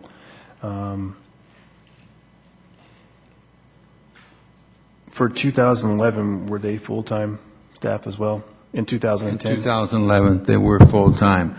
Now, one thing, and I'll get a little plug here for both of them. When I first hired them, the city first hired them, and they've been on board now approximately 4 years. Yeah, approximately 4 years. There was some training to do. There was a transition. Both of them were experienced. Both of them had done previous municipal work. But, every city has its own way of doing things. So there was a learning curve.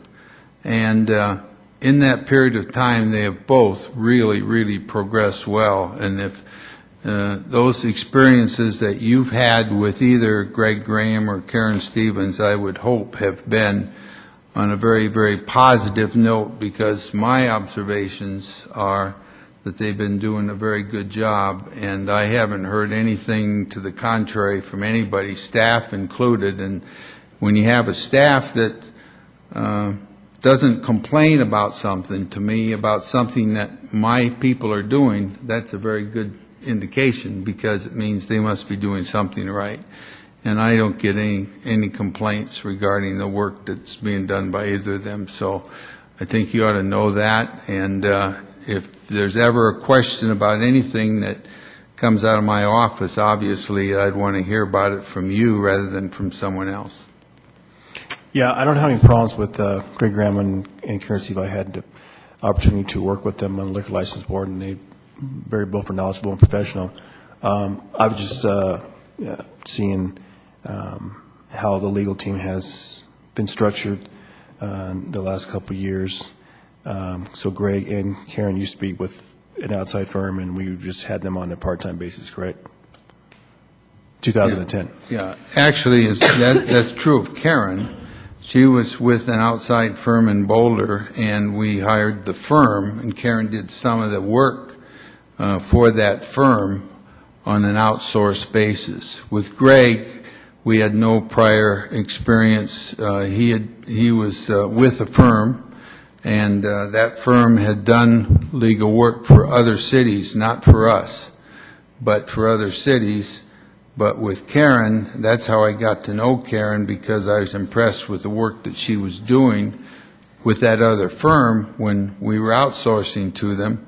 And when the position opened up and we decided to go outside and hire for in-house counsel, I turned to her and suggested that she apply, because we opened it up and we had numerous applications. I think we had like 60 applications, and we hired those 2 people out of all those interviews and applications. And these positions were hired based on high activity as far as the city needs being, as far as legal information. We had a panel. I had a panel that I sat on, and a panel of in-house staff people, and we went through the interview process. I sifted through the 60 applications, and we narrowed it down to, I don't remember the number, something like 5. And then we had final interviews with those 5, and those 2 are the ones that were hired as agreed upon by the entire panel. Okay. Because on personal services here, that's what the budget goes for, 687, correct? And that's not on here, that's why I... The personal services, that's a big item, and frankly, the reason it is that large is because of the expenses we've been incurring with those outside investigations. Right, but they're and not to on- some on extent, here. the water attorney has been a fairly big item because we've been pretty active in the water market. Right. Brian may have some feeling about those outside investigations, but that's my observation. Well, I think, Mr. Douglas, your question is, we didn't show personnel costs for department. Right. You are correct. The reason we did that, we wanted departments to present those expenses that are within the department head's discretion. The assumption was same number of staff moving into 2013. The increased costs for those staff are sort of fixed cost increases that aren't at the discretion of the department head. So the presentations you'll see tonight are those line items, those categories in the budget where department heads have some discretion as to how much they'd like to spend year over year. Okay, If that makes because sense. we also had the activity with oil and gas. We hired an outside person on that. That's and good. So Yeah, I missed that one. We did hire outside counsel for oil and gas. And I'm sorry I misunderstood your question, because that reason, as Brian has indicated, the reason that number is not in there is because that's where the salaries are included.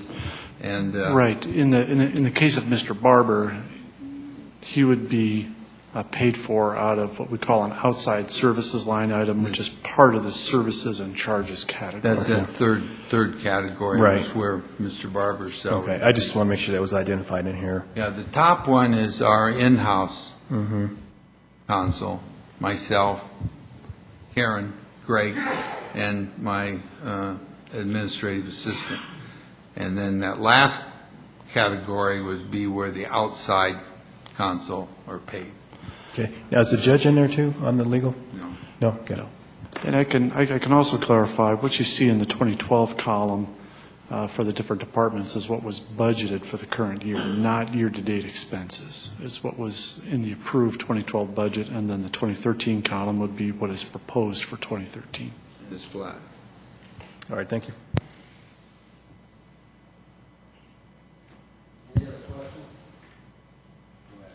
The next presentation is the Economic Development Division, and Michelle Hill I is have here to a present. question, Mr. Mayor. My bad. I just wanted to mention that 4 or 5 years ago, we were spending, and correct me if I'm wrong, Bob, $750,000 on outside legal fees. Is that about right? You're absolutely right. That's true. And we weren't doing nearly as much legal work for the city for that $750,000. I mean, a lot of things were being done by staff as best they could because we didn't have in-house counsel at the time. And one of the few things that, you remember Dr. Bill Mathis?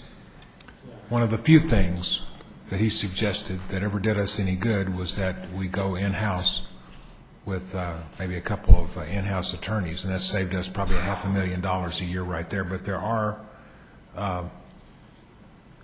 some areas of expertise like oil and gas and like labor relations where we still need to go to outside counsel. And water, right. Those are three very specialized areas. So I think that the budget for your office has probably gone down in the last 4 or 5 years, hasn't it? Because when you start out at $750,000, it's awfully easy to go down. Certainly, as opposed to when it was totally outside counsel. Right. Okay, thank you.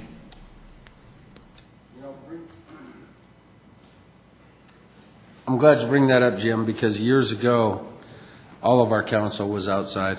We contracted to Mr. Gaylor for many, many years, and we noticed there was an exorbitant cost to legal fees, to that legal representation, and that's when we brought Bob on as a regular employee of the city to shave some of those costs. And I'm glad that the council previous saw the same thing with bringing in the other council to help save money from those outside legal costs. So, thanks, Bob. Any other questions from the council on the legal budget? Seeing none, we'll... Good evening, Mayor and members of council. I'm before you tonight to present an overview of the Economic Development Division and then also our recommendation for budget for 2013.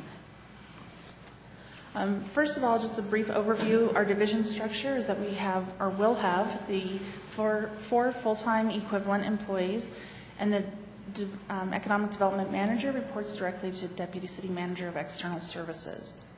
I should note that we are in the process of restructuring the division to a certain degree. The items identified on this slide and Mighty Mouse is included, just to show you that although we're a small division, we do accomplish a great deal. Everything that you see on this list is related to helping the businesses in Commerce City grow, become stronger, provide them services, or attract new businesses into the city. And a number of these things we have discussed before. The two items I would point out is that in the last year we formed the Economic Development Citizen and Business Advisory Committees, and out of those we've more recently formed the Business Retention Task Force and Workforce Subcommittee. Those two subcommittees were specifically formed to help with two of our goals. Everything that you see on this list does tie back into the division goals, and I believe most of you are familiar with these four goals. They are a result of the Angelou Economics Strategic Plan that was developed in 2010. The first, as you can see, is to market the city for the attraction of new businesses, then to ensure that we are supporting our existing businesses and entrepreneurs by increasing the programs offered to them. Third is to put appropriate real estate options in place and infrastructure to ensure continued development. And finally, ensure that we have the workforce in place that meets employer needs. All of these tie into meeting the two primary objectives for the Economic Development Division, which is specifically to work with businesses and support them to generate ongoing tax revenues for the city and create jobs. Those are overarching objectives for everything that we do. So specifically what we do is work to, again, support our existing businesses and attract new businesses. And any business that we are working with, whether it's an existing business working to expand or a new business that we're attracting, is considered an economic development prospect. And sometimes we're asked how we find our prospects, and it's really very similar to going fishing. We have 3 different areas where we go fishing for 3 different reasons. We have our favorite fishing hole, the fishing derby, and then finally we go after the big fish, the big catch. So let's take a look at that first one, our favorite fishing hole. I know the mayor fishes, and I'm sure some of you, the rest of you do as well. If you have your favorite fishing hole, you like it because it's probably not overfished. You're pretty well assured that you're going to catch something or at least get some strong bites every time you go, and that's why you like it. In the case of economic development, our favorite fishing hole is our own backyard. When we're working with businesses, they might approach us from a pre-application meeting because they've already made a decision either to locate in the city or they already are in the city, and they're going through the application process for some kind of a development process. We also have business expansions, and then referrals coming from either developers, brokers, or other businesses. And these are all businesses that are either already located in the city and operating here, or they've already made a decision and have a strong interest in locating in Commerce City. This is where we get the most bang for our buck, if you will, because a decision is already made, so we know that any effort invested in these businesses is going to yield a high return. And frequently, it will result in actual expansion, job growth, or new tax generation. The second place we go fishing is the Fishing Derby. And this is what I'm referring to for the International Council of Shopping Centers Real Estate Convention. We presented this in detail to you a couple of weeks ago. But the thing to point out here is that obviously if you've ever been to the fishing frenzy out at the Wildlife Refuge, then you know that it's aptly named because it's crowded. It's a frenzy to try and catch that big fish. And it's very much what ICSC Recon is like. So that pond is very big and very crowded, but it's full of retailers of all sizes, and the brokers representing retailers, and the developers as well. And it's an opportunity for us to meet with all of those facets to try and land a fish to bring to Commerce City. The important thing is that we learn how to continue and what's being well received or the bait that they're taking, and it helps us to build the relationships. The important thing to point out here is that frequently a retailer, whether it's a large one or small one, if that retailer comes into the city and generates $40,000 a year in tax revenues, which isn't an unheard of number for a convenience store, a small grocery store, a small retailer, that's nearly 10% of the economic development budget. So it's significant. It's well worth our time. The next category we have is the big catch. When you're thinking about the big catch, think about Captain Ahab and Moby Dick. It's very elusive. It requires a great deal of effort to get it. And the other thing to realize is that everybody else is going after that one big catch. So it might require a very significant investment of time and resources to try and get that. And when we're talking about economic development, this might be the U.S. Patent and Trademark Office, or a Cabela's, or a Gaylord Hotel. Those are all examples of the big catch that while they will have an important impact on the community, we have to balance out the amount of resources we're spending on that versus the amount of return. And what we've seen is that the return is highest when we're fishing in our own favorite fishing hole in our backyard. Some studies have shown that existing businesses can generate as high as 80% of all new jobs. So that's where we really want to focus the majority of our resources. On the other hand, obviously the big catch, anything that comes our way or anything that we know that we can pursue, we will go after, but we'll balance out the return. Now, obviously, as we talked about, the objectives of economic development is to generate tax revenues, and that's what helps to support our budget. So now let's take a look at the recommendations for the Economic Development Division. Our overall budget, as you can see, is estimated to decline for 2013. That decline that's noted there of over $15,000 is just an adjustment to the vacant Economic Development Director position. That vacant position, for looking forward, we repriced that to the midpoint of the range, and that right there saved us $15,000. The division does have 2 enhancement requests this year. The first one is a request for $11,285 to maintain our memberships and dues. And it's important to point out that that is just maintaining the current level, that's not increasing it. We're members of many organizations that help to provide us referrals to possible prospects to pursue, but also provide other resources and tools that help us to meet the goals of the division. A number of the organizations price their dues memberships off of population. So when our city grew by 118% between the 2000 and 2010 census, that significantly raised our membership dues, and they were under budgeted for 2012. We have been able to move money around to cover that for this year, but we will need this increase going forward. The second enhancement is for training. Again, we have a new division that we're restructuring, and training is needed to ensure that we have the most effective tools for meeting the goals of the division. The training is specifically targeted to the 4 different goals, and those are outlined there. And there is a certification for economic developers as well, and that's basically over a 3-year process.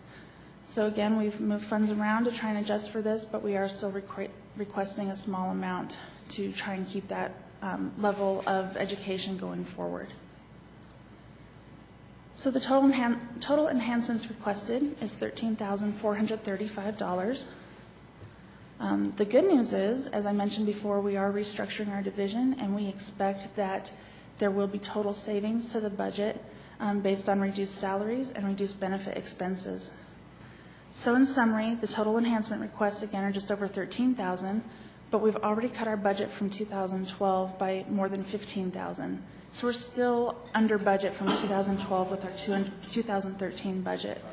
In addition, the additional restructuring, we expect to save the division even more. So we expect to reduce total budget. And with that, I'd open it up to any questions you may have. Mr. Moran. Ms. Hill, thanks for your presentation. How many people do we currently have in our economic development department? We currently have 3. And that's yourself, Julie Jacoby, and... And we now have Marcy Apodaca as an administrative assistant. Okay. So there's still one position that needs to be filled? Correct. And that would be the position of a specialist, or? Do you want to address that, Jim? Sure. Councilmember Moreno, right now Michelle is serving as the acting economic development manager. We are currently recruiting for an economic development manager. If Michelle is the successful candidate, then we'd be looking to hire a economic development coordinator to fill the position vacated by Lisa Wayne back in April. Okay. So total of 4 FTE. Thank you. Mr. McEldowney. Thanks very much for the update. I know a lot of the theme of tonight has been cutting money, but one of the things I think that's unique about the Economic Development Department is the potential to generate revenue as well. And I think we've asked this question in past retreats, but and not to totally put you on the spot, but this is one area that I guess I'm wondering if we were to seek anywhere to add staff and find a way to fund an additional salary, what might be the benefit of that? I guess it would be helpful for me to understand, are there constraints or challenges in the current structure with the staffing that's in place that impede your ability to go out and do more in terms of either retention or attraction? And do we think an additional body would be a significant aid in helping to change the equation? I think in general, anytime you have an additional body, you have the potential to do more. We are restructuring the division to make the division more effective and efficient. By adding an administrative assistant, we've now pushed things that the economic development specialist and me as manager were doing that could really be done by an admin. So we've been able to push that down and restructure, and that's freeing us up for more time to be more effective. Mm-hmm. I guess I'm hesitant to give a solid answer on that until I see how the restructure functions. Mm-hmm. That, obviously we have from our strategic plan for the division, it's 4 goals with 27 strategies and more than 100 tactics. So that's a lot to take on for any division. So with 4 people, yes, we will be stretched thin. We always are. But I'd like to see how efficiently we can move forward with our new structure. Thank you for that answer. And you touched on one of the things that caused me to ask the question. I think about the depth and breadth of the items that were identified through our economic development strategic plan. And I know it takes people to get that stuff done. And certainly a key piece of that are dedicated ED specialists, but I also wonder, are there other ways to help realize some of those objectives through other staff, or is it really just a matter of, you need dedicated ED staff to try and realize those things? The point I'm getting to here is we know that the factors identified in that study are factors that inhibit our growth, our competitiveness, or any other number of factors that change whether, how viable we are in terms of somebody wanting to do business here. And to me, those are things that if we can solve for and make steady progress on, it's an investment mindset, right? We're gonna see the dividends of those investments if we were to make them. And so, not a need for an answer tonight, but I would like to, as part of the budget discussion, understand, what do we think we could do in terms of making greater progress in that regard if we were to look at resourcing this department differently?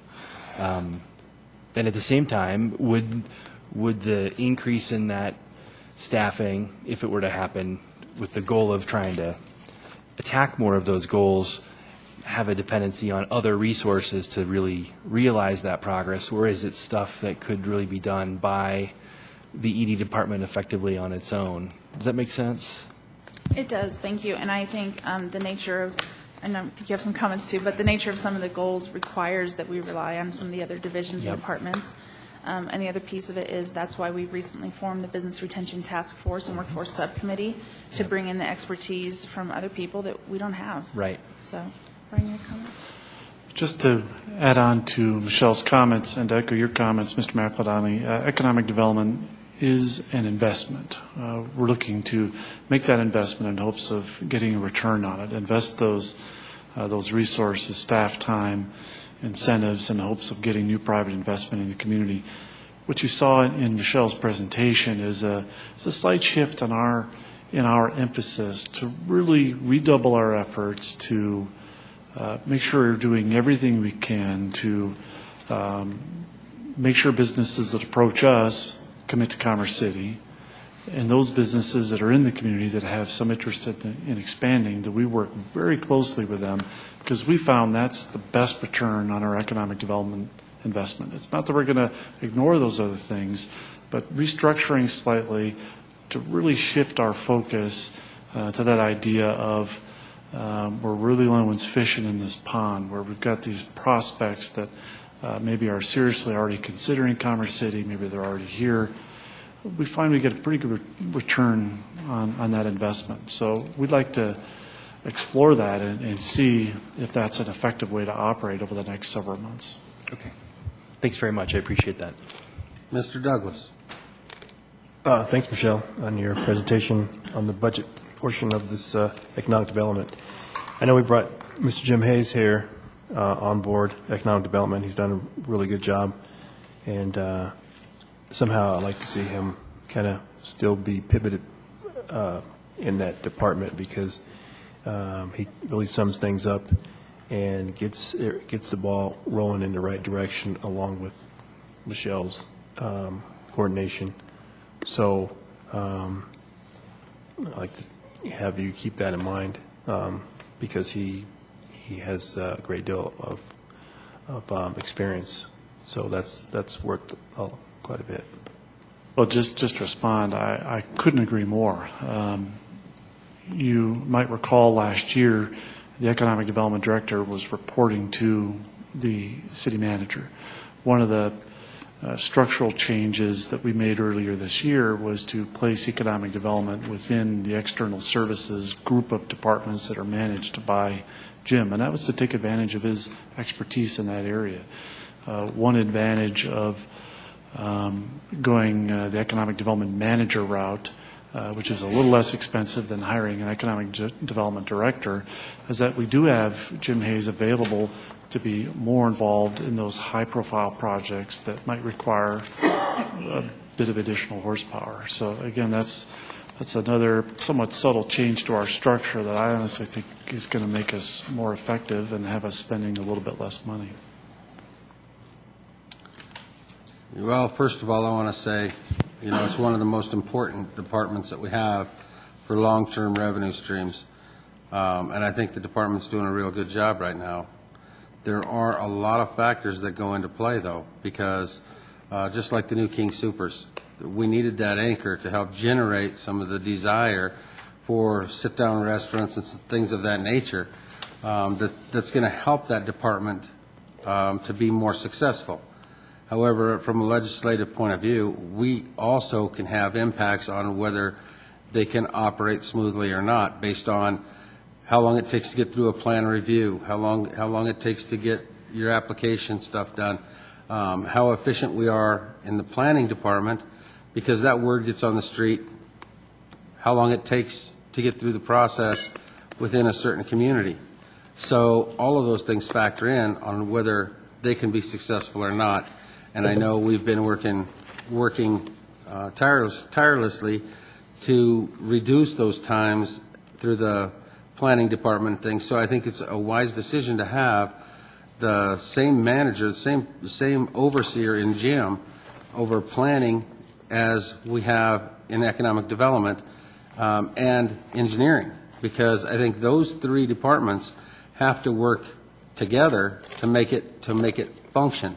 If you have an engineering department that's holding projects up through design, or if you have a planning department that's holding things up through design review, well, then it makes her job extremely hard.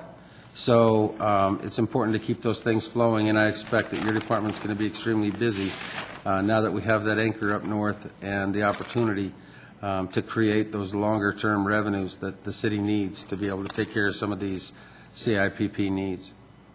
So thank you. Thank you.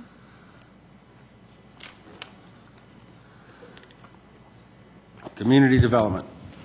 Thank you, Mr. Mayor. Our last budget presentation tonight is Chris Kramer. Okay. Did you hear what I said there, Chris? About doing development review very quickly? Absolutely. Perfect. In an effort, Mr. Mayor, members of council, it is late. In an effort to be respectful of your time, I will attempt to go through this rather quickly while still providing the pertinent information. Just to briefly give council an overview, especially if you're not real familiar with what community development does, we really have 4 different divisions that make up our department. We have the Neighborhood Services Division, and we'll get to talk about what they do here in just a moment. With 13 full-time employees, we have the Building Division led by Patrick Buckley, our building official. They have 8 full-time employees. The Planning Division, one of the divisions that brings quite a few items before council for review, with 5 full-time employees. And then the Housing coordinator working with the Housing Authority is Tracy Jones. The reason it says 0 full-time employees is that means in addition to Tracy. And then there's obviously an administrative staff supporting the entire department.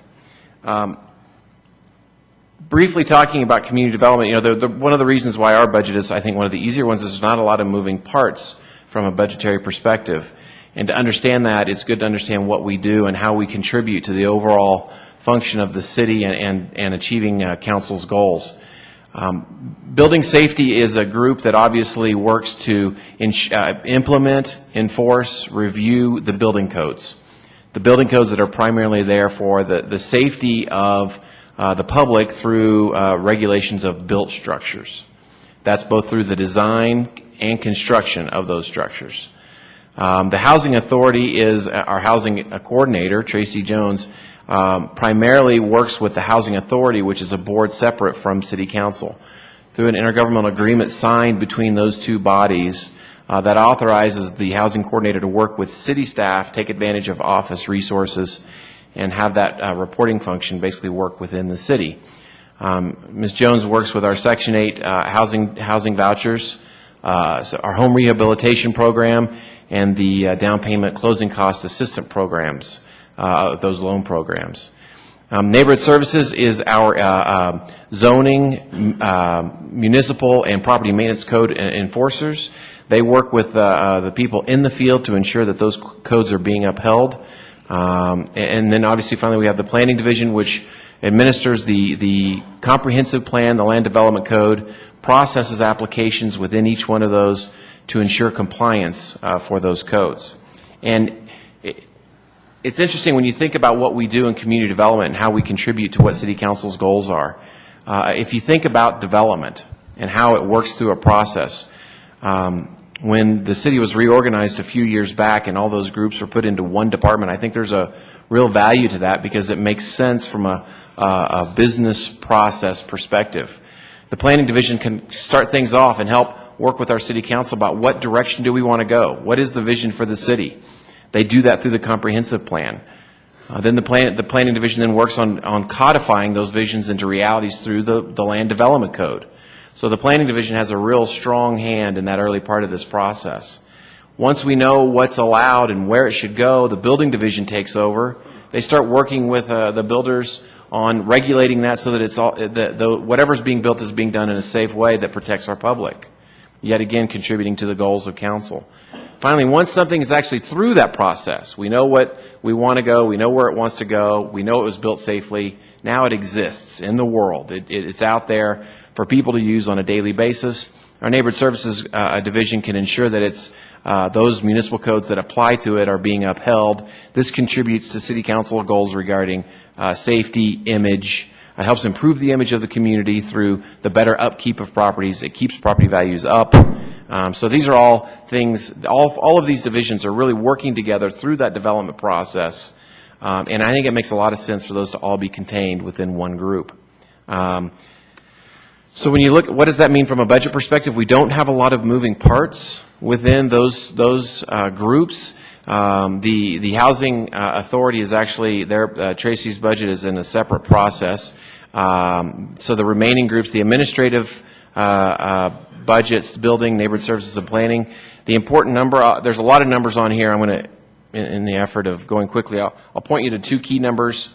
The 2012 amended budget here, when you add up all of the divisions, you add them up, and the total department budget was 3.171 million. The budget this year proposed is less than that. So that's the good news. A lot of the numbers that you see in the year-to-year changes, some of those are not really the discretionary parts that our budget, that we have control over on our budget. Those are either changes to our salaries, the retained earnings for IT or fleet. Sometimes those numbers fluctuate based on staffing levels. I will say council should be aware, community development, we have made a concerted effort to be frugal with our overall staffing levels. There have been a number of positions in all of our divisions where we have chosen not to backfill vacant positions as they come open. That's given us an opportunity to look at our budget, gives us a little bit of flexibility on non-staffing reasons, but it certainly allows our budget numbers to continue to go down, which is obviously, hopefully helps Roger's job and the city managers. We do have two requests for enhancements. They're extremely small. Even with these two requests, our overall budget numbers still come in less than last year's. It's an increase in meetings and conferences. Every year that those conferences are held in different cities, those budget numbers for hotel, airfare, those numbers continue to rise. We have not increased those numbers in a number of years. So that's attempting to keep up really with the cost of inflation. And finally, some additional career development training. Again, we've made some cuts through the years to try and keep our budgets lean, and this is an effort to make sure that as we attempt to do more with less, as we attempt to keep our staffing numbers low, how can we ensure that all of our, especially in the planning division, how can they be able to be a jack of all trades and do a lot in a number of different areas? And so a slight bump in the development training will hopefully help them be a little bit more varied in their experience. So overall, total $32.50 for enhancements. Again, that number puts us at lower than the previous year's budget. So with that, staff is available for any questions council may have.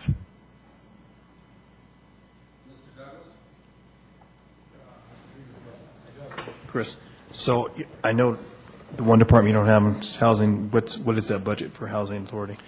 That's done through a set allocation that we get, and I want to look to Roger to see. I did not have that set here, but what is it? 60,000 was the IGA agreed upon amount. 60,000. 60,000. Yes. That includes salaries? What's that? That includes salaries? Yes.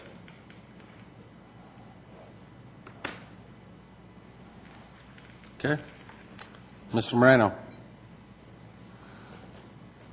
Thanks for your presentation, Mr. Kramer.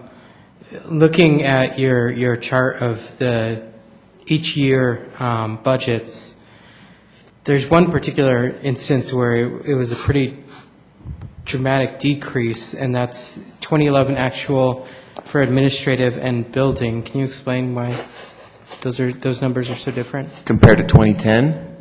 And 2012. Yeah, the 432 for administrative down to 421. Well, down to 345. Right, from the 2010. Yeah, the number of variables that go into those year-over-year total division budgets, most of the changes that you see up on that screen are non-discretionary changes. So overall salary changes, if positions were changed and a new person was brought in at a lower level, sometimes those changes are actually a reflection of not backfilling vacant positions. That's actually a pretty significant change to a budget from one year to the next. The actual specifics, again, to be able to calculate that, we'd have to go through almost line by line and try and figure out how we got there. And I think Mr. McBroom has some additional information. The other thing that might be helpful, I know over the last few years we've shifted resources between the divisions. That's why the most helpful number might be that bottom line number for the whole department. It's shown some more modest fluctuations over the last few years. If I recall, and I have to look back at the budgets to be sure, I think the reason some of the individual division budgets were changing is we were shifting resources around within the department. Okay. My other question was, you expressed that there's been some cost savings through not filling vacant positions. It doesn't seem like that's really reflected in the budget total, though. It's remained largely constant. The overall, I believe, if I understand correctly on how the budgeting process works on these sheets, once those budget numbers are then taken out, there's not necessarily, we certainly don't view that as, all right, let's just go ahead and figure out how we're going to use that $50,000, right? It's not necessarily looked at like that. I know it may appear that way on here. I believe those budget savings are then aggregated and taken in that total budget summary that we had of almost $460,000 between multiple departments of total salary savings. I don't necessarily think that gets reflected on here, though, as far as a net loss, a net decrease. The other way I might answer that question, Mr. Moreno, is that staffing levels in community development have actually dropped over the last 3 or 4 years, but the staff we have continues to get a little bit more expensive every year. So by not filling vacant positions or eliminating positions and not budgeting for them, it's helped us absorb the increased costs of the remaining employees year over year. So if we provide those modest raises, we continue to provide benefits. Even if we don't add any staff year over year, those personnel costs go up a fair amount. So the bottom line numbers you see from 10 to 2013, relatively flat because we have dropped some positions. So dropping those positions has helped us absorb the increased costs for the remaining personnel, if that makes sense. I'm still a little confused, but maybe when we get a little more detail, when we actually get into the city budget, that'll answer some of my questions. Mr. Douglas. Just one more thing. Is that a 3% increase throughout as far as healthcare? I know that things can be recalculated out and where you have the employees pay more into it, but then the costs also rise. So are you looking at this maybe having a 3% increase overall benefits as well? I know what's been budgeted for 2013 for estimated staff increases, and that's 2% of the entire personnel cost. I don't know what the finance department assumed for increased costs of benefits. I'll defer to Mr. Tinklenberg on that. We don't know exactly what those increased costs are going to be, but some numbers have been plugged into the budget on a preliminary basis. Yes, sir. Until we get the quotes from the companies, which will happen at the end of September, we've used a 10% figure on the insurance coverage, the health insurance, as well as property and casualty. I can also add to that, through our collective bargaining agreements with both AFSCME and the FOP, those contracts address how the increased costs for those medical benefits will be shared between the city and the employee. So in some cases, employees bear some of that cost. In some cases, the city bears the increased cost.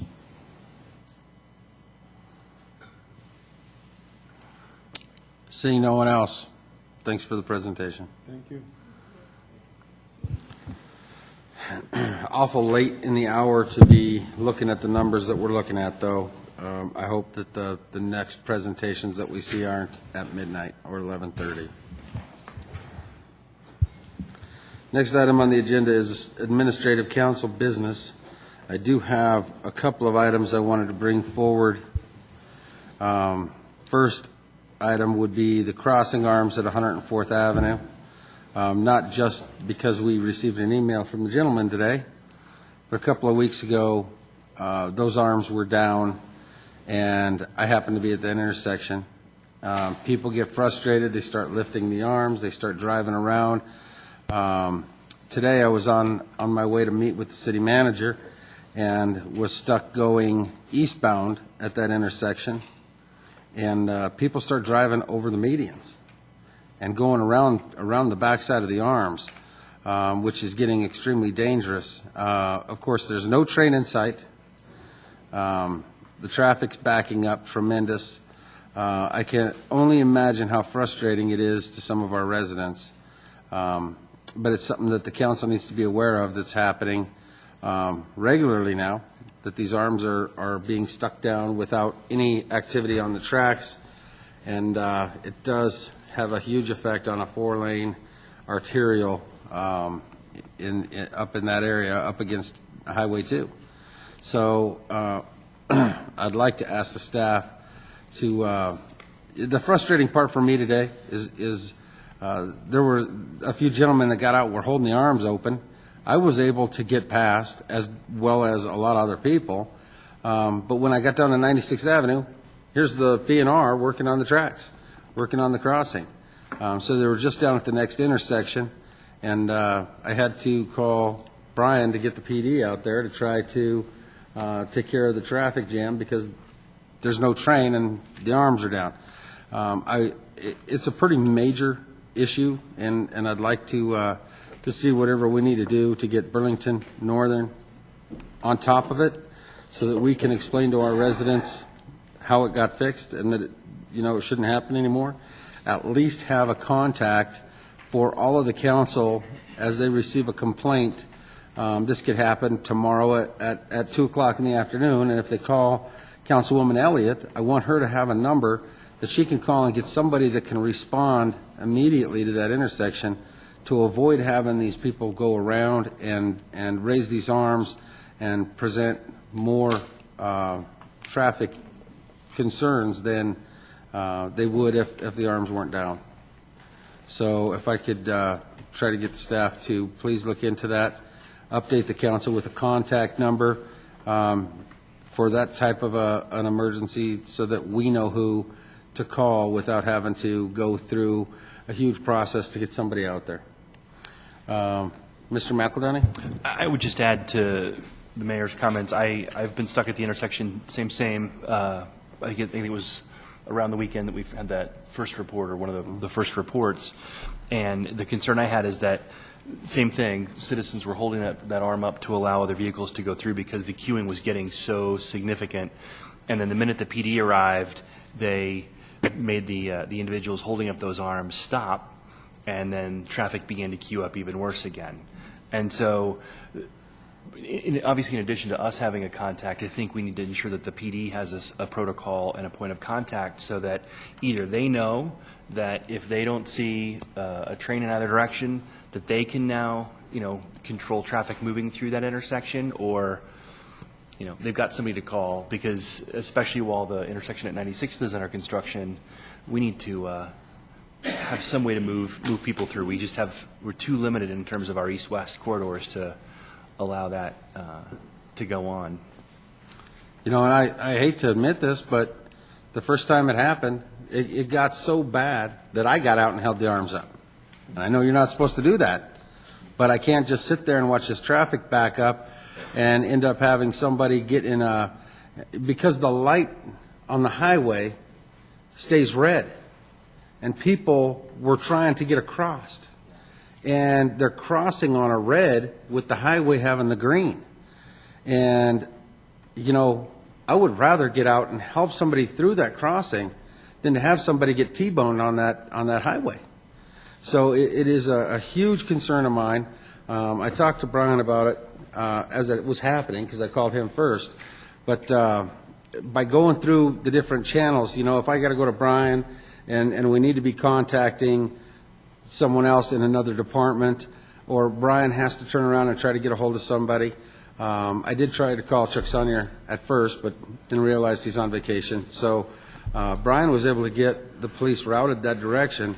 But by the time it happens, and the time you get someone out there or realize what's going on, that starts stacking up for 20, 30 minutes. And it becomes a huge problem because there's no loading heading westbound in between Highway 2 and the tracks. And those people, as those arms get lifted by hand, that loading opens up and those people come across. And that's where I'm for fear we're going to cause a major accident. It wouldn't be us. It'd be Burlington Northern. But we've got to have some coordination with the railroad, and they've got to get that fixed quickly, because someone will get hurt at that intersection. Mr. Bullock? Well, speaking of railroad crossings, I've had a lot of complaints from the people up in Eagle Creek that there is, it only happens a few nights, that there's an engineer that goes through and lays on his horn between 2 and 4 o'clock in the morning. And it's supposed to be a quiet crossing because it does have the medians in there. And I can understand if there's a lot of traffic. But in the middle of the afternoon, I've been sitting there and seen the train go through and only hit 4 quick beeps. But at 3 o'clock in the morning, if he's laying on his horn, that is a lot of the residents up there, especially during these warm days when they've opened a window and something. I've had a lot of complaints. So if we can talk to Burlington Northern and say, I've told the people up there now to start tracking it and documenting the time it goes through, what time and how long he played on his horn and everything, and we're going to be able to identify who the engineer is, because I've got a hunch it's the same person all the time, because it doesn't happen every night, but yet the train goes through every night. Also, I've had a couple of complaints, and I've already talked to somebody about this, about officers speeding on Monaco between 64th and 72nd. And when I say speeding, I mean speeding. That the people out there say they can hear them coming from a block and a half, 2 blocks down the road, and they're racing a lot of times either with lights on, lights off, no siren, but they think it's a really dangerous thing that the officers are doing. So they would, when I spoke to one of the officers and it's slowed down somewhat, but I would like to make sure that it kind of stops unless it's an emergency situation. Go ahead and comment on that, but I want the council, I wasn't done with my administrative business yet, and so I just was giving everybody a chance to comment on those crossings on 104th. But after Brian comments on Renee's, then I want to get back to my administrative business. Brian? Thank you, Mr. Mayor. A quick comment back regarding the Burlington Northern crossing on 96th Avenue. Although it's designed to be a quiet zone crossing, all of the improvements haven't yet been installed. In fact, that might be the work the Burlington Northern crew is doing there now, is installing the final improvements. Once that occurs, we should see a significant decrease in trains blowing their horns crossing that intersection. Doesn't mean it won't ever happen, but it should happen an awful lot less than it happens now. But that quiet zone isn't in full effect yet. You know, and on that note, Brian, I have to say, it wasn't too long ago, the crossing there at 80th, and maybe it was 88th, where it's already quiet zone.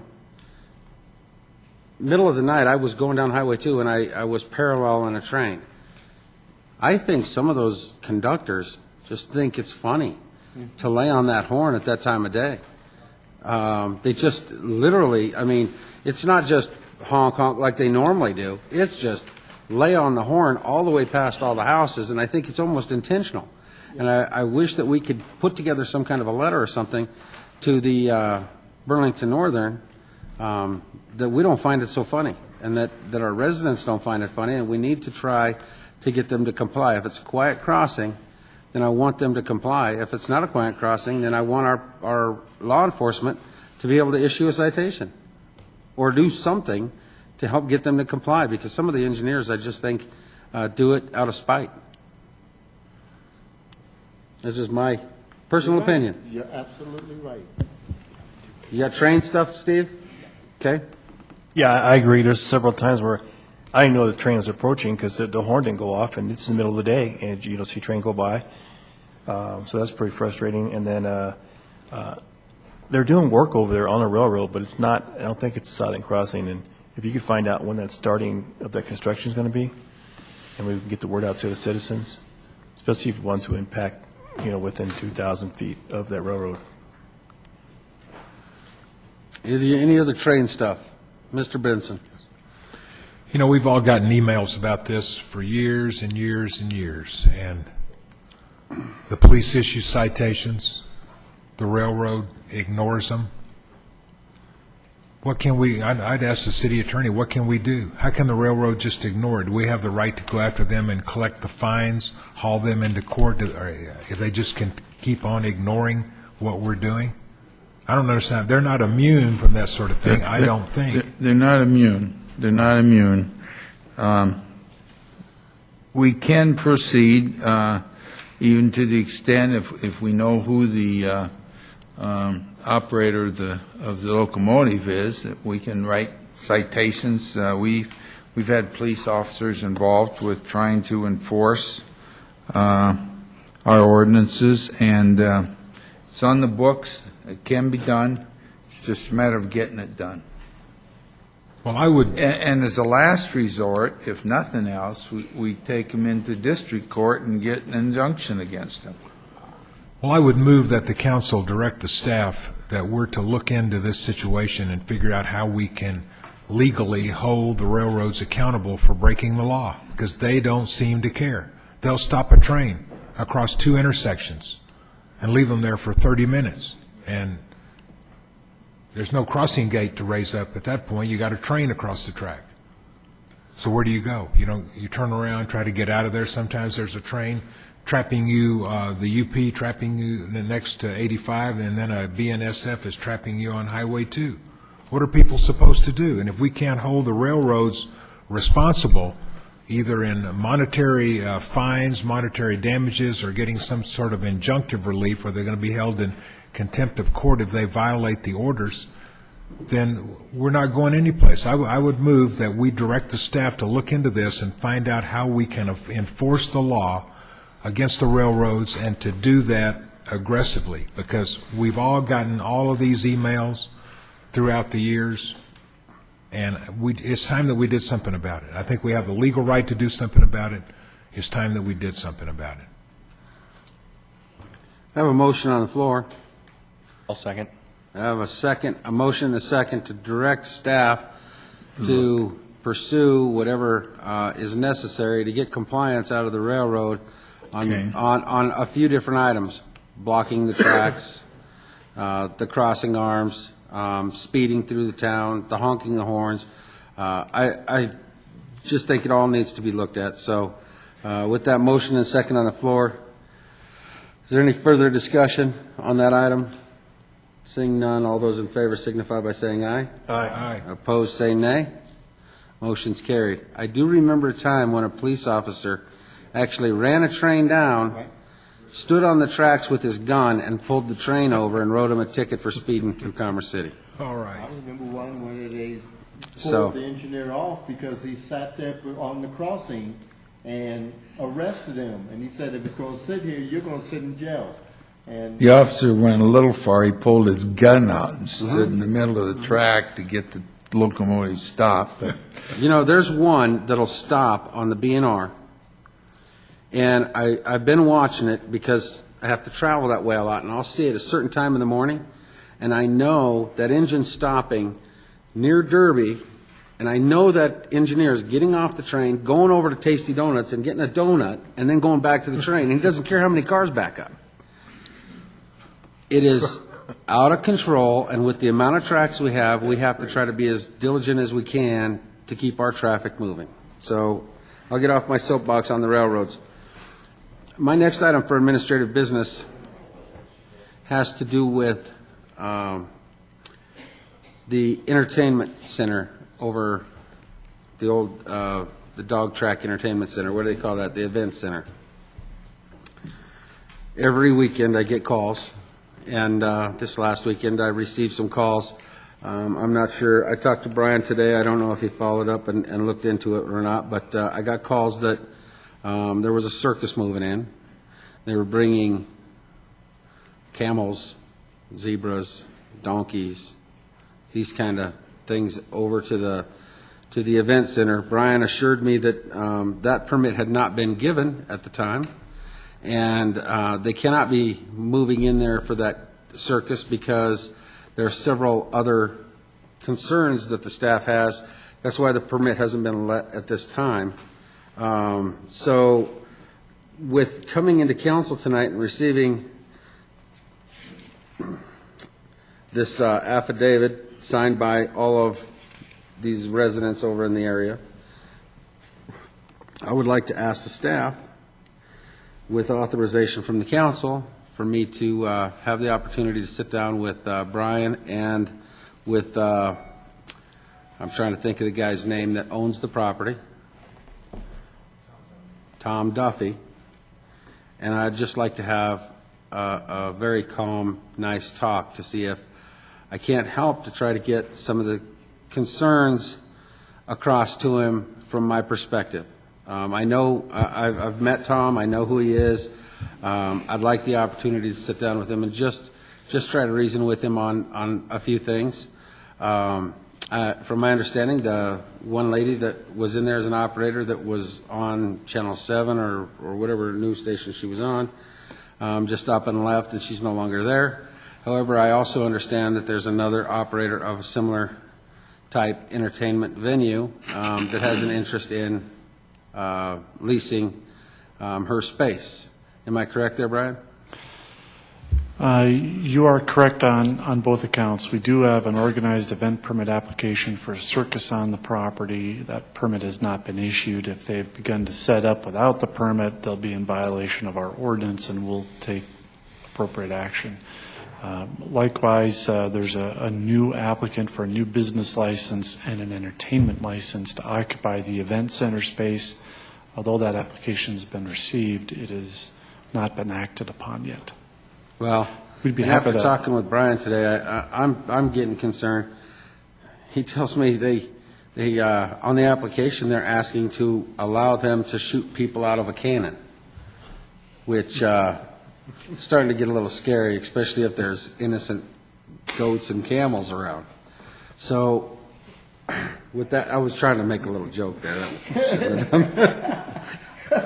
Shouldn't have done. You shouldn't have done that. You're right, Rick. It is a little late. However, it is a very serious issue, and I'd like the council to allow me the opportunity to try to sit down with Mr. Duffy and just talk to him a little bit, and try to come to reason that things have got to change in concept over there to try to get the neighborhood back in order. We'd be happy to get that set up. Would you please organize a meeting? Is the council acceptable to that? Okay. Those are the two administrative business items I had. I will go through and see what others the council may have. Mr. Bullock, do you have any more? I've already had mine. Okay. Mr. Benson, you have any more? Yes, and, I apologize for not just raising this in an email to the city manager, but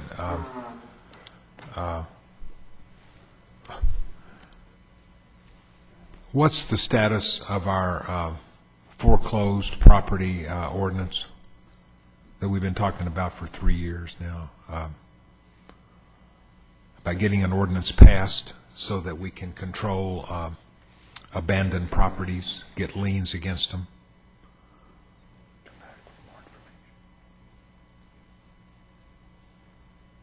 If you want to respond to all of us by an email, or just me by an email, that'd be fine. I don't need to hear it tonight and take up more time. I mean, God, it's midnight. We will double check. Both of us recall the study session with City Council a few months back.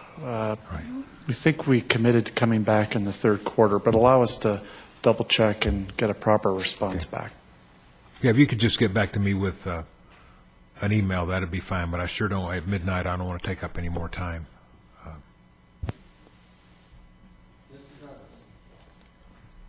I just have one thing. What's the process for, I know when we had the pit bull ordinance and all that, people had to register their dogs. We had new people moving into the city, and they have pit bulls. What's the process for that? If you can simply pass along the address to me or to the chief of police, we'll send our animal control officers out there to pay them a visit. The most recent case that Ms. Spratler brought to our attention, it's my understanding those dogs have been removed from the community. So the result of that complaint was action by the police department that ultimately required that those dogs be removed. So if you could pass along the address, or if somebody you know has that information, have them pass it along, we'll absolutely follow up. Okay, thank you.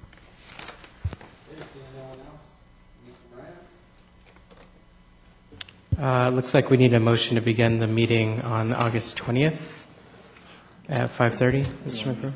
Actually, we no longer have a need for that executive session, so the meeting can start at the regular time of 6:30. Great. Anything further? Yeah. Okay. Mr. Attorney. This is administrative business. I need to bring to council's attention discussion I had with Councilman Bullock. I got involved with this because it involves the council policy on travel. And as it stands, Councilman Bullock is a member of the steering committee for NLC, and he's into his discretionary funds to be able to attend that meeting in North Carolina, and he'll be using discretionary funds to do that.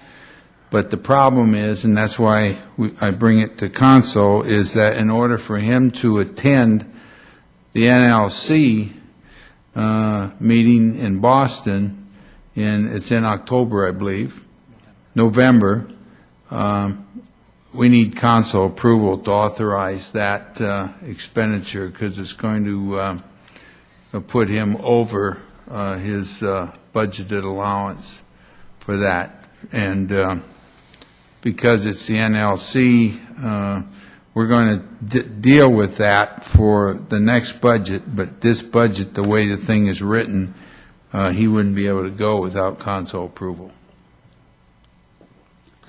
First of all, let me ask, what is the expected overage? It would run about, well, the trip to NLC, you're budgeted around $2,100, is that correct? Right. So he will have some of his discretionary funds left over, but we're really talking about the trip to NLC for council approval. What I'm asking is, if I knew what that amount was, that I would offer to use some of my discretionary funds to ensure him to be able to participate. Brian has those numbers, I believe. I think the approximate numbers, by using discretionary funds, Mr. Bullock will be about $700 or $800 short. So it's not a significant amount, but it would exceed the council policy allowance. Okay, I'd like to hear from the rest of the council. Mr. Moreno? Okay, Mr. Benson. I move that we allow that expenditure on the part of Mr. Bullock. I think that those conferences are important. They're connected, both of them are connected to NLC. One's a steering committee, one's our semi-annual NLC conference. I would move that we approve that. Mr. Douglas. Yes, earlier I had to ask for some funds out of discretionary funds to use to go to California. Then it come to find out that things have been changed. So can we get an update on that? Because I asked for council's approval, my admin discretionary funds, to fund that trip to Manhattan, because I actually wanted to go to Boston and to South Carolina, so I had to pick and choose what I wanted to go. I don't object to Mr. Bullock going there, because when I went to those meetings, it's like, let's see what they're like. But they're really a very important learning tool as being on city council. Very informative. You're busy the whole time you're there. And you can't get that type of learning just by coming here or reading a book. I mean, it's really engaging with other cities, and it's very important.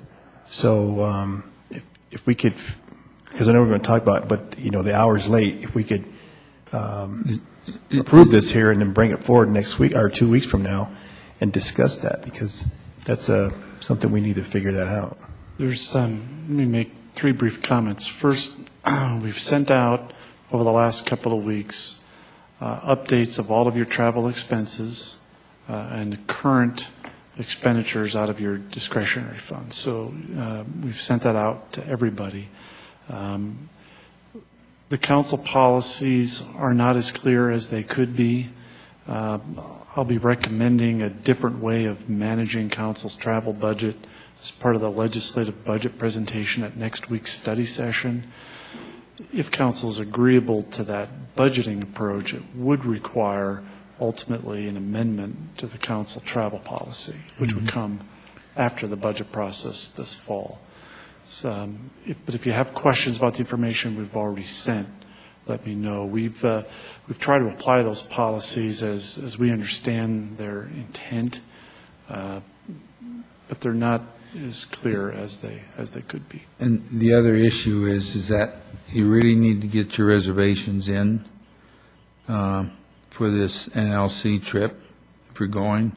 And Lisa's working on that now, and so it's not something you can push off tonight. I mean, it's really got to, if you're going to get them in, it's got to be decided. With that said, I'd like to hear from Mr. Bullock, have him explain to the council and to everybody in the audience what his position is on that board and what the reasons for him needing to be able to participate would be. I belong to the LTC, Leadership Training Council, and I thought, matter of fact, I was pretty sure that the steering committee members on the council had a separate travel budget for steering committee meetings. Well, now I find out that that's not true, that everything is under the budget of traveling and discretionary. And I don't know what the disconnect was, because I'm sure that when we were doing this travel budget during the last session, that we designated that people on steering committees get to go to their steering committee meetings. I find out that according to the policy, and I've seen the copy of the policy, it's not in there.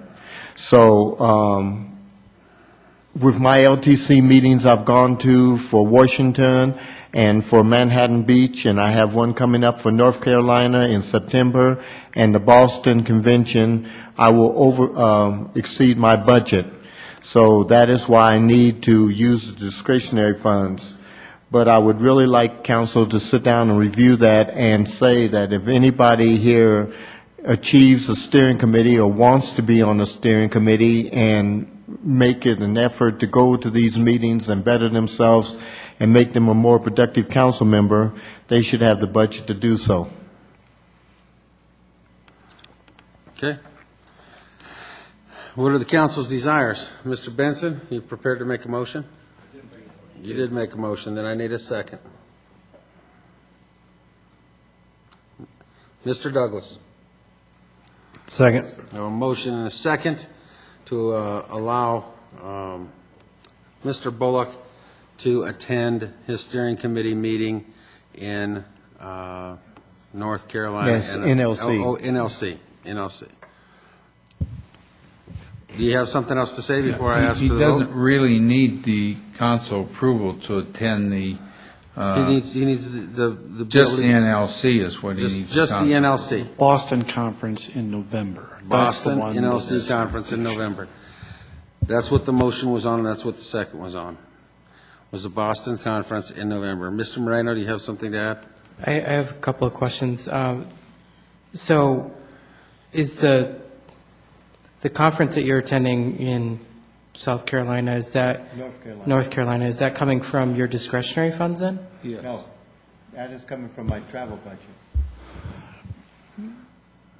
With the North Carolina Conference in September, Mr. Bullock's total travel expenses for the year will be about $7,200. The council policy says $7,000, so $200 would come out of discretionary. The NLC Boston Conference, we've estimated at about $2,100. So $7,200 plus $2,100 would be about $9,300. There's a $7,000 allowance in the council policy for travel, plus the $1,500 for discretionary would mean essentially an allowance of $8,500, which is how I came to the number of Mr. Bullock would be over about $700 or $800. Okay. I'm open to, and I think Mr. McBroom's correct, that we need to revisit this policy. I think to appropriate funds, though, that exceed the policy, I think is not the right way to go. I'm more than willing to donate my discretionary funds to cover Mr. Bullock's balance, but I think that the actual conversation on this should be left for when we discuss the legislative budget, correct? Is that when you're going to present some of your recommendations, Mr. McBroom? What I intend to do next week is suggest a different way of managing council travel next year. As far as the actual legislative budget, there's sufficient money in the budget to cover Mr. Bullock's travel. The issue is that the travel would exceed council's policy. But yes, we will be making some recommendations next week that would apply next year. Okay. Well, like I said, I think that policy does need to be revisited, but that should happen after. This request should happen after that policy discussion. I don't disagree, and that's why I brought up the fact that I haven't used any of my discretionary funds either. It's important that the members of this council that serve on national steering committees, they're going to use more than some of us that don't serve on those national steering committees. I want to make sure that we're getting the best informed people coming from these conferences to be able to utilize that information to do a better job here at Commerce City. So with that being said, my concern was breaking the policy as well, Mr. Moreno. And I would rather split that difference with you. I would use some of my discretionary to help make some of that up, so that we don't violate that policy, and that Mr. Bullock can be whole in going. Mr. City Manager. Again, money in the budget is not the issue. I believe the intent, what Mr. Gaylor and I would recommend, is that council take some action to allow Mr. Bullock to travel in excess of the allowances in the council policy. And I think Mr.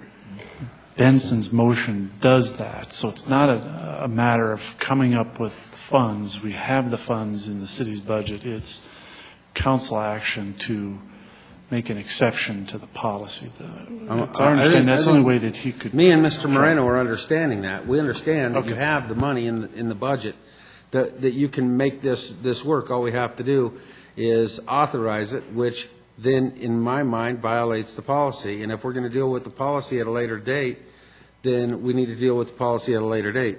But as of right now, to keep from violating that policy, we're willing to utilize some of our discretionary funds so that Mr. Bullock doesn't violate the policy, or that the council doesn't allow him to violate the policy. Does that make sense? That'll work. If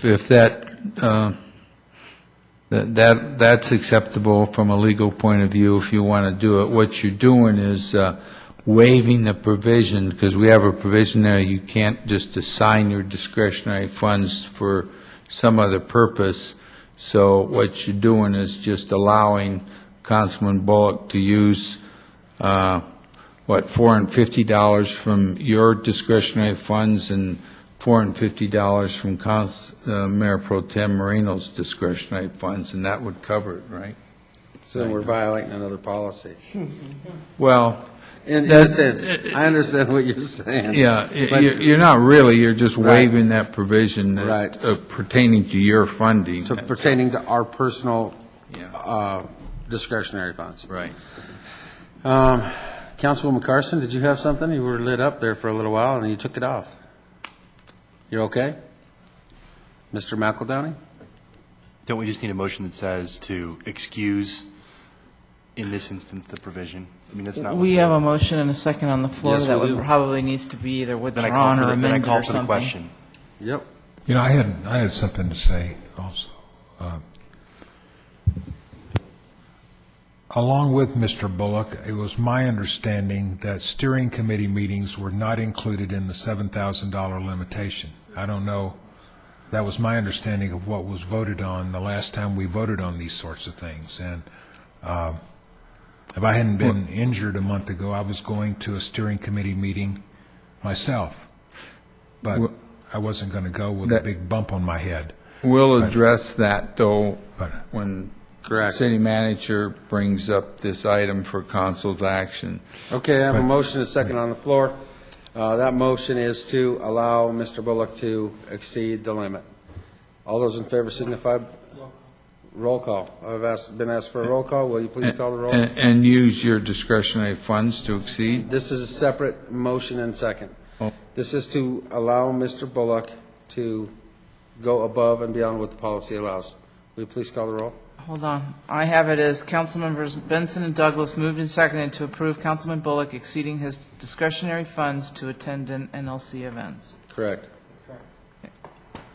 You want a roll call vote? Yes, please. All right, one moment.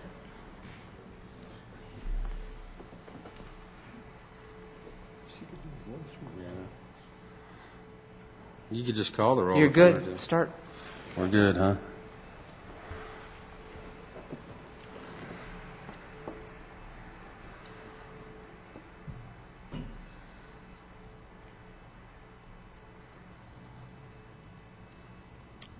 Motion's been approved. I do want to explain my vote. I did vote no because I felt it more prudent to allow him to use some of my discretionary funds. But since the motion's approved, we don't have to worry about it. Let's move on. Hold on a second. Reports. City manager.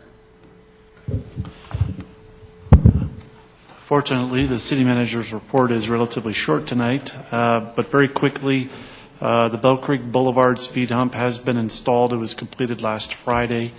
We received word today that the FOP contract has been fully ratified. We'll get a copy of that contract out to each of you. The city has been notified that we are finalists for 3 different awards due to our communications efforts. These awards are through the City County Communications and Marketing Association. So it's quite an honor to simply be a finalist, and we're certainly hoping to win at least one of those, so we'll keep you posted. I made reference earlier to a couple of pit bulls that have been brought to the city's attention. We have an update in tonight's city manager report. Both those dogs have been removed from the community. There had been discussion at a prior study session about changes in the communications division budget over time. We've provided a memo attached to the report that attempts to explain how that budget has changed over the last few years. So please let me or Roger know if you have additional questions. We talked about study sessions. I think we discussed that sufficiently to get us through the month of August. We could talk at a later date about study sessions when we go back to our normal study session process in September and October. We have 2 months left in our trial period, and I'll be interested, we'll bring that up at a later meeting, at which study session room you like best. So we'll talk about that at a later meeting. As we talked about the August 27th meeting, based on the discussion earlier tonight, we'll hold the the budget retreat on the 27th in this room on the floor. We will then be able to have it live on Channel 8 and on the web. The quality is not as good because the cameras don't pick everybody up quite as well when you're on the floor. But it's certainly better than not being able to do it at all. So we'll proceed on the 27th to do it in this room on the floor. And that's it. I have nothing.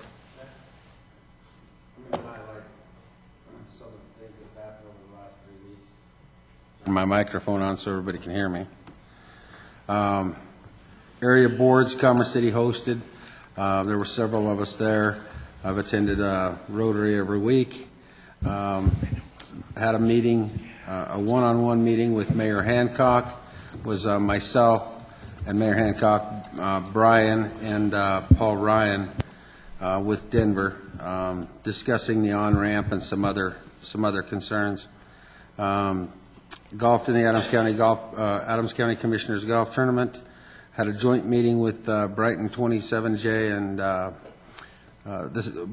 City of Brighton and School District 27J, and most of the council members were there. I feel that we were very well represented.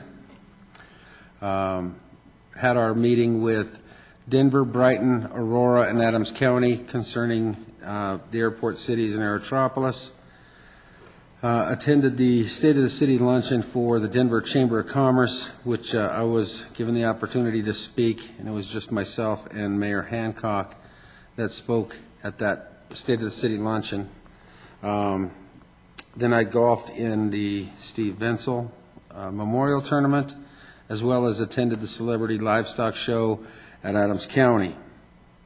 I have a couple of thank yous. First of all, several of us signed up and some got the opportunity to participate in the Relay for Life that was held at the high school. And I want to thank Councilwoman Elliott for really helping to organize that, and thank the rest of the council members for going out and raising some money for the cause for Relay for Life. Unfortunately, some got to walk. Me and Steve were there starting to walk, and they called the event due to a storm that was moving in. So we didn't get to all stay the night and participate at the level we wanted to, but that wasn't to the fault of this council. And then I also want to thank the staff, especially the Public Works Department, for accomplishing the task of getting the speed tables put in over in Bell Creek. I talked to some of the residents. They're pretty excited that they're in. They said they were working that first night, and I hadn't talked to them since, but they were pretty excited that got done. It did take a long time to accomplish, but thanks to this council and our staff, that piece for some traffic calming in Bell Creek, to my knowledge, has been taken care of, and the people over there are happy up to this point. Maybe I missed something. Council have anything to add to my reports? Yes. Mr. Bullock. At each of the council seats was the Family Fun Day for the Sand Creek Regional Greenway on August 26, 2012. It'll start at 8 o'clock in the morning with the bike ride here, starting at Commerce City at the Dahlia Trailhead. We will go to all the way out to Aurora to the Morrison Nature Center, and we're going to have birthday cake at 12 o'clock and a live hawk presentation. And I've never seen a hawk eat birthday cake, but they said it's pretty good. Then at 1 o'clock, we'll be at the Denver Trailhead, and the celebration really begins. We do the ribbon cutting and everything, but this is a 10-year celebration of the Sand Creek Regional Trail. And even though there are detours now because they're putting in the light rail line and everything like that, you can still get around the trail. But we want a good representation from Commerce City, and for the next 3 weeks, you will hear me talking about this. So that's going to be one of the things we want the Commerce City Council to show good representation on. Also, I will let either J.D., Ms. Carson, or Ms. Elliott speak on the success of the concert series out at Pioneer Park. Either one of you want to take a shot at that? Well, I will. Thanks to Cultural Council and all the hard work that the members there went out and did. The 3 concerts came, and Mother Nature worked with us this year. The turnout was 100 times greater than it was last year. At all the concerts, everyone was enjoying themselves. People were bringing their dinners. They were dancing. I know there was even a tweet. Miss Elliott and I had got out and danced, and Dominic showed us a tweet that Commerce City, greatest place in the world, when I guess the council members are dancing.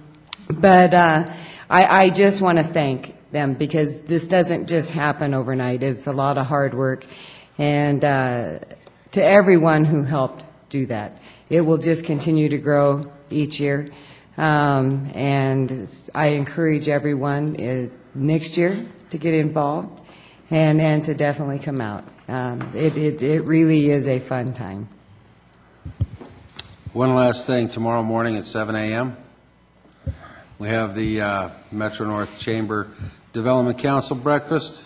I will be sitting on the panel for the discussion of Aerotropolis. Brian? Mr. Mayor, I apologize. Under Administrative Council business, I intended to bring up an action that had been requested as a result of the joint meeting with the City of Brighton and School District 27J last Tuesday. It's my understanding Council desires to take an action tonight to authorize spending up to $80,000 to contribute to the installation of a pathway on the north side of 120th, just west of Prairie View High School. In addition, you would like to authorize the mayor to sign a letter that we can send Adams County requesting their financial participation in the project as well. Do I understand that correctly? Here's my concern with it. At that joint meeting, what I had said is that if our PIO would work with Brighton's PIO to put together something to send to the county requesting their participation, whatever the county participated with or didn't participate with, that I would bring back to the council and recommend sharing the cost with Brighton for that safety improvements that are needed around that high school for the sidewalks. But we won't know what that number will be dependent upon whether the county participates or not. I would hope that they would participate at least by a third. That would reduce our expenditures by a third and Brighton's by a third. So that's what I was hoping to do, was to direct the staff to prepare a letter in conjunction with Brighton through our PIOs to send forward to Adams County to ask them for participation, and dependent on that participation is what I would bring back to the council.